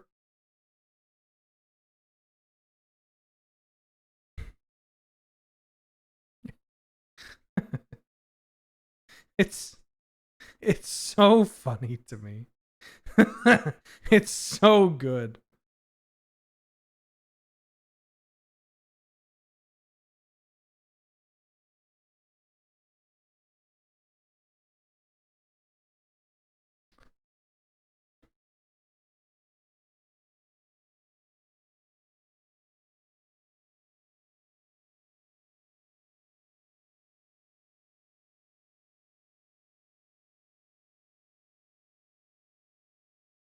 I am ordering dinner.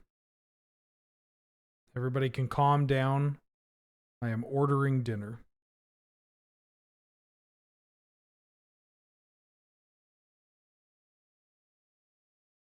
It's so funny when you're ordering from a place and it's like, hey, all you need to do is spend 60. This it literally said, hey, spend $60 more and you'll get a deal.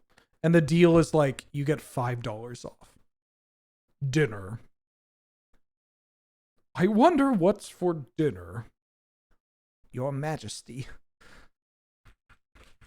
Might Stone. Ganon and his minions have taken over. What the hell is this card? Is this Thieves' Tools? Thieves' Tools? Thieves' Tools! He got it! Oh my god! Damn, I'm gaming.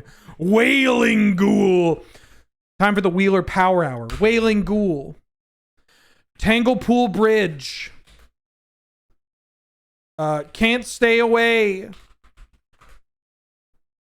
Fuck. I hate Outlaws of Thunder Junction. I can't believe I was waiting for this stupid fucking cowboy set, thinking they would do it justice.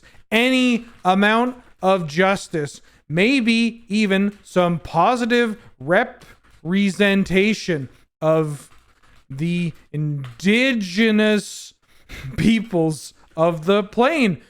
But no, you get loot plus Rakdos in a fucking cowboy hat. Oh, Scale Storm Summoner. Obsidian Golem? Shot! Wait. Obsianus Golem? I've been calling this card Crandall for years. What?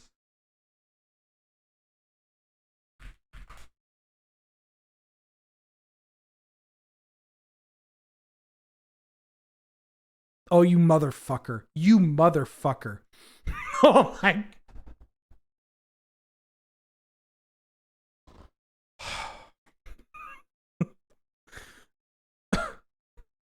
I hate this. Oh my god. Okay. Well, why is it that I feel stupid and also correct? Flourishing Defenses.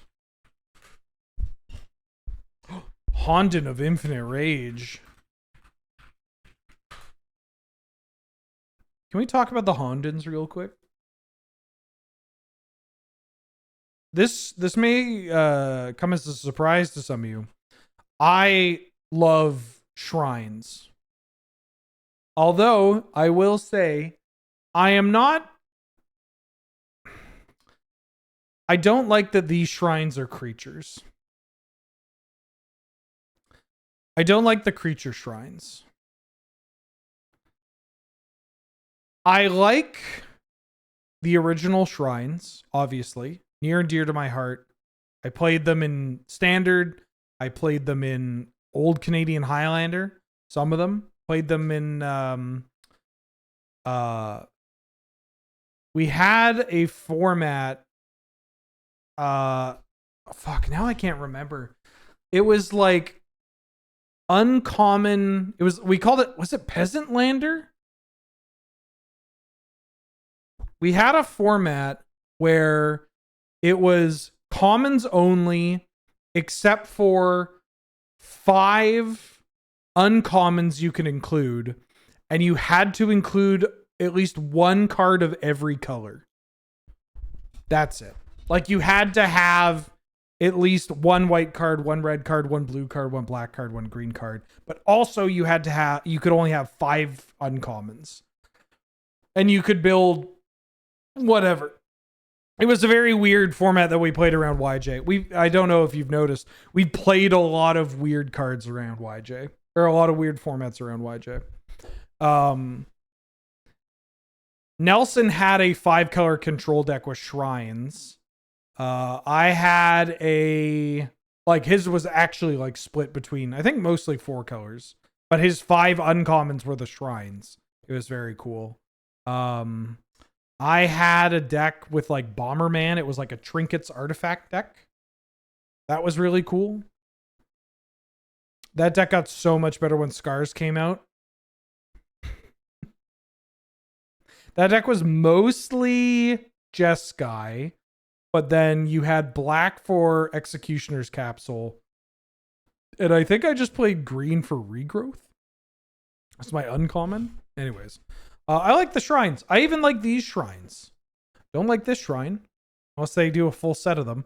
I don't think you can't make shrines without doing a full set. I don't like the idea of breaking.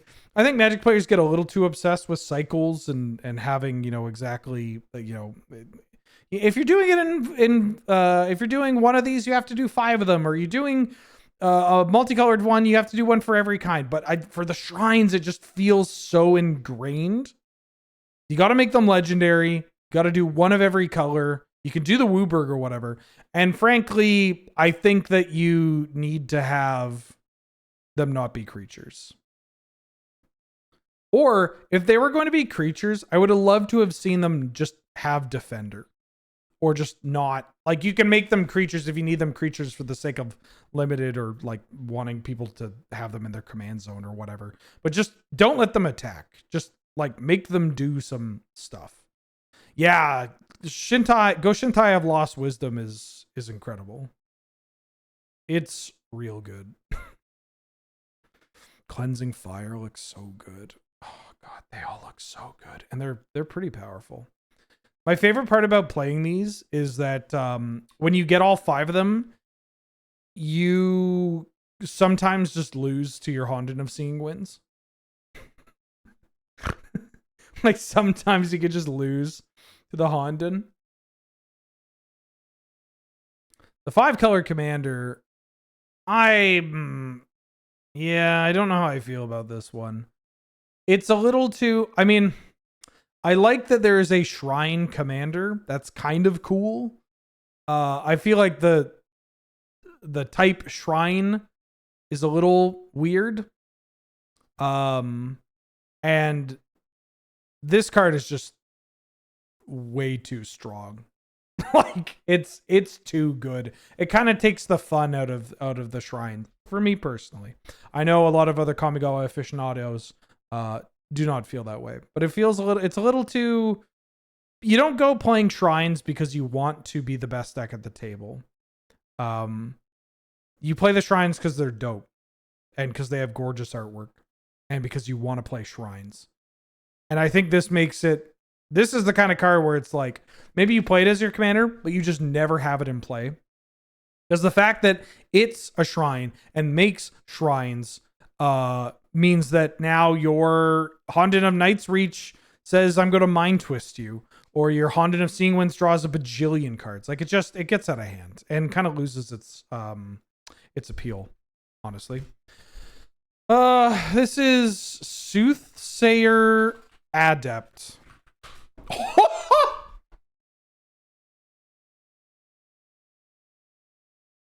How did I get that?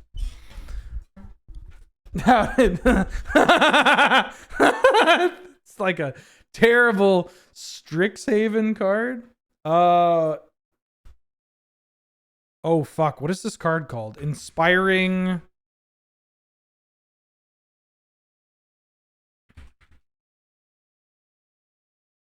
Angel? No.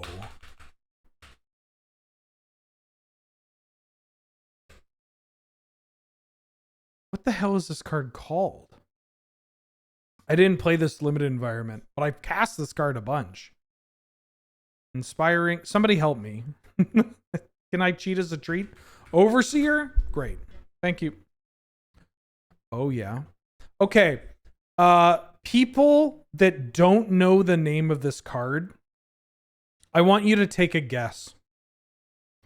Actually, 2 things. 1, don't answer if you know what this card is, but guess the name of this card and guess its type. My idiot son, little dog, swagged up dog gator, freak, Fritz. Beast. Me looking at a picture of this and me looking at Daigo. The same picture. Something dog, something rat. Unfortunately for everybody here, this is the weak stone.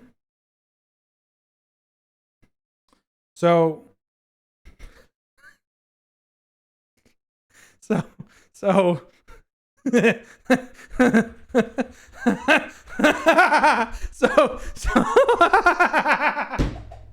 okay. So you know the might stone and the weak stone? Yeah. This is supposed to be the weak stone. Kinda. It's actually a Mox Emerald around whatever the fuck this is. During the brothers' childhood, Tokasia took them to explore the sacred cave of Koilos. There, in the Hall of Tagson, Mishra discovered the mysterious weak stone. 1, 2, 3, 4, 5 proper nouns. Let's go. Let's go! I'm going to use this as a moment to share some Wheeler trivia. Much like that stupid golem, I always called this card Cave of Koilos. I didn't realize they were the Caves of Koilos. There was also a large period of time where I called this card Cave of Kolios. I was a child, but still, it's fun to make fun of children. Nephalia Smuggler. Oh, another AVR All-Star. This card is so dope. Exile another target creature you control. Return that card to the battlefield under your control. Meaning that if you take control of something temporarily and you flicker it, it comes back under your control. My drivers are trustworthy. I remove their tongues myself. Any other questions? Man, this guy's a piece of shit. But like, there's something so appealing over it. Like, this card is so dope. Not just because it's good. You can do weird stuff with it. It's flavorful. But also, it's a big, gross, fat guy that's very rich, that has a sword or a knife, has done something sinister, and is also just like a blue 1-drop. Like, it's just... It does so many things that do tie together, but like not in traditional ways, you know? It's just so dope.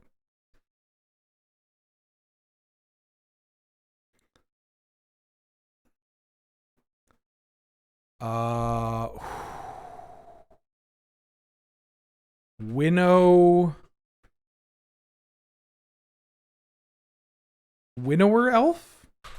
Winnower Patrol. I played this card in Pauper Elves back in the day. Just to show people how long ago I played Pauper. This card was meta in Pauper Elves in like 2008, 2009. It was pretty good. You played it on turn 2. Next turn it becomes a 4/3. Get out of here. It just gets so big. We also played Llanowar Sentinel. This is fun because modern Pauper players, your format's so good. But back in the day, it's honestly one of the reasons why I'm not as drawn to Pauper as I thought I would be. Is that I think it's too powerful. I miss when it was kind of dog shit. Like the Elves decks in Pauper played 4 copies of Llanowar Sentinel. 3 mana, 2/3. When it comes into play, you can pay 1 into green to search your library for another version. Like another copy of this card, which then triggers that copy. So this card is shockingly powerful. Like, you have 4 copies in your deck. You play 1 for 3 mana. If you have an additional 6 mana, which you're an Elves deck, you can just get all of them into play. Now, that is 9 mana for 8/4 worth of stats. But I mean, come on. Come on. New dog. I forget its name. Drudge Beetle? That's not how you spell beetle, Ben. This card, I love the Ravnica like slice of life stuff. Where it's just like, yeah, you gotta get this. I gotta get this bug to where it needs to be for my job. You know, it's like it has big like background character from like a Law and Order episode where they're like, "Hey, detective, are we done here? If I don't get this truck on the corner of Cracker and Barrel by 2 p.m., my boss is going to have my ass." But it's a beetle instead of an automobile. Ooh, sphere of. This is the. It's not grace. It's not law. I'm older. What is this? Hi, you're so loud. I think this is the white one. Sphere of Reason? I think that's the blue one. Sphere of Truth.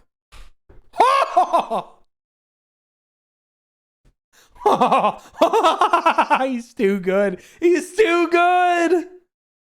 I really like the green one from this cycle. I forget what it's called. Sphere of Reason? No, Sphere of Reason's blue. Disciple of Law, Disciple of Grace, Mask of Sphere of Duty? It is Sphere of Duty. Ha ha ha. Ha ha ha poopy. Soratomi. Oh no. Oh, this is embarrassing. Yes, hi.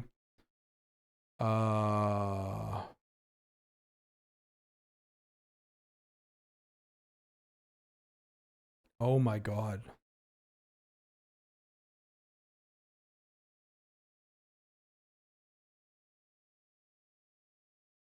I forgot what you're called. Mirror Mage. I was going to say Mirror Mage. You gotta believe me. I was going to say Mirror Mage, but my dumbass was looking at this artwork and I couldn't find the mirror. Dog, it's right there. It's right there. Oh my god.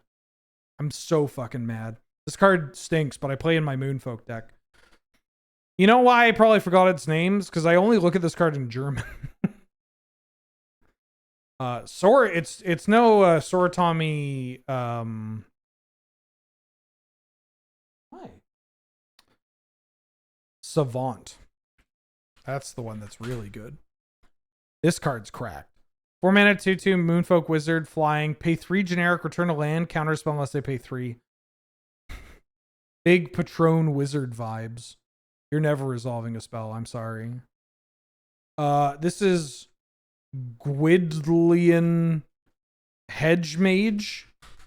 Harvest Gwyllion. Alright, well, shit. Core Chant? Core Dirge. No, it's Core Chant. Never mind, that's what I said. This card's messed up.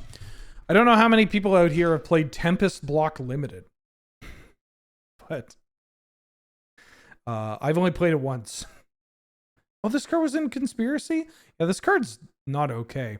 3 mana instant, all damage would be dealt to target creature you control by a source of your choice is dealt to another target creature instead.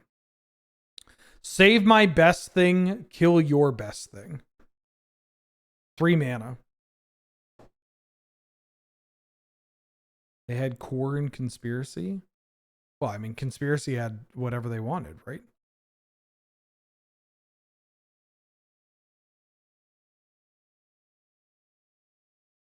Swarm Intelligent. The hands. The hands. I can't wait for the Hour of Devastation episode to come out because I talk about how boring Locust God is for a while. Darksteel Sentinel. This card was pretty good in draft too. It was expensive, but if you got it down, it just killed people. 6 mana, 3/3 flash, indestructible vigilance. Is this Ob Nixilis Captive Kingpin? Nice.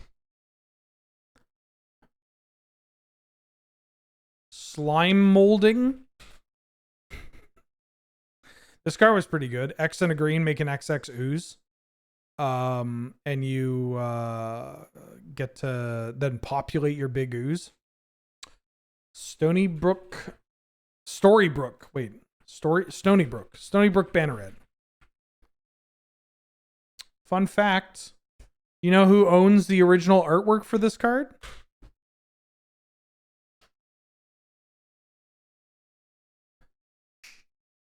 Not me. Angel. It occasionally, you can see it in the background. Yeah, you got that mix up. Mixed depends on who's asking. It really just has to be relevant to the conversation. Scrivener. Scrivener's great. Scrivener's so funny.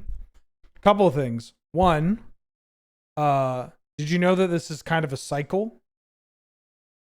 This is one of my favorite little weirdo facts. Okay. So, in Exodus, there was a cycle of sorts. You had Treasure Hunter. 3-mana 2/2. When it comes to play, you return an artifact to your hand. You got Scrivener. 5-mana 2/2. When it comes to play, return an instant or interrupt. As we go through black, you're going to find out that something's missing. There isn't a creature that does that. You have Anarchist. 5-mana 2/2. Return a sorcery to your hand in red. And then in green, we have Cartographer. 3-mana 2/2. Return a land from your hand to play. So we have a cycle of these creatures. When they ETB, they bring something from your hand or from the graveyard to your hand. Black didn't get one because we have Gravedigger. Gravedigger was originally printed in Portal, but then reprinted in Tempest. So Tempest being at the beginning of the block. So they would have added Gravedigger to Tempest. And then they're going through the file to make new cards for the subsequent sets for Stronghold and Exodus. And they go, hey, we need some stuff to like fill out the file or whatever. And they're like, wouldn't this be cool if these ETB creatures were in all colors? So they kind of finish the cycle. Then we go to Odyssey. And in Odyssey, they reprint Scrivener. I'll go here. In Odyssey, they reprint Scrivener that we just saw. No. Did my internet disconnect? There's no way. There's just simply no way. Oh my. No! No, my. No!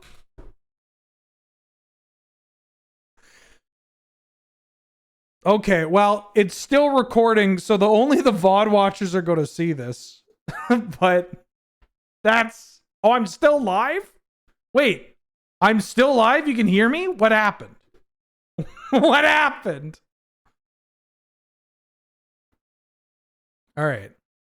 I'll tell you what, I'm going to finish this anecdote. And then that's an omen that I should probably call it.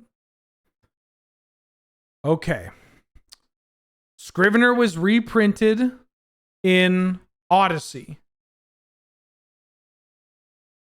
Anarchist was reprinted in Odyssey. Cartographer was reprinted in Odyssey. So they brought them all back in Odyssey at common, as well as bringing Gravedigger in Odyssey. So now they have the full cycle, except for white. They didn't bring back Treasure Hunter. They printed a new card called Auramancer to bring back enchantments. Huh? Kind of cool, right? Pretty neat. Also, Auramancer, iconic Magic card. Rebecca Gay art. Powerful. Has seen some play in Constructed over the years. It's pretty good.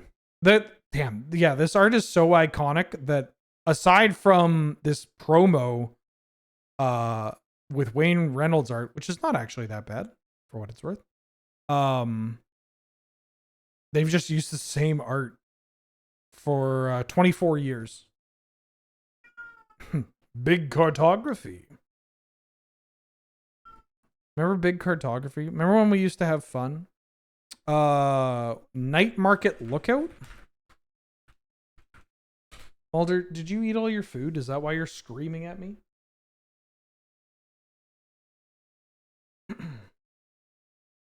Vizcopa interloper? Vizcopa vampire. Fuck.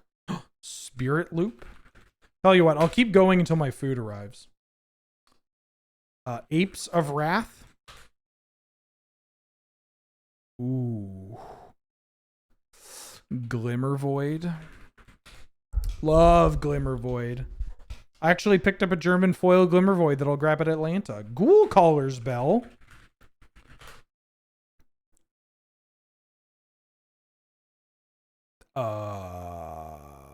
This is definitely a card from Masks block, right?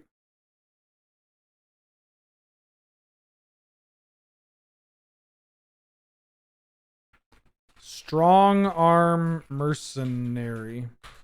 Strong Arm Thug. Fuck, I was so close. Oh, that would have been a sick pull. What the fuck is going on here? Giant Dad emote. Ritual of Steel. New Tarkir Dragonstorm card doesn't count. Duty Beyond Death. This is Bombard again. I didn't even spell it properly. Razaketh's Right from Hour of Devastation. Tune in tomorrow to the new episode of Shima and Wheeler Love Magic, where we talk about Hour of Devastation. This is Overmaster. Overmaster is a dope card. Single red mana. Sorcery. The next instant or sorcery spell you cast this turn can't be countered. Draw a card.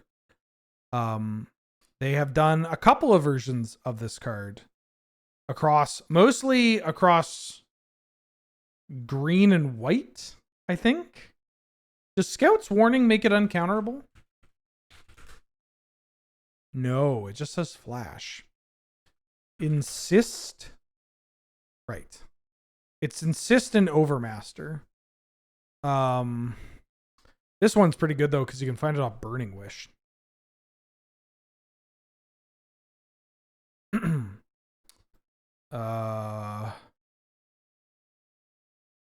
Obscura Interloper.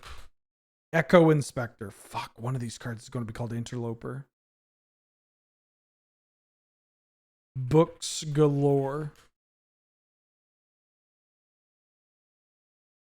Evolved Spinoderm. This one I know, because I purchased this card. Crash of Rhinos, baby! 8 mana, 8/4 trample. Ooh.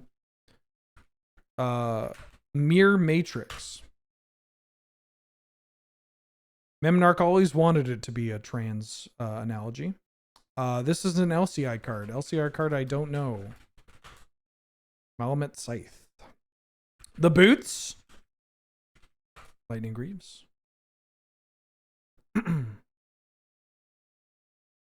Dominion Bracelet. I can't believe I got that. Hunted Lamasu. Zealous Conscriptor? No, Zealous Interloper. No. What the fuck are you called? I think it's Conscript. No, it's not Conscriptor. No, it is. Right? Inquisitor. Oh, fuck. No. No.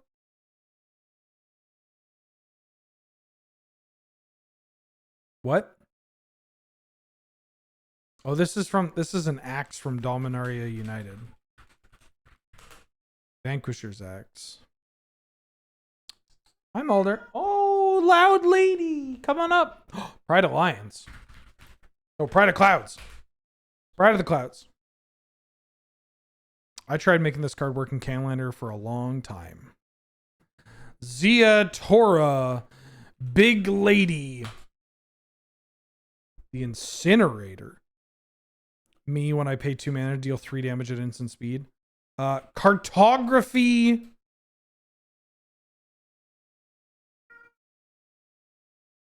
Advisor? Cartography something. It's not cartography mage, is it? Topography tracker. Shit. Cartography enjoyers when big topography enters the room. Mass appeal. This card rips. Another AVR W. 3 mana sorcery. Draw a card for each human you have. Busted. Lash Knife Farrier. We saw this played yesterday. The Murex. Or Murex.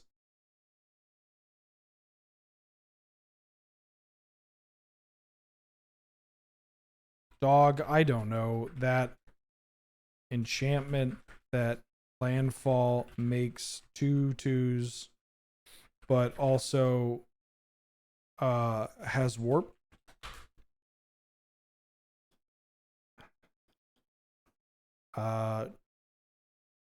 Something Ceradon. Gilded Ceradon. I was trying to think of which part of this art was like, you know, the adjective. That Dom U uncommon legend.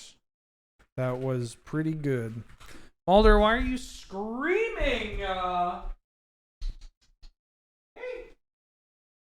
Hi.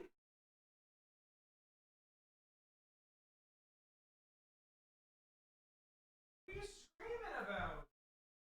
What are you screaming about? What are you screaming about? Get up on the chair. Come on, what are you screaming about?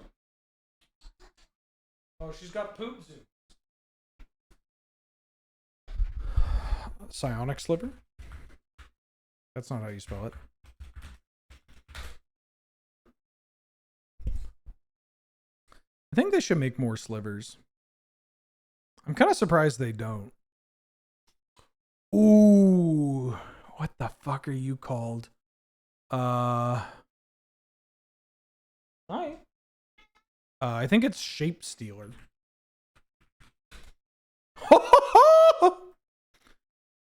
Blue. As this creature blocks, becomes blocked by a creature, changes this creature's base power and toughness to that creature's power and toughness. That's not bad, actually.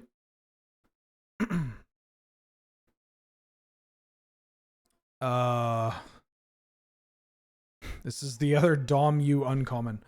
Dom U uncommon domain black-green legend. Bortuck Bone. Sure, whatever. What?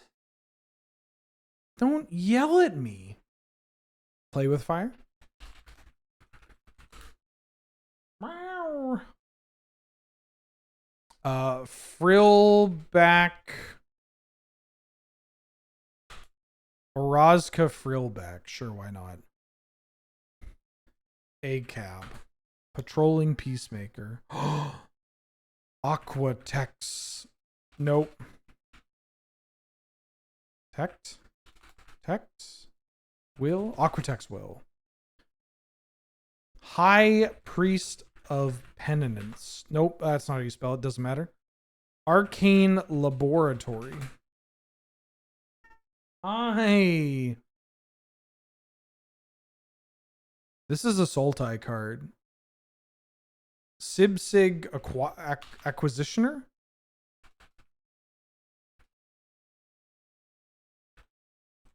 The artwork on this appraiser. Fuck. I played this card. It was pretty good. Hand of Silumgar. Contagion Clasp. Smother. Absolute banging magic card that not immediately. This card used to be one of the best removal spells in the game. And I still don't really understand the artwork. Can somebody help me understand this artwork? Because I have a couple of questions. One, this depicts a dwarf. But there are no dwarves in Onslaught block. It looks as though the character is drowning, but why is it called smother then? It could be a swarm of bugs, but he doesn't, but there's like not enough. You know what I mean? Like, it just doesn't look like there are, I mean, this looks annoying. Don't get me wrong, but it doesn't really look like it's impacting his breathing. Like, I guess it kind of looks like they're trying to go up his nose, but there's not a huge amount of movement conveyed in it to like say that like, yeah, they're all going up there. I mean, it's Phage, so it's got to be bugs. Pima. Aether Guide. Aether Seer. Fuck. Yennet. This is a cool card. Cool commander. Yennet Manoir. Oh my god. Oh my. Okay, I'm ending it here. I'm ending it here. Hold on. This is too perfect. This is too perfect. For those that don't know, this is Volcano Hellion. One of the, what do we want to call it? Like, biggest clips, one of the biggest moments of like the early days of the stream involved me ordering pizza for dinner, it arriving, and then me going, I've killed you, Volcano Hellion, target my own stuffy doll, pay $1 million, I'm gonna, you're fucking dead, get up out of my chair, walk away, only to find out that I had just killed myself. Let me see if I can find it. Why the hell do some of these clips have so many views?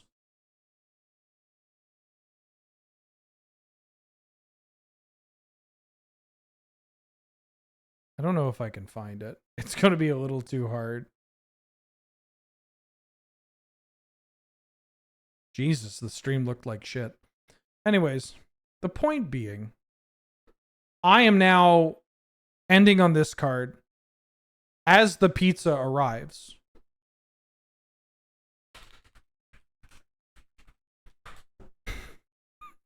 Because this card, I thought this card was you pay a bunch of life. Or I thought this card was you pick a number and then it deals that much damage to a creature, but then you got to pay that number on Echo. And so I'm like, yeah, it's a 4-mana removal spell, but also like you just always have to pay a big amount. But no, it's this creature has X where X is your life total and it comes into play and deals an amount of damage to you and the target creature. So I paid like $1 million a life or whatever. Or I picked $1 million, doming out my stuffy doll, thinking it would kill my opponent. It ended up dealing $1 million damage to me, but I had gotten up out of my chair and walked away. So I came back and found out I was dead. Pygmy Worm back for the 5th year. Holy smokes. Glad to have you. Good to see you. How you doing? How you been? Thank you so much for all the support. I hope you're doing well. Balthor? Balthor was on, Balthor is from Torment and Judgment. Unless that is the card depicting Balthor dying, which the timing is very odd. Anyways, Pygmy Worm, thank you so much for all the support. That's a long ass time. Glad to have you. Good to see you. I am going to call it there because the food's here and I've been talking for 4.5 hours playing this game. I got to tell you, I'm kind of shocked that people were as into this as they were. But I had a lot of fun. I had a ton of fun doing this. I am going to be streaming again tomorrow. I don't think I'm doing this again, but I might do these other quizzes. Maybe we should actually do both of these. So, yeah. But thanks for watching, everybody. Thanks for tuning in. Reminder that all these get uploaded to YouTube. There's a free Discord you could join. If you want to give me money, you can subscribe here on Twitch, or you can go to the Patreon. This, and also there's a new Sheepman Wheeler coming out tomorrow. That's so outdated. That says episode 57. I'm pretty sure episode 80 is coming out tomorrow. I should update that. But there's a new episode of Sheepman Wheeler coming out. I'm going to drop you kids off somewhere. Thanks to everybody that came through a raid and that stayed, by the way. That was very, very kind of you to stick around. Hey, Amy is about to end her subathon. Why don't you go celebrate with Amy for her ending the subathon? And then I will see y'all tomorrow, not just for a Wheeler stream, but also Angel and I are going to be on Jackbox Party Pack in the evening. So 2 Wheeler streams tomorrow. Okay, bye.